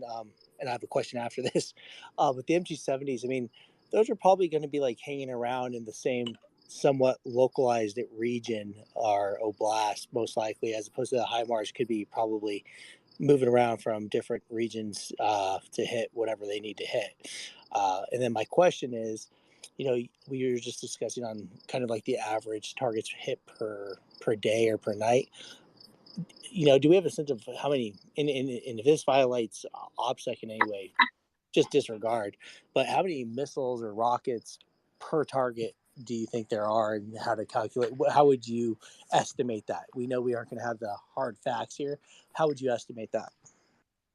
So what I have been seeing the Ukrainians do every time I've done bomb damage assessment is that they have addressed each target with exactly the right number of rounds in exactly the right way to absolutely fucking ruin their day and no more.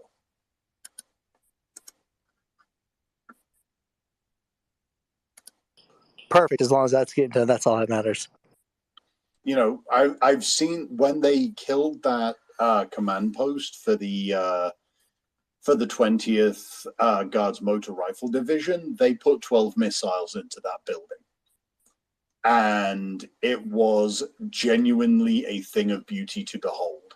They used exactly the right number of munitions, killed everybody in that building, and then called it a day.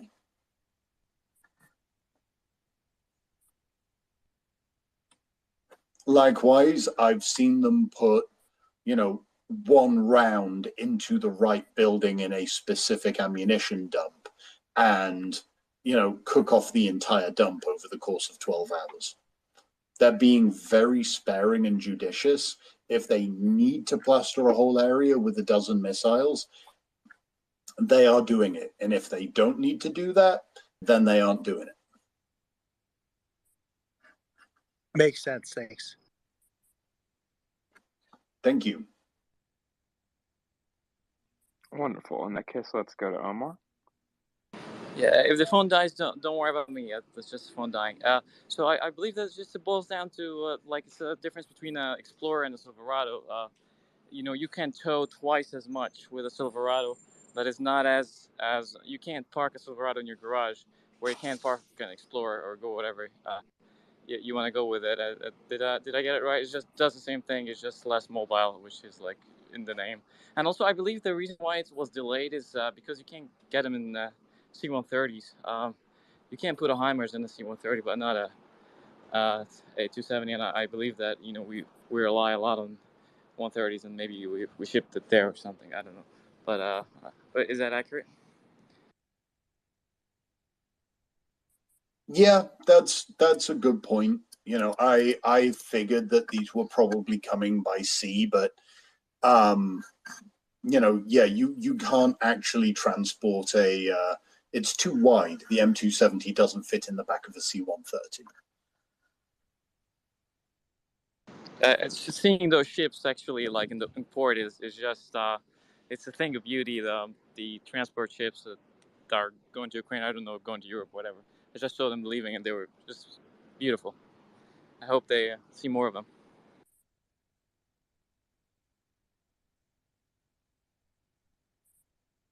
We can only hope so.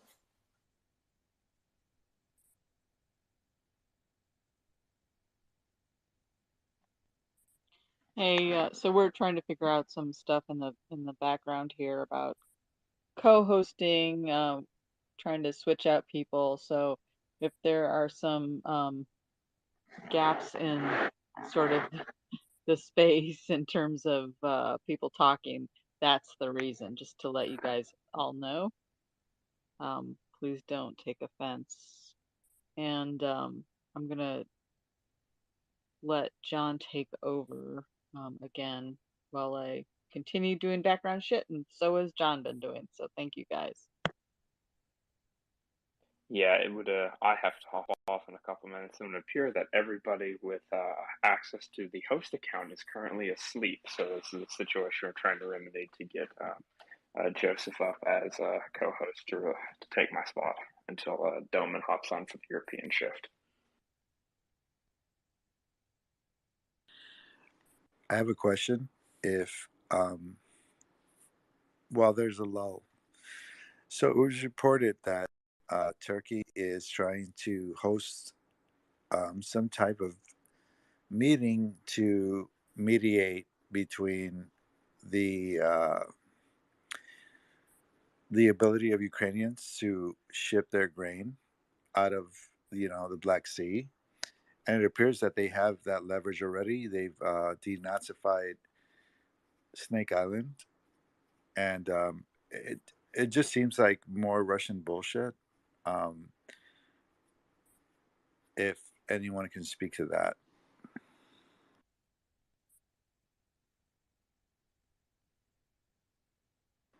And if not, we can move on. They've been trying to do for months now. It's not new shit. It's the same boring, fashy shit.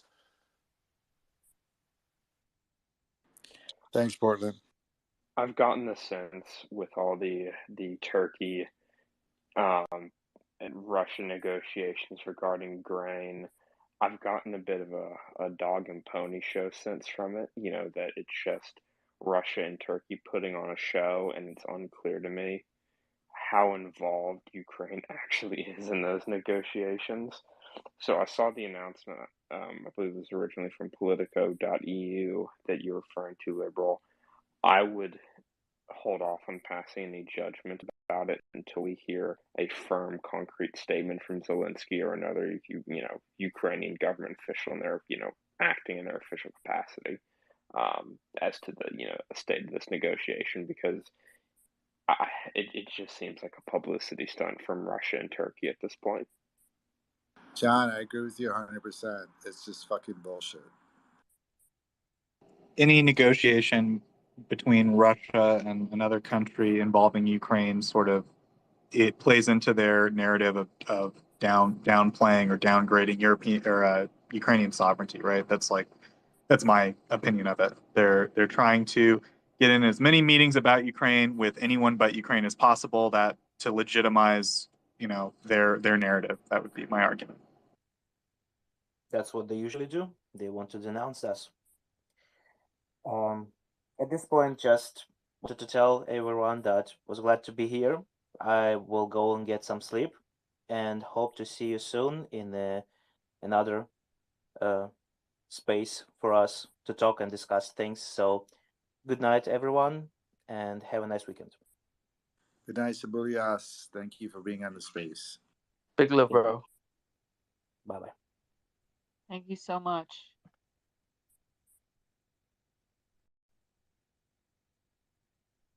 I was trying to read his name. It's got all kinds of crazy Cyrillics. It's Sibulia? I think that's right, yeah? Yeah, that's it. Yeah, Sabulia. Okay. Yeah, when I first saw that when I first saw him hop into space, I took a look at his profile, and I tried to read the Cyrillics, and I'm trying to get a little bit more practice at that, and then the font was just killing me. Yeah, all those little weird notches and stuff.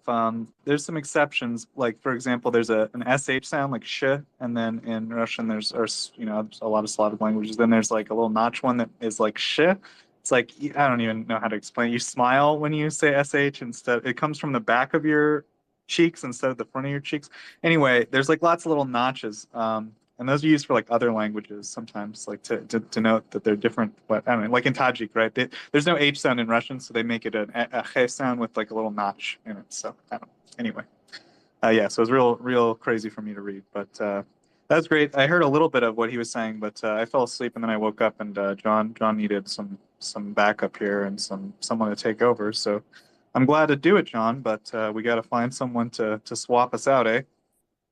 Yes, exactly. We're having trouble reaching Moose, so we're gonna have to figure out some other means here to actually get another co-host up. Joseph, hang in. You will be elevated. Yeah, so I took my cues from Walter because I was looking at the Cyrillic text and I was trying to make it out, and it looked like Ukraine battalion. And then I heard Walter say, Sibelius, and I was like, okay, so that's the name, and that's what I went with.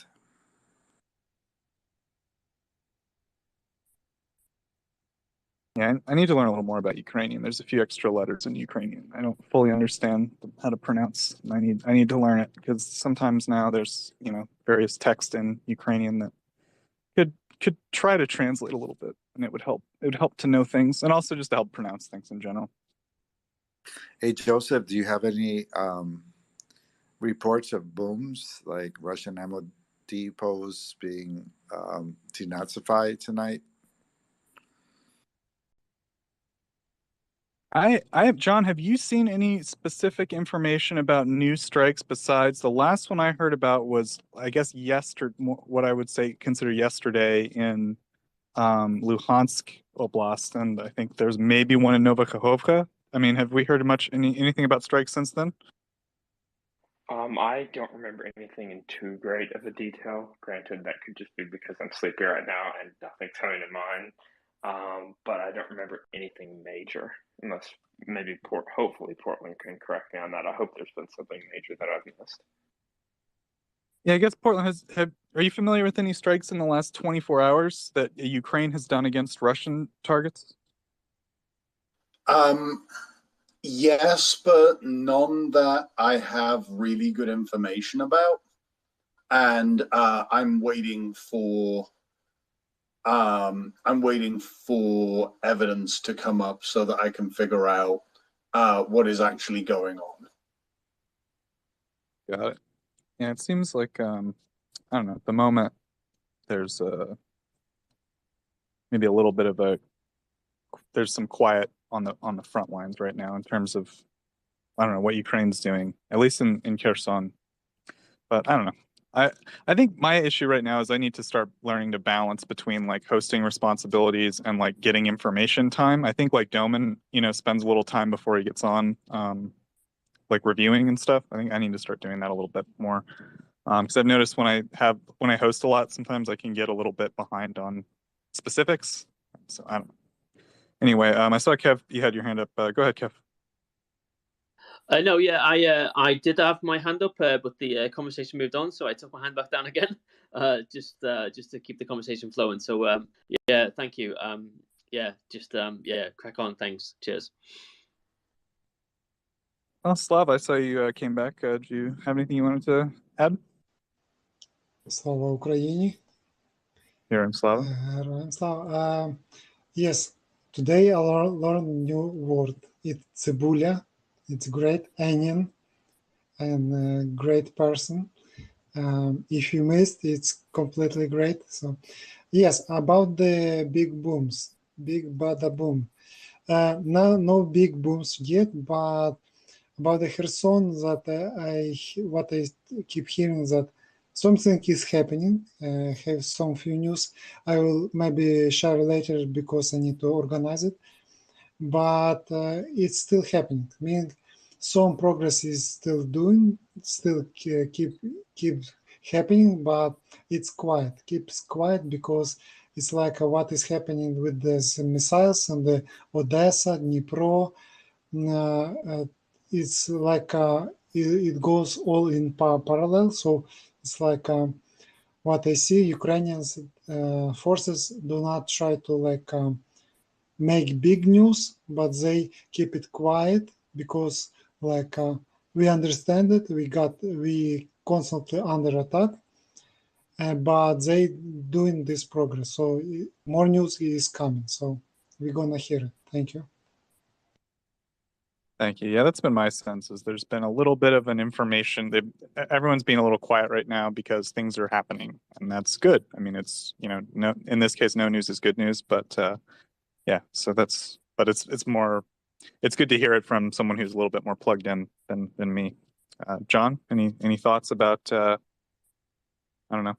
I guess like you're a little bit more plugged in terms of frontline stuff. I mean, have we heard much about territory changing hands at all in the last, let's say, 48 hours? I know there was basically that operational pause, quote unquote, for 72 hours, but go ahead. So it looks like the operational pause, quote unquote, might be ending. ISW is reporting that it may be ending in the next few days, and there definitely seems to have been an uptick in Russian assaults in the past 24 hours. I remember there was one on Bakhmut, and I forget maybe one other, but they were both repelled. Is that has there been maybe anything? Am I right about that? And then has there been anything since then? Go ahead, John. All of my understanding is that all the renewed assaults have been repelled. Currently, the only area that I know of where the Ukrainians have lost, I don't want to say a significant amount of control, but a noticeable amount is in Borodichny, and it's not occurred quickly. It's been a very, very slow grinding fight. Apparently the Russians now control most of the town. It's been like that for a few days, and this was, again, it took them like weeks to achieve this. Ukrainians still occupy some high ground in the southern parts of the town, and they're calling in fires against the Russians, and the Russians are not having a good time of it. Hey, John, if I may ask, do you foresee the Russian forces launching another offensive in an attempt to reclaim more land, or are they just looking to consolidate? I mean, I get the sense that they'll probably try to press on to Severodonetsk and, Bakhmut through that line, and then probably to Sloviansk and Kramatorsk. Whether or not they'll succeed, that's an open question. I suspect, I'm not sure about Severodonetsk and Bakhmut. I strongly doubt they'll be able to take Sloviansk or Kramatorsk. Both cities are veritable fortresses at this point. And they're not easy to encircle given the geography and the relative positioning of the front lines. But yeah, I mean, I think that there's a reasonable chance they could take Seversk or in Bakhmut if they're willing to, bash their head into the wall enough times. But I doubt they'll be able to take Kramatorsk or Sloviansk. Thank you. I want to hear more about the M270s and the impact they may have on the battle space. And Portland, I see you're still up. Thank you for joining this space. Do you have something to add? If you have specific questions, I can answer them, but like the broad strokes of their strategic implications, I think, are already well laid out, right? These are twice the throw weight, very, very good systems. I really can't say enough good things about them. They definitely give you the ability to do very, very concentrated support by fire when you are on the offensive. Go ahead. No, I was just going to follow up and say that when you say they have twice the throw weight, are you saying they have twice the firepower? Yeah. Yeah, they carry 2 missile pods instead of 1. So they carry twice the number of missiles per launcher. And we've seen the HIMARS operate in pairs, so I'm guessing, this is a pure guess, but they'll probably operate these in a single, maybe alone. But what do you think, Portland? I would expect them to be operating either in pairs or as single vehicles, but separated by no more than 10 kilometers. So at need, they can concentrate and absolutely whack the shit out of a single high-value target if they find anything that's juicy enough. Portland, when you say twice the firepower, if I am quoting you correctly, forgive me if I misheard. Can you elaborate on that? So, in other words, are HIMARS at MLRS is like a double HIMARS launcher. Correct. It has two. It can support 2 pods, whereas HIMARS, the M142 can only support 1 pod. So 12 missiles instead of 6. Missiles are otherwise identical. Thanks, Joseph. Thanks, John.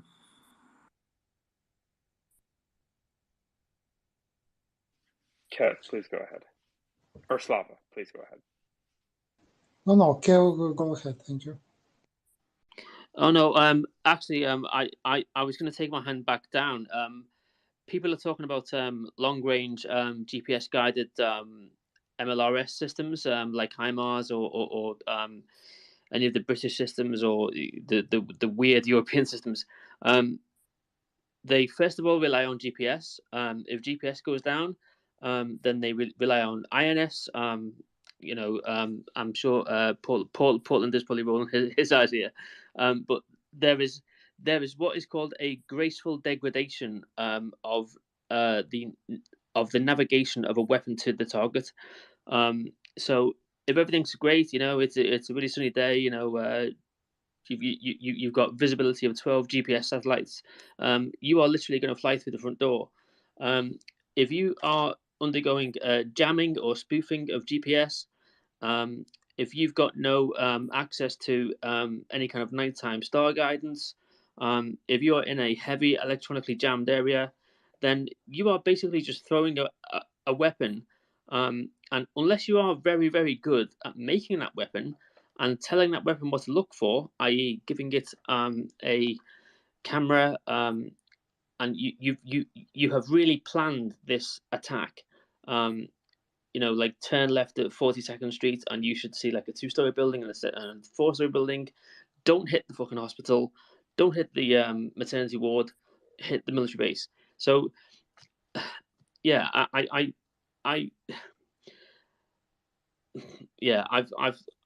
just kind of lost. I've lost my shit. This is the first time that I've spoken tonight. Thanks, guys. Happy to answer any questions. When I've stopped kind of crying, but yeah. So with any kind of weapons, there is a graceful degradation. So you don't just say, right, okay, we're going to hit this house.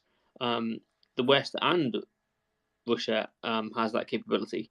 But when you just start like throwing strategic weapons at a city, you are going to kill civilians. You are going to have 2-year-old young female kids dead in their prams. I mean, we've all been here before. We're all very emotional, and yeah, I'll I'll cede the floor. But thank you for letting me speak. Thank you. Hey, Kevin, if I may add, your voice is welcome in this space, and everyone has come up and spoken for the first time. So please feel free to express yourself and join the space. Thank you. Thank you. That means quite well. That means the world. Thank you. Well, thank you, Kev. Just a quick question for both yourself and for Portland. My understanding of Gimlers, and hoping that either of you could correct me on this if I'm wrong, is that even without the GPS guidance, the INS system alone is more than capable of providing with enormous accuracy. The numbers that I saw indicated that it's a 2 to 3 meter CEP with GPS. No. Oh yeah, sorry. So inertial navigation system. It depends on the distance, obviously, but you get drift and error, and it depends how many INS that you have. Most Western systems have like 3, and they will outvote each other depending on But yeah, I mean, if you haven't got GPS, if anyone wants to know what happens to GPS during wartime, just send me a DM. But the whole point is that we can place weapons within a CEP of say 5 meters. I mean that's kind of good enough.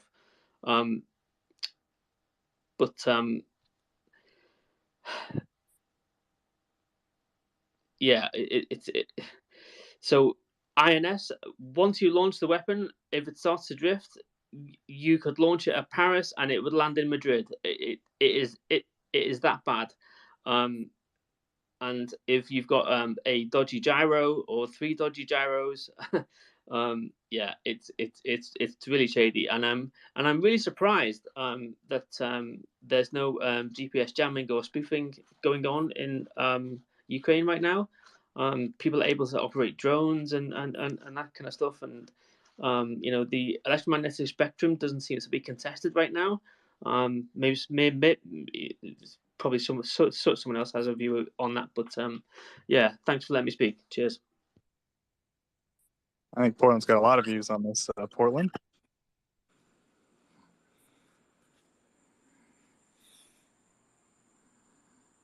Nope. Liberal, I'm going to mute your mic. Thanks. Portland, go ahead. Yeah, you don't have views on it?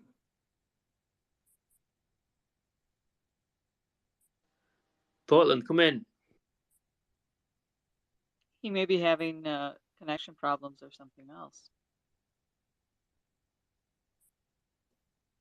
Yeah, but so I guess, I mean, in my understanding, Kevin, like I'm not a military guy like you, so maybe you know better than me, but right, in electronic warfare systems, there's 2 weaknesses, right? First is the energy budget. You've got to turn them on. Well, I guess there's like 3. Energy budget, plus it interferes with your own electronics, right? So when you're only turning it on if you know you need it for a specific, situation. And then the second is that it sort of creates an energy signature that's easily traceable. So once you flip that system on, it's lit up like a Christmas tree, and counter battery fire could, or not counter battery, but just an artillery round could take it out. And they have to be relatively close because of the inverse square law, right? Like you need to pump a lot of power out into the air to jam signals. So I think Yeah. that's like the issue. They can't be everywhere. Go ahead, Jeff. Yeah. Sorry. So that was the case, like sort of back in like the late 70s, early 80s. So ownership of what we now call the digital battle space, the electromagnetic spectrum over a contested area. You're absolutely right. It used to be okay. Who's got the who's got the longest range radar? Who's got the who can see over the horizon? But that has completely changed in the past 20 years. Anyone listening to me now can go onto Wiki or Google. The way that electronic warfare works, if you are part of, so say NATO, they have a thing called Link 16. It is frequency hopping. It is constantly. It is designed not to be jammed. And then you've got the Russians who are trying to figure out how to jam this thing. So it's kind of like how can I say this without lose my job? The Be careful, Kev. We don't want you to say anything that would compromise any security. No, but I'd love to. But yeah, and I'm sure Portland is probably having a bit of a laugh. But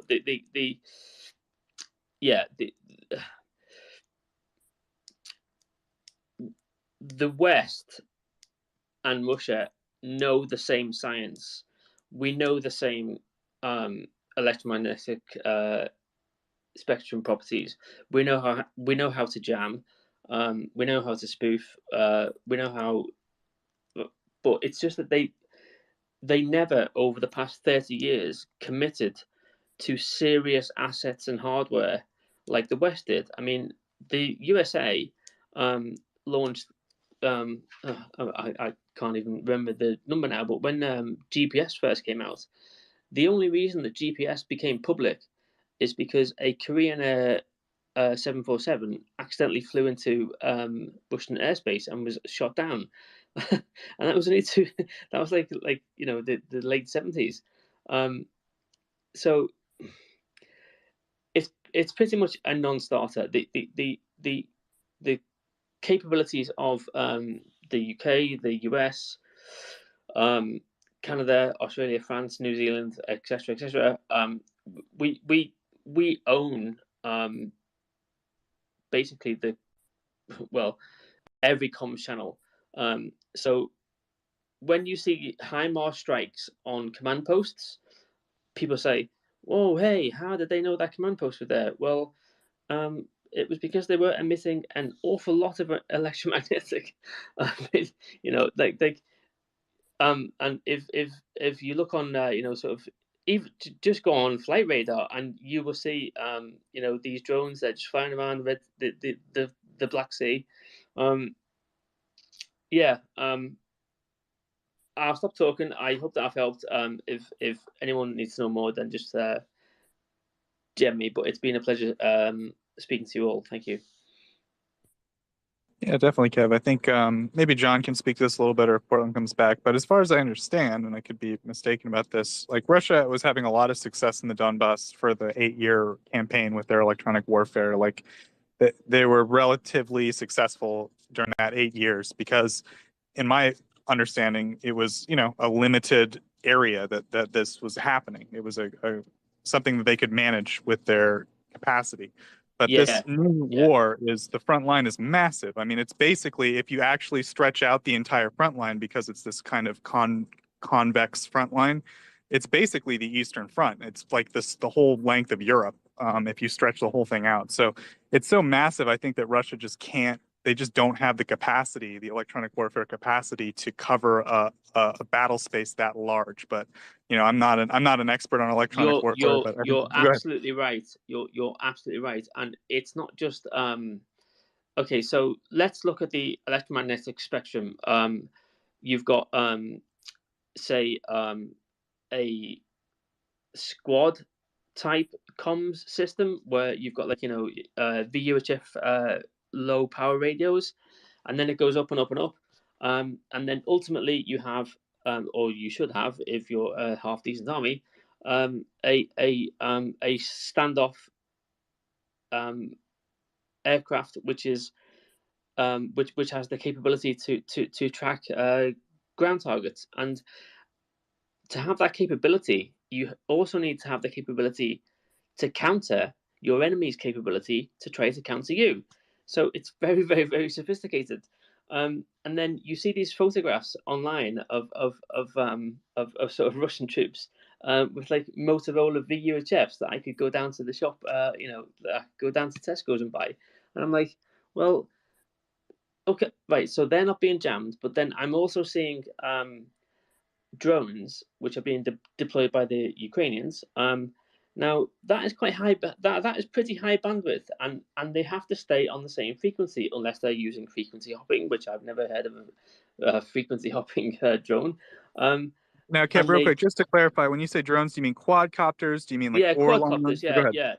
It's the quadcopters, and they kind of and it's an absolutely perfect drop, and it lands right on the top of a tank, and I'm like, wow, that's awesome. But that requires ownership of the electromagnetic spectrum. So that means that the Russians are not even attempting to jam the electromagnetic spectrum, and the reason that they're not is because they require it, right? So if they jam it, they screw themselves. they can't talk to themselves. So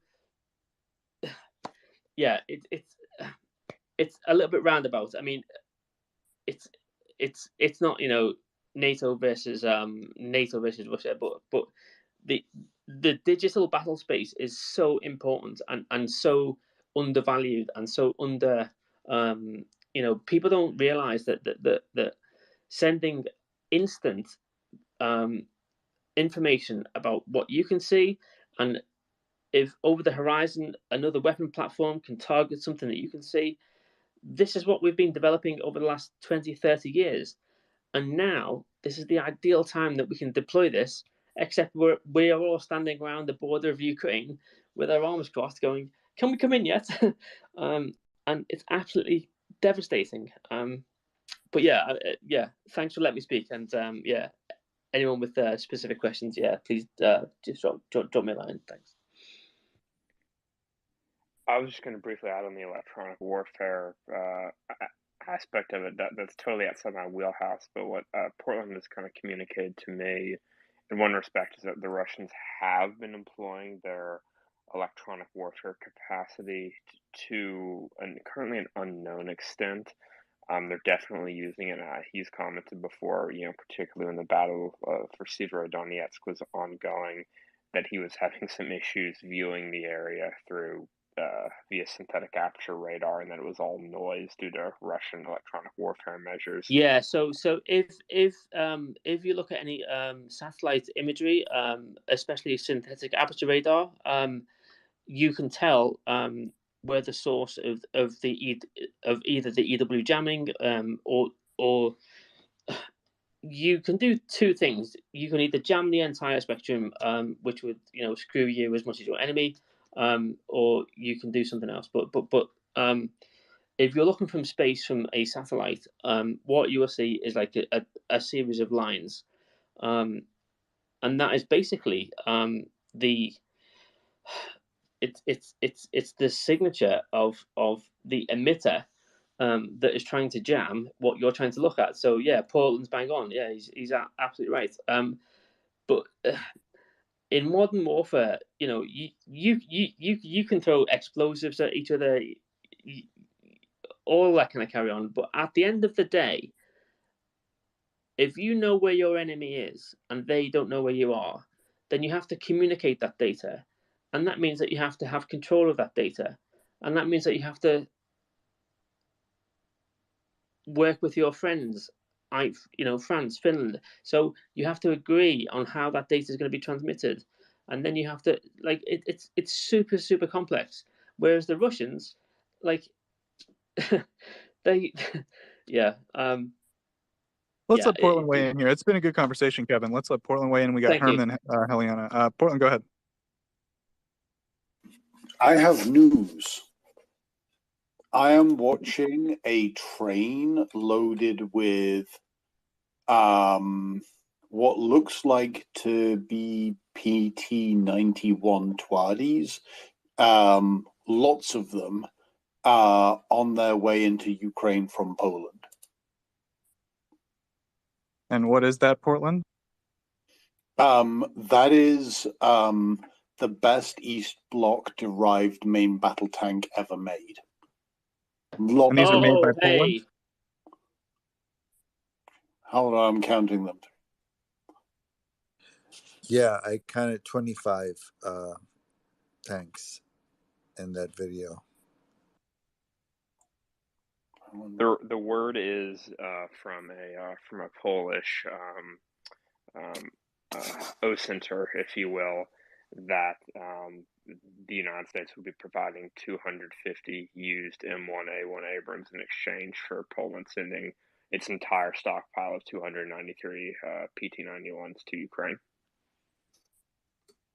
Yeah, this is a really big deal because you will recall about 10 days ago I started saying that the next really urgent need for Ukraine was going to be tanks and other armored fighting vehicles. Well, bingo. They've got them.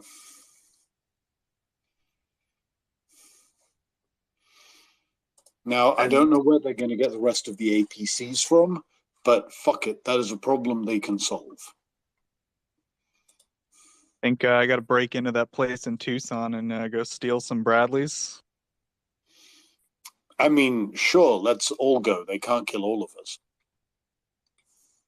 It's like a 4-hour drive. Let's go get some hands real quick. But I think Portland, yeah, this is a good conversation. We could have a big conversation about this. But we'll go to Heliana, then we'll go to Herm. Heliana, go ahead.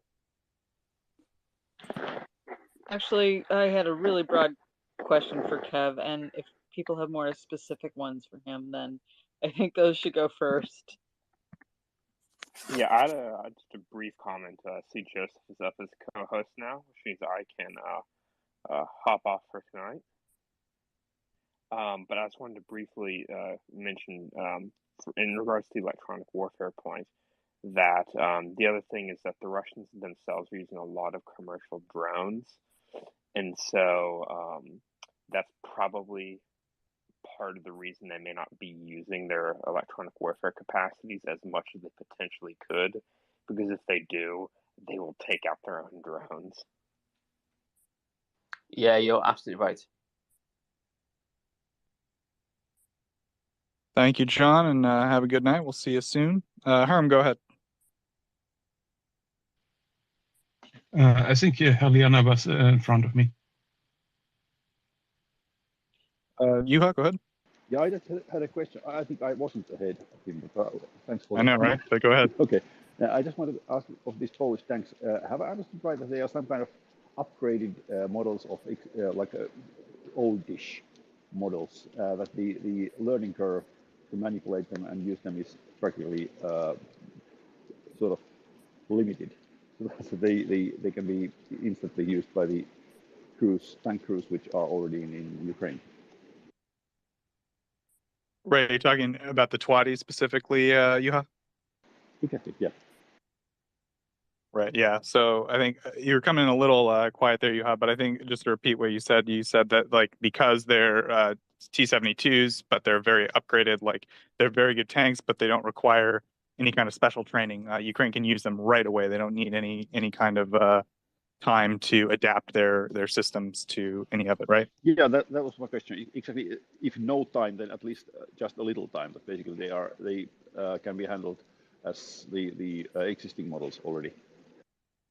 Yeah, I think like from what I've learned about tanks, that's my understanding that, but I genuinely have a little bit of trouble understanding what makes some T7, not all, I understand that not all T-72s are created equal, right? You have an old T-72 from the first, print. Then you have the T-72B3, which is like the most modern Russian form. Then you have these Twaddies, which seem to be the Polish modernization.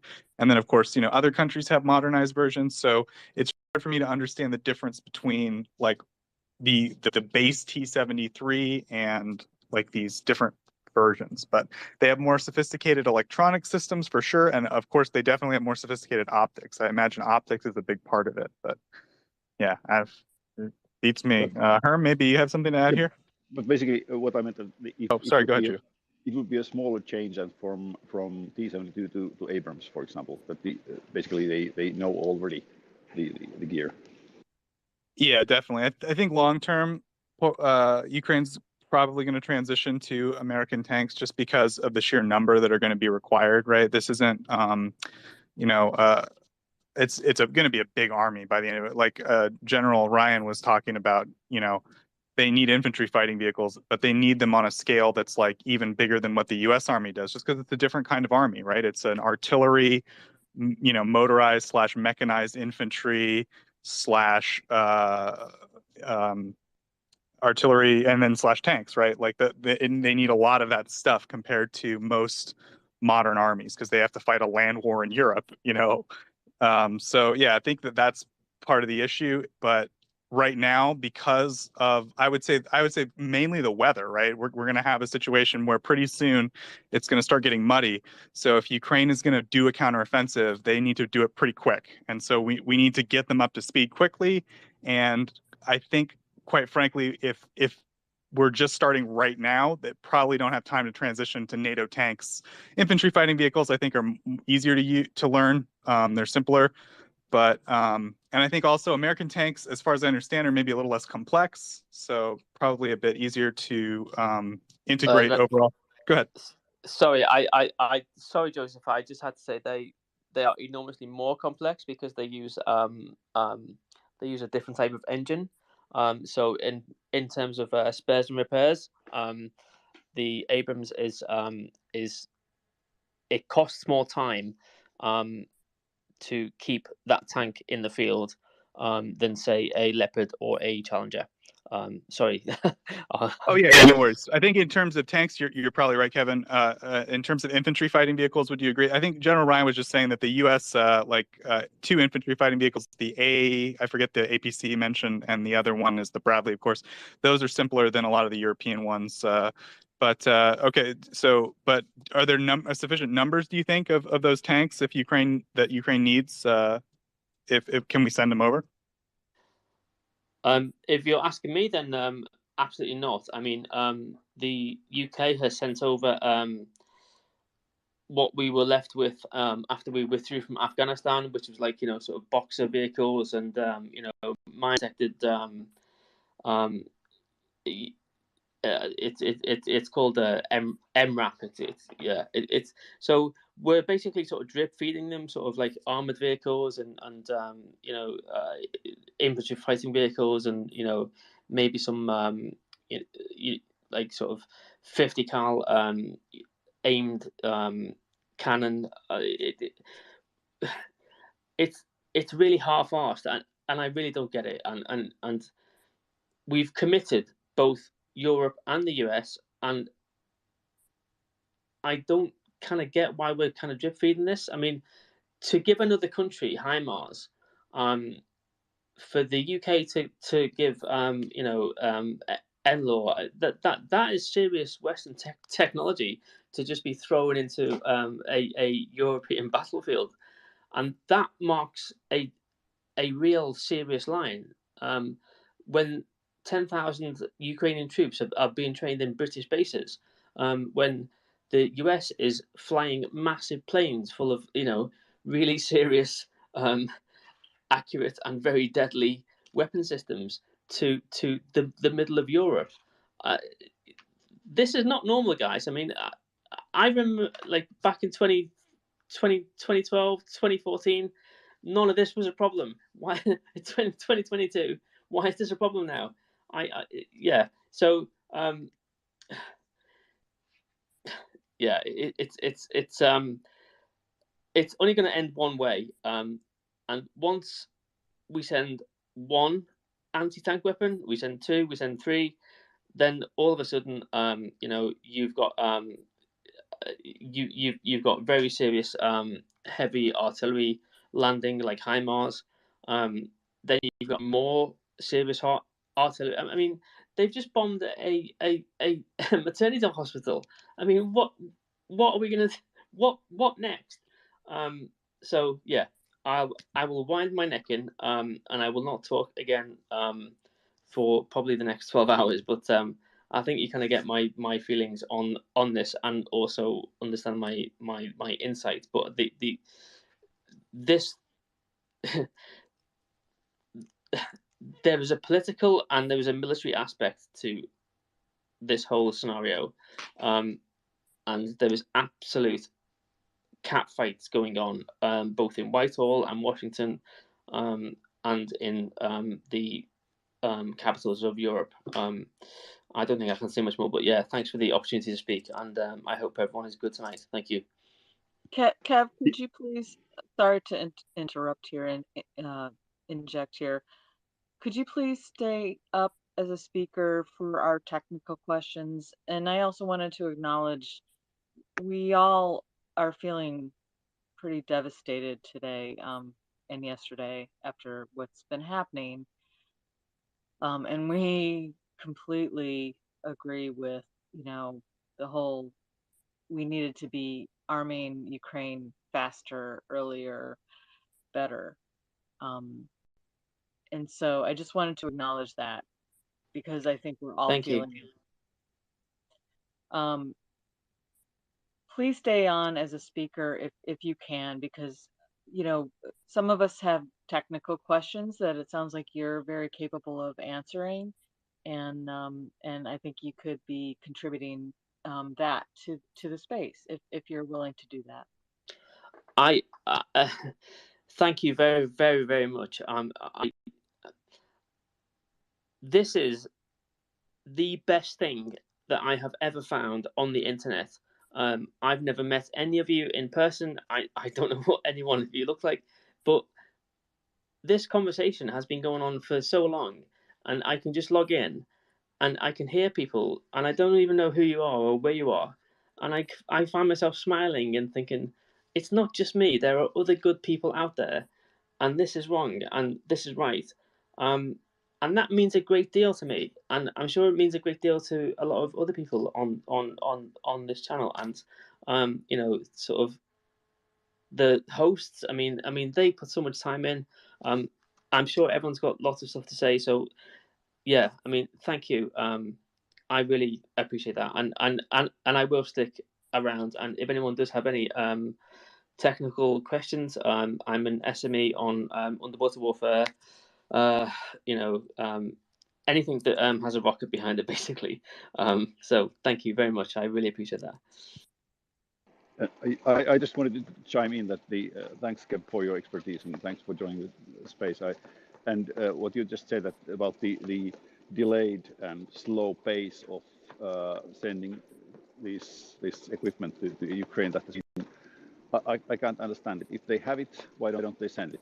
Really, since like months ago. If they have seen that what Russia is doing right away, and they know what kind of capabilities Russia has in numbers, then why is this response so slow? Really, what? I mean, I think that Russia has weaponized the administrative and law-abiding nature of Western states. For example, there was this gear which was supposed to come from Spain, and then Germany said no, you can't send it there. And you know, all these kind of things that if the Western countries would have done or acted as Russia does, and Germany opposes, for example, Spain sending some tanks to Ukraine, then Spain would have to say, "Fuck you, Germany. We'll send them now. Let's deal with the consequences later." But the West is just too law-abiding, and every agreement is held, and everything has to be negotiated, and everything has to be parliamentary accepted, you know. And Russia just does what they just break every single law and every single agreement which ever has been signed in anywhere in the world. I think it's just absolutely ridiculous. Okay, stop. This was the end of the rant. Thanks. Thank you for the rant, Juha. And we've got Doman joining us for the start of the European shift soon. Welcome, Doman. Hi, Joseph. Is there a summary of what ended up happening overnight? I know there were 3, I believe, waves of strikes on Dnipro. Are there any details from that? And also, I believe there were also strikes on Odessa, possibly strikes somewhere in Kiev Oblast, maybe just Bila Tserkva, maybe somewhere else as well. Slava Ukraini? Yeah, Slava, go ahead. Slava, I'm just in just few minutes posted a great summary what happened in the Ukraine in the past 24 hours. I will try to read to you. So a lot of happened. So I just try to summarize just a second. The enemy continues to destroy civilians objects, shelling 11 regions of Ukraine in 24 hours. So what happened? The enemy launched a missile attack on Odessa region from 295 strategic aircraft from the direction of the Stavropol. As a result, missiles previously KH-101 hitting the production of trading company, a fire broke out an area of about 1,000 square meters. In the Kiev region, an anti-aircraft missile was shot down in the sky over the Kharkiv district yesterday evening. There is no casualties or damage. Debris fell into the field. In the Poltava region yesterday around 2100 hours, explosion rang out in the Kremenchuk area, but so far there is no information about the object being hit, destruction, or casualties. In the Chernihiv region, Russia shelled the territory near the village of the Zalizny Mist of Novgorod-Siversky district with a mortar at night. There are no casualties or damage. Their full article, I will try to maybe add some more, but it's a long article because a lot of happened in the past 24 hours. So thank you.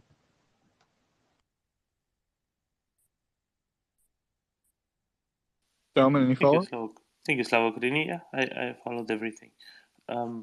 Is there a summary of what ended up coming through in Dnipro? Is there really what I'm asking is so I wanted to add, Doman, we had a guest speaker here who was actually in Dnipro. I already forgot the name. Slava, could you just talk about a little bit of what they said? Go ahead. Oh, I also missed when there was talk about the Dnipro. I was just missing called Цибуля, Rusnya, Pizda, but it was great. It absolutely. I hope he is returned because it absolutely great story, great information, and I'm sorry cannot repeat because I missed when it was talk about the Dnipro. So I'm sorry. Yeah, if anyone heard like it was there for that, and you want to come up and just say a little bit to Doman what he shared with us, that might be really useful. I was kind of half asleep, but I just kind of woke up and everyone was like, "We need a co-host," so I just jumped in. So anyway, Juha, go ahead. Yeah, I have just one question. Has anyone seen? Normally, I don't. I'm not interested in Russian news and Russian propaganda, but basically just for entertainment value, have they already published any explanations for the targeted civilian targets in the past days, like the universities and whatever? Have the universities now been denazified, or were they weapons storages? Or what do they have any? Has there been any mention of these hits on civilian targets in the? Has anyone seen in Russian press?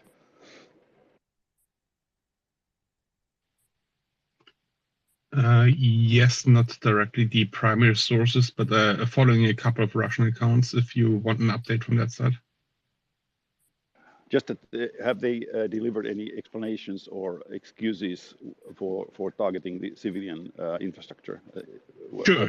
So the university was the headquarters of the National Guard, I believe, and there was a NATO summit in that hospital in East Ukraine that was hit. That there were NATO agents there discussing with Ukrainian generals what to do next, and yeah, things like that. So that bullshit, basically. So, the usual stuff. Okay, thanks for that. Joseph, do you mind if I read out something? It's a translation of a Telegram post by a Russian soldier. Joseph? Go ahead, Domin. So this is about 24 hours ago. So it was before the strikes on Dnipro, and I think it doesn't mention KYIV either. And here is the following. I remember when we used the Tochka-U to strike the railway station in Kramatorsk. Yeah, we're armed with Tochka-U, no matter what we said. They didn't understand. There were aerial bombardments of maternity hospital in Mariupol. They didn't understand. Strike the shopping mall in Kremenchuk. Send big regards to Vinnytsia today.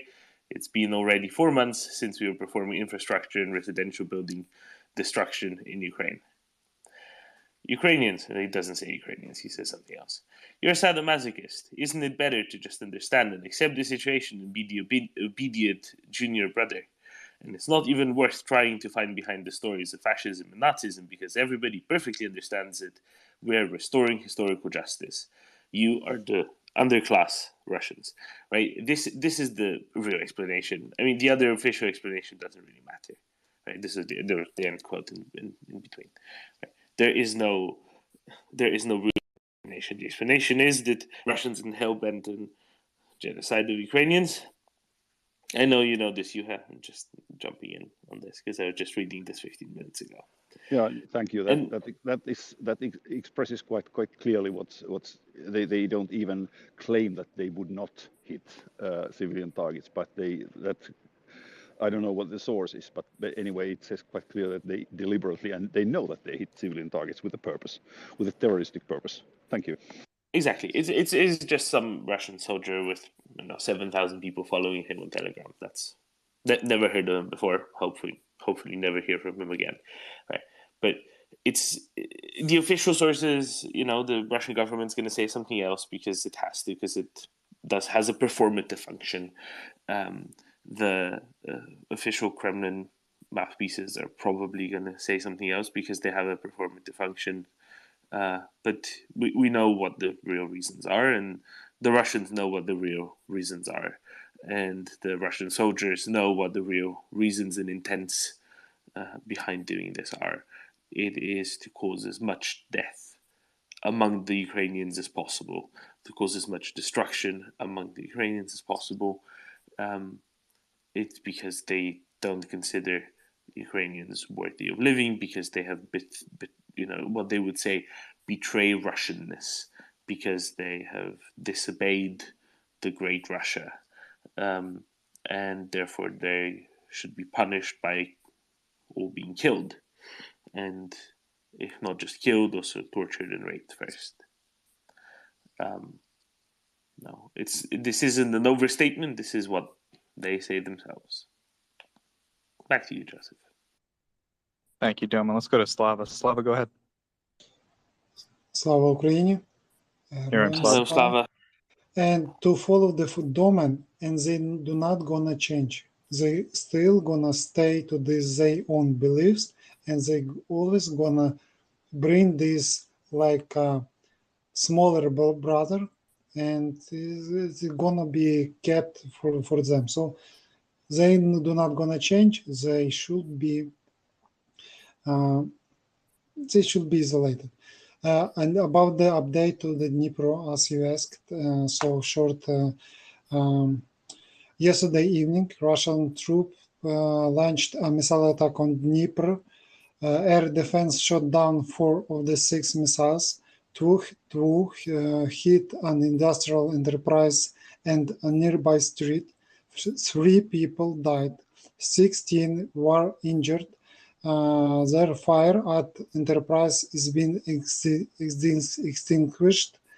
In the morning, in the Russian shelled Nikopol from the Grads, 19 high-rise buildings, our school and vocational school were damaged. 1 person is injured, 2 are under the rubble.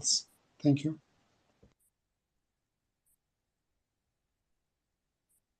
Thank you, Slava. Let's go to Herm. Herm, go ahead. Thank you.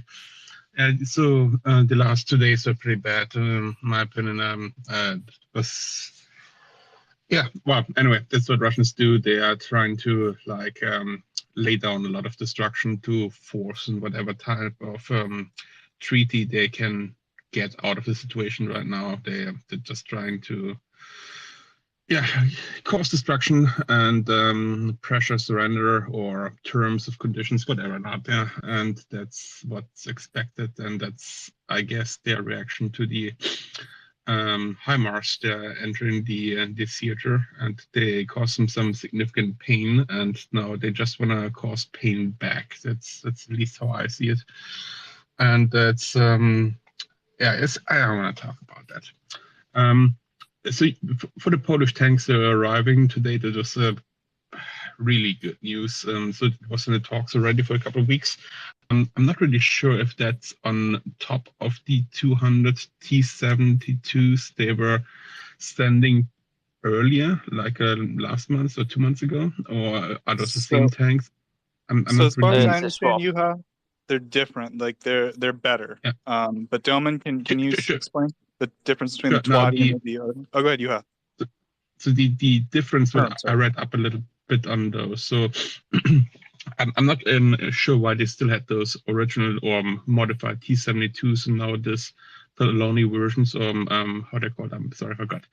So what those are, they're sending today, when the news came out, that is when they took this really shitty T-72 design and put the best effort in to bring it up to NATO specs in terms of electronics, optics, targeting systems. They really put a lot of effort in and make them as modern as they can.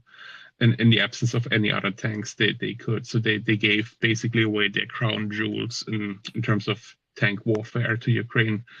And from what I hear, they gave them all of them, which is great. Which is not a day where you feel really inferior being a German national, I guess. Okay. I had a question earlier to John and Portland. I'm not sure if Kev or anybody else wants to chime in on that.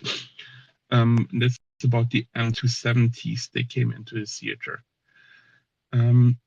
So Can you just wait a second? Is there actual confirmation of the targets being sent? There's just yes, that Doman. one We video. saw video. Oh yeah, I'm sorry. We saw a video of 25. Go ahead. No, but so I asked someone, I think I asked Imperius, and he says he's not even entirely sure that these are Twardys because something looks a bit different on them than usually looks on Twardys. I forget what he said, but there was something. So there is only one video, and I wouldn't consider that confirmation enough myself. Just maybe I'm a bit more cautious than most, but you know. I find you at this point, the authority, Poles don't have anything else left in terms of tanks. They already sent the rest to Ukraine in sizable numbers. They don't have much left in those. Yeah, okay, fair enough. That's a fair point. I would just think that, maybe they're just also moving them within their country. Or maybe it's apparently it's not an older video. Apparently it's a new video that just came out. Not previously published in previous years. Anyway, sorry, carry on with the M270s. I just want to pump the brakes just a little bit. I'll No just tell you problem. No real quick problem. what John said, which is that they're replacing the Polish tanks with American tanks, and Correct, backfilling with so- Abrams. Yeah. You're right. So that's all I know. I think you probably might have. I don't think John knows anything you don't, though, Doman. So I think I would go with your assessment. Sorry, go ahead, Herm. Alrighty. So the question I had is, so we have the HIMARS now for 3 weeks active or something like that, and the Ukrainians have been using them for strategic targets, deep strikes, high value targets, like people said they should be used for. Going for the ammunition depots, command infrastructures, logistics, so on and so forth. So they did a pretty good job on that. And so last night, Domin, for your update from all those things that they were shooting on the Ukrainian side, most in civilian infrastructure, there wasn't really any release of data in terms of video footage or reports that the HIMARS were actually been used that came out publicly, which tells me that either they really didn't use them or they did some more spooky stuff. So I don't know what you want to target as them. That's like something that doesn't go in a big boom and makes a great video that's going to be shared on the internet. So that was probably the operational targets from the last night, which I find interesting because it tells me that from all those ammo depots, the Ukrainians already got the share that they wanted to reach and move to the next item of the bucket list. And that is quite fascinating to me because I like that. So the question I had to the more technical people, so I was reading a little bit up on those M270s and HIMARS, the abilities of the Gimel rockets, and what was the question that formed in my mind was when you're done with those single high value targets and you want to go for something like a troops amassments. Would you go? The Russians are not parking all the tanks and the artillery right next to each other, and those things are GPS guided. So if you imagine you have now a battlefield that's say 20 square kilometers front line, and you can make out in pretty much real time or very close to that where all those vehicles are. So could you use, let's say, 2 of those M270 units to make 24 rockets and taking out a whole bunch of those 2 S5s, 2 F7s, 2 F3s, the artillery, electronic warfare units, whatever's left, and armored vehicles, and just inflict damage on the actual fighting force in order to support an attack? Is it possible that you shoot like 24 missiles in completely different targets over a large area?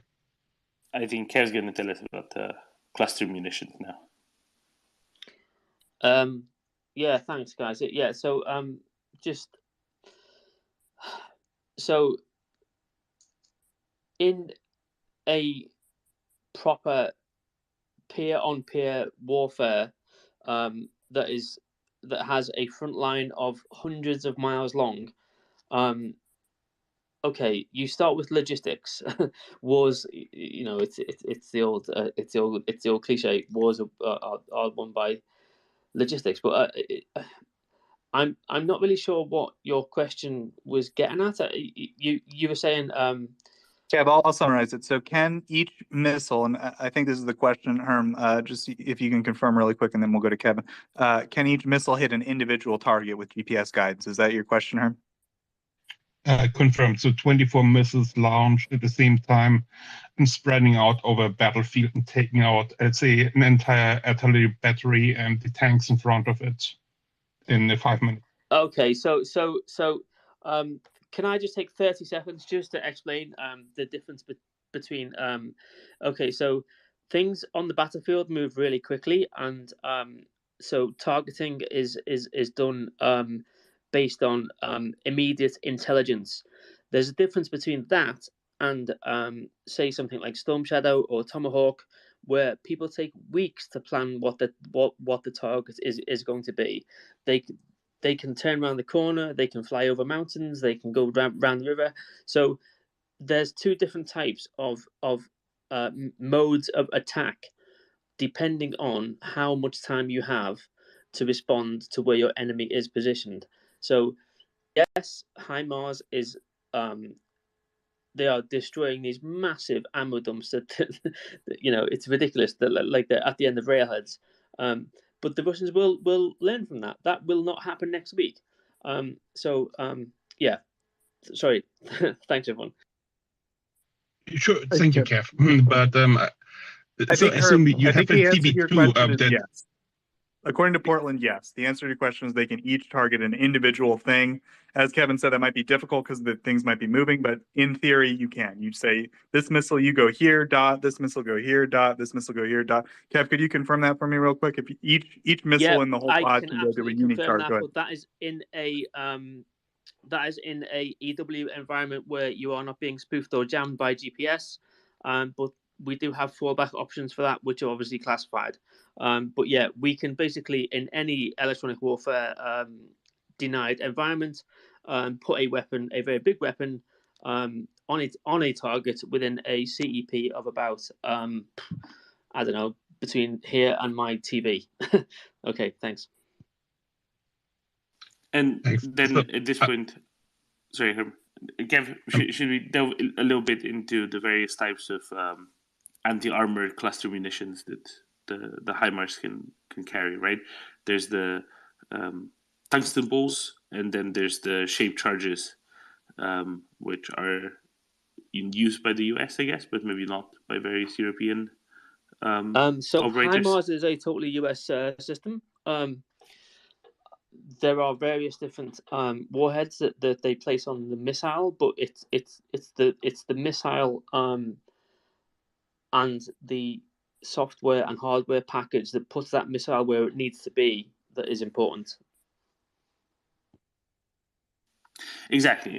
And then when you're not striking like an ammo dump or a command post, which is a stationary target, like you said, things on the battlefield move relatively quickly. If you have a field that's full of tanks or artillery pieces, right, you're more likely to be using the not the unitary warhead, not the one big bomb strapped to the end of a missile, but rather be using either the cluster bombs, or either the tungsten balls, which are non-explosive, obviously, or the ones with shaped charges, because those are the ones that are going to be a lot more effective against a massive armor. Well, right?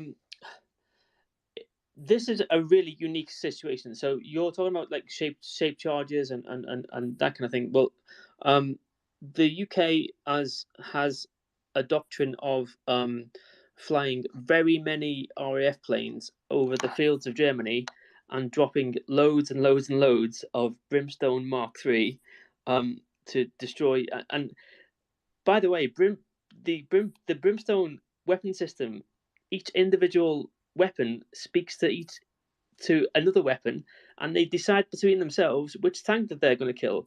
This is a seriously good weapon system, and that is just one.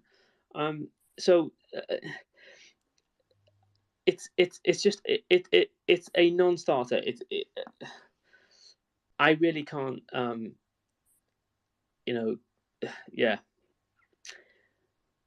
So you obviously cannot make a HIMARS or an M270 act like a Brimstone, but assume you have eyes on the ground. It's a TB2 or some random satellite uplink data feed that comes from somewhere, and you know where the stuff is. You can take out, let's say, the entire support vehicles for an entire section front and then march through, right? Yeah, so it kind of depends. So with HIMARS, I mean, once those rockets are in the air, they are pre-targeted. They actually do have the capability to be retargeted in flight. It depends on the phase of flight, but these things travel at like twice the speed of sound. And I've heard people say, "Oh, why can't S-300 and S-400 counter these weapons?" And I'm like, well, it's because because it's pretty much impossible. So yeah, the HIMARS and MLRS and all of these sort of ground-based movable, long-range, high-precision weapon systems in conjunction with intelligence that's being gained by the likes of the US SEALs, the UK SAS, you name it. They will have eyes on target. They will know where the command center is. They will know where the weapon dump is. And so they will get that target. They will probably point a laser at it so that the weapon knows exactly where to land. So all of this is kind of, it's this is what we never expected to happen, but what we played games with for the last 10 years. So yeah, whether or not we are denied GPS or INS, there are other methods of putting a weapon on a target, even if that target's moving, and even if the launch platform is moving. I hope that helps. So. Thank you very much for the explanation, Ken. We got Timu up. Welcome, Timu. Do you have something to add here? Go ahead. Yeah, hi. So at least Germans, they have a GMLRS rocket with, I think it was 5 seekers, same as in the Smart 155. I think you can give those seekers a target profile so that they don't hit trucks or something if there is, you expect there to be something more valuable targets on the area lands. Yeah. And then regarding to the why Russians are jamming all the rockets is, I think one is that they have, if you have an inertial navigation and some anti-jamming system, if you have a partial or if you have any breakthrough through the jamming with the anti-jamming during the travel to target, you can use the successful breakthrough to reset recalibrate the inertial navigation, so that, let's say, if I shoot a GPS-guided rocket at 100 kilometers and it has inertial navigation, if the jam is successful whole time, the accuracy is about 100 meters. But if I have an anti-jamming and it has a breakthrough at 5 kilometers, it can use it to recalibrate the inertial navigation, and the accuracy is back to like 5 meters. Yeah, that's absolutely right, and it also depends on the type of weapon that you are deploying. So just very quickly, and then I'll let you all go there. So if I take the UK weapon Storm Shadow and the US designed Tomahawk, they are long-range cruise missiles, but before they are ever launched, the weapon is basically told what to look for. They fly low. They basically follow a GPS map, and just before they get to their target, especially Storm Shadow, they pop up. They pop their nose cone off. They open up their infrared sensor, and if they do not see what the weapon planners wanted to see, then it will fly off and kill itself into a mountain. These are very, very, very complex and very expensive weapons with triple-shaped charges. They can count the number of floors that they go through if they were to enter a building from the top floor and it was a 10-story building.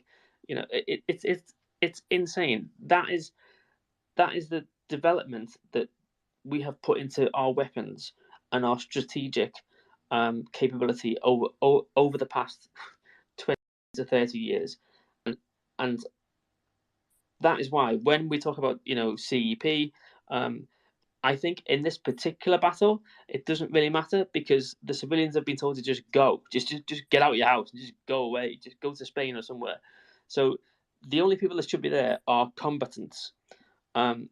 If somebody came to my house and said, Russia and they're coming and there's going to be a big fight, I would be on the next, I would just get in my car and go. So what's happening now is Russia are throwing artillery shells, and increasingly Ukraine is being given more and more Western, not just very, very accurate weapons, but there's no point having accurate weapons if you don't know where you're going to put them. So that needs intelligence, and that's been going on for months. Trusting the Ukrainians, that is the wrong word. Seeing how they cope with that kind of high tech, super, I mean, look at HIMARS or MLRS or any of the European systems that we've given them. These are like, if the Russians were to get their hands on just one of them, they would take it to pieces and like re-engineer it. So we are taking a huge risk by throwing all of these weapon systems into this part of Europe. Kevin, you're completely overestimating the engineering capacity of the enemy. Electronic warfare capacity, we can gauge that they are reasonably adept at sensor technology, but they couldn't re-engineer and rebuild something for shit at this point in time, to put a technical term to it. The the blatant fear which some in the West may have had in the past has completely evaporated by now. And we're not talking about weapon systems they can rebuild. They couldn't rebuild a HIMARS system at this point in time, despite its age. I think we should move on from that point. That fear, if it ever really existed with people, has long evaporated, has gone, and has seen its maker in the British tabloids. Yeah, I would say just the fact that we haven't seen any Russian, videos of significant amounts of captured equipment in the basically the whole war, with the exception of, I guess, Kherson, right? Like that was the one time. I think that's pretty indicative that Ukraine's been very judicious about their use of this stuff. They understand that this is really sophisticated equipment. It's very valuable to them, and they have no interest in putting it in any kind of position where that could happen. And I would say that, I don't know, Kev, maybe I'm just thinking out loud here, but just as a military person, right? I mean, you've seen these strikes on these ammo depots in the last week or so, right? You've seen the level of sophistication here, the lack of the ability of Russian air defense systems. It really is unprecedented, I think, in a modern military operation for Ukraine to be able to do this without air superiority. What are your thoughts on that, Kev? I mean, could you maybe speak to that a little bit?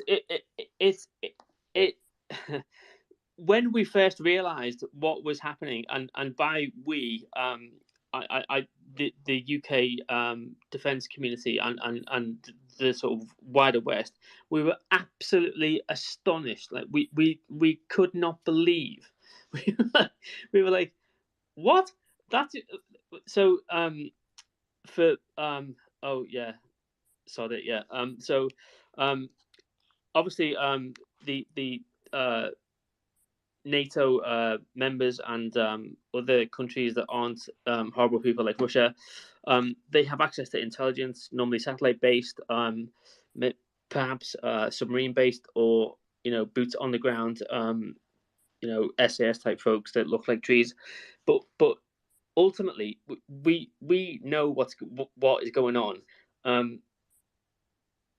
And for 6 months, everybody was screaming at the top of their voices. Has anybody noticed Russia, like massing all of their forces around like the Ukrainian border? It looks like about 500,000. Oh yeah, no, it's just an exercise. Yeah, but you don't normally exercise. That's like kind of weird. So we knew that they were going to invade, and that's why we started training the troops and blah blah blah. So. Yeah, I really don't know how to answer that question. It's everybody knows in the community that I'm in that this is only going to end one way, and it's going to be ugly. And yeah, And just to make it clear, Kevin, Ukrainian victory, right? Oh, you're absolutely right. Yeah, so I was in the Royal Navy Command HQ last week, and they've got a what is that film called? It's a Clancy film. Anyway, yeah. So as far as the UK is concerned, we are a little bit closer to Russia than the US is, but we're not as close as, say, I don't know, France or Germany. I mean, Germany is literally next door to like Poland, and Poland is next door to like Russia. and Russia are absolute psychos. Like they're bombing, like they are targeting like hospitals where babies are born. Who does that? It's 2022. like what the hell is going? So yeah, I'm very busy at the moment, and I absolutely love to just turn on my speaker and just listen to you, all of you guys, and just say, oh, what crap. It's not just me. It's the whole world, and what we all do means something. Even if we don't do anything, it's just what we feel, and it means something. And thank you for the opportunity to speak. Thank you. Thank you, Kev. Thank you very much. Axel, you were up a bit later than I was last night. What was just a little, yeah, about an hour or two, maybe more. What was what is the summary of what happened in Dnipro in the end? Were there 3 waves of missile strikes, and is there a good count on casualties yet, as well as other destruction caused? Or yeah, mate. 2 were definitely verified. The third one is the one which where we thought it was rolling because of secondaries, because of additional movement, and I think I was wrong to assume this. But I mean, we didn't talk about this openly on the space, but I was definitely wrong at that point in time, because I haven't seen anything yet in the last 20 minutes whilst I started listening to you to evidence that the third strike wave had occurred. It may have just been that essentially additional secondary explosions occurred. But I would have to have a look at it. In the long and the short of it, as of 4:30 in the morning, there was still mayhem, but it was caused by the first 2 rounds.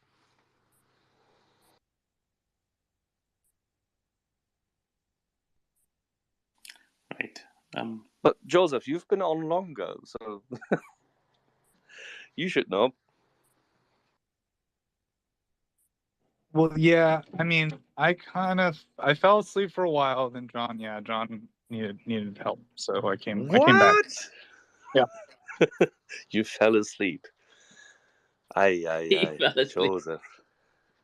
I was there for the beginning. You fell asleep at your post, man. Not at my post. I came to help John. That is very sweet. So, Doman, neither Joseph, who didn't fall asleep at his post, and Axel, who fell asleep whilst listening to all of you good people at some 4:30 or so, both don't know. But we can find out. How about that?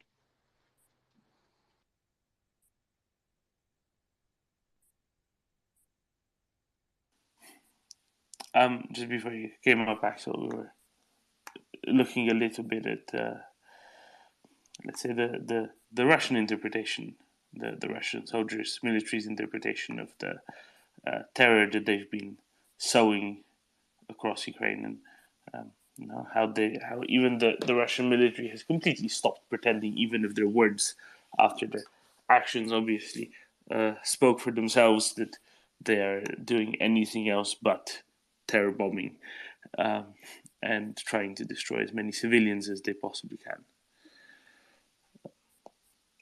Anyway, let's go to some hands. I think Blackout Days has been up the longest. Blackout Days. Yeah, hey guys. Former Swedish military, and I want to start off with a big thanks. This space has been a great way for me to keep myself up to date. So, changing subject here, I have 2 questions. Maybe I've missed something, but why are we not seeing the St. George ribbons anymore? The ones we saw the Russians wear the first few weeks. Like, were they only meant for by Russian standard elite units that are pretty much wiped out, as far as I've understood? Correct me if I'm wrong. And my last question. Have we heard anything about the Ukrainian civilians who were kidnapped and moved to Russia? It really sickens me. Slava Ukraini.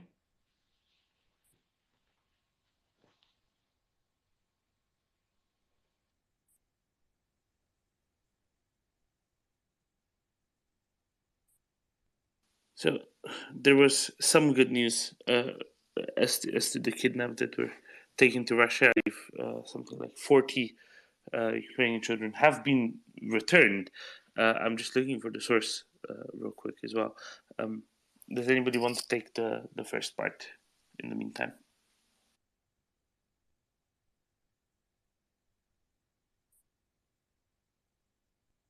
Yeah, there's no real evidence as to why they had phased out their perennial St. George's band.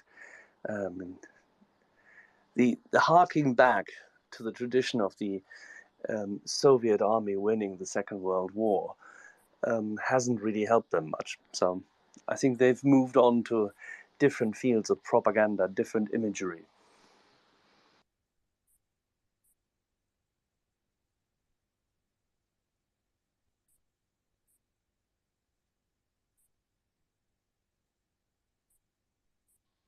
All right. Thanks, guys. Thank you, Blackout. But Axel, go ahead. Domin, you were about to address the deported, right? I was, but I haven't found it quite yet. Give me a little bit longer, please. I don't want to misstate facts. No worries. Give it a minute. We can in maybe go to Omar. In the meantime, for levity, Joseph, what happened to the bird? Oh, the bird, right. The bird's still chilling out. He's, I don't know, he seems all right. I found some seeds. I'm going to try seeds instead of cornmeal. Maybe that'll work. He's got water. He's like sleeping now. I don't know. It's a bird. That's all I got. Back to you, Axel. Somebody had to ask the question. I don't know. People keep saying like take him to like a bird rescue thing. I don't know. It's a little elaborate. I'm sure I'm going to get a lot of messages about this. I'm sorry, everyone. Just you have to understand. I've gotten completely. I feel like I made a mistake asking the internet what to do because I've gotten the complete opposite, very extreme opinions on completely the opposite answer from a lot of people. So Never do that. exactly. So anyway, let's maybe go to hands here. We can go to Omar. Omar, go ahead. I found the thing since. Sorry. So apparently 45 children have thus far been returned from occupied territories that have been abducted to Russia. There is 5,100 confirmed and documented cases currently on the docket for action. And this is courtesy of Daria Herasmichuk, who's the Ukrainian presidential advisor for the rights of children and rehabilitation of children. They're obviously working a lot on this, but there's this is literally a drop in the bucket, right? Compared to the hundreds of thousands that were kidnapped and deported to Russia. Wow. Hundreds of thousands. The current estimate is around 400,000. Yeah, that's amazing. Yeah, again, thanks. Guys, I'm off. Slava Ukraini. And I'm Slava.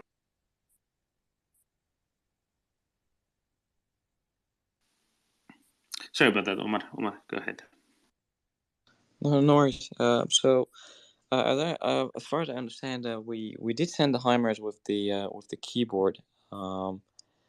Didn't we just not send the digitized housers out of fear of Russia catching them? Shouldn't we start sending the proper targeting system on the housers too? So as far as we can tell, we actually have. Oh, go ahead, Kev. Oh yeah, no, yeah. So absolutely so the houses that you're describing, there is a component which means that when the warhead leaves the barrel, it absolutely knows where it's going, and that is a component of a very, very advanced, well, I say advanced, like normal for us, but like advanced for the Russians. It means that when you fire a 155 shell or any kind of munition using that system, that weapon is going to land either in your left front door window or your right front door window, it's going to go where it's going to go, because it calculates your position on the earth.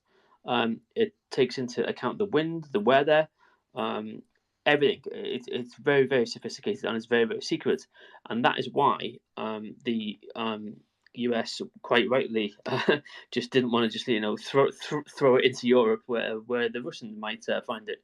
However, you're absolutely right. It's pretty much it's a game changer. It's the difference between hitting a tank and missing a tank by 10 meters. And if you're going to miss it by 10 meters, you might as well miss it by 10 miles. So yeah, it's a very, very, very important piece of kit. So. Thanks, Kevin. And actually, we've seen the M777s with the full kit on them in theater as well. About 20 of them that were sent by the US in a later batch. CJ, our resident artillery officer, likes to say, and he's actually an M777. Actually, he's an M777 battery commander. He was, yes. He was previously an M777 battery commander. Very well. Now he's applying his interesting skills to many more artillery systems. So he noted that the Rangers, when they train on the M777, they don't use any of that technology anyway, because they work under the assumption that it's either faulty, doesn't work, isn't available, or the electronic warfare conditions are such that they can't use it anyway. So when they sent it without those, some sort of a targeting system, I think, he wasn't too dismayed, because, well, it's meant to work perfectly well without it anyway. And the other thing that he noted was the most of the use of that system is so that it's fully integrated with the other information systems that the US Army uses in the field, and specifically the integration of that with the Air Force.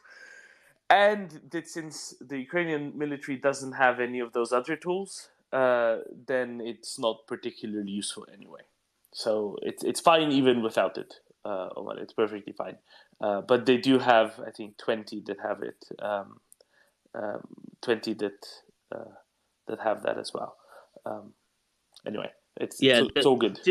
Just before you proceed to the next topic, there's a little bit more to it than that. It's not just whether or not GPS is available or not, or whether it's spoofed or not, or whether it's jammed or not. These rounds, it's not about the launcher. It's about the warhead that is fired. Back in World War II, they would just throw artillery at each other. Now you can steer artillery in flight. The artillery is in communication with satellites.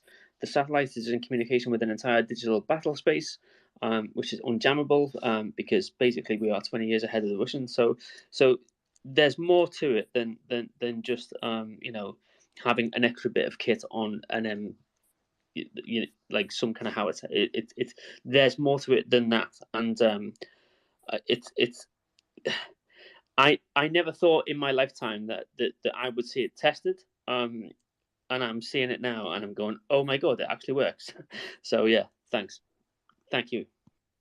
Thanks, Kevin. Yeah, exactly. And even the unguided rounds, right? Even the ones that aren't, say, Excalibur type, even those are far more precise than the Soviet manufactured equivalents for various technical reasons as well. James, you have a question? Yeah, mic check. Yeah, loud and clear. Yeah, copy. Okay. Well, Damon, I sent you a DM, so. Sorry. No, it's fine. And Axel, do you have a new mic? Because you sound a little bit different. Nope, same mic. Do you have any personal relationships in Dnipro? Nope, not just regular levels of devastation for a terrorist attack. It's just that there are many more currently in Ukraine than there are most other places. You sounded, I don't know. Take care. I don't know. Thank you, James. Much appreciated.